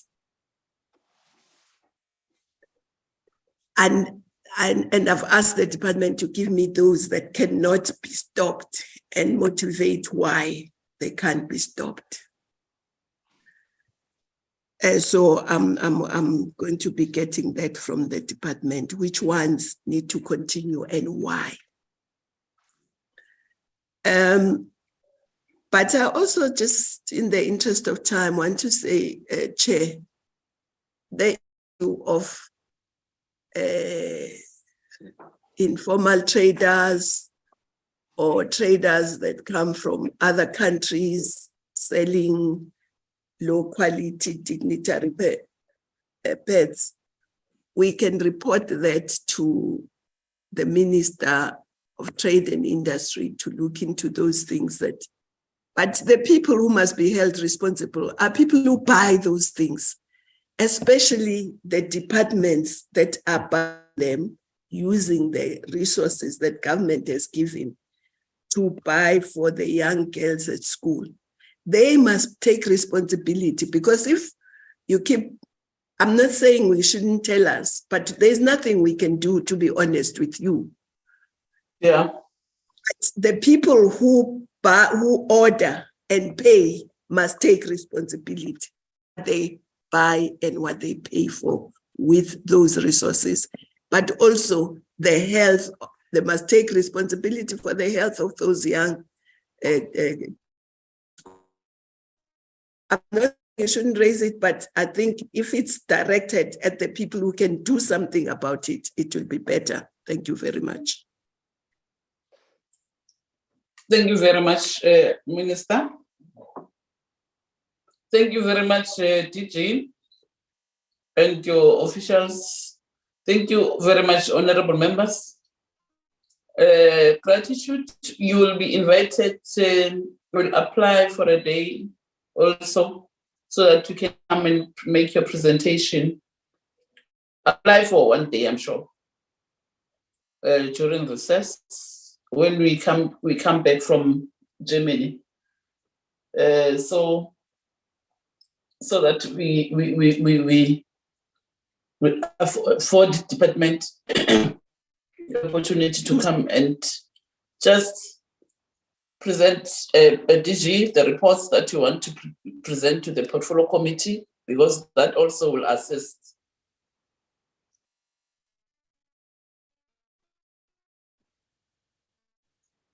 Thank you very much. Vusi for sihenga kodwa siyabonga kakhulu for nesikhathi ukuthi at least soku-2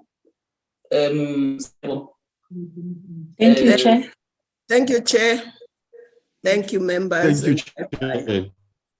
Yeah. Thank you, Chair. Bye. Thank you, Minister. Bye. Bye-bye. The meeting is adjourned, yeah. Siyabonga kakhulu Salo. Siyabonga. Thank you, Chair. Thank you.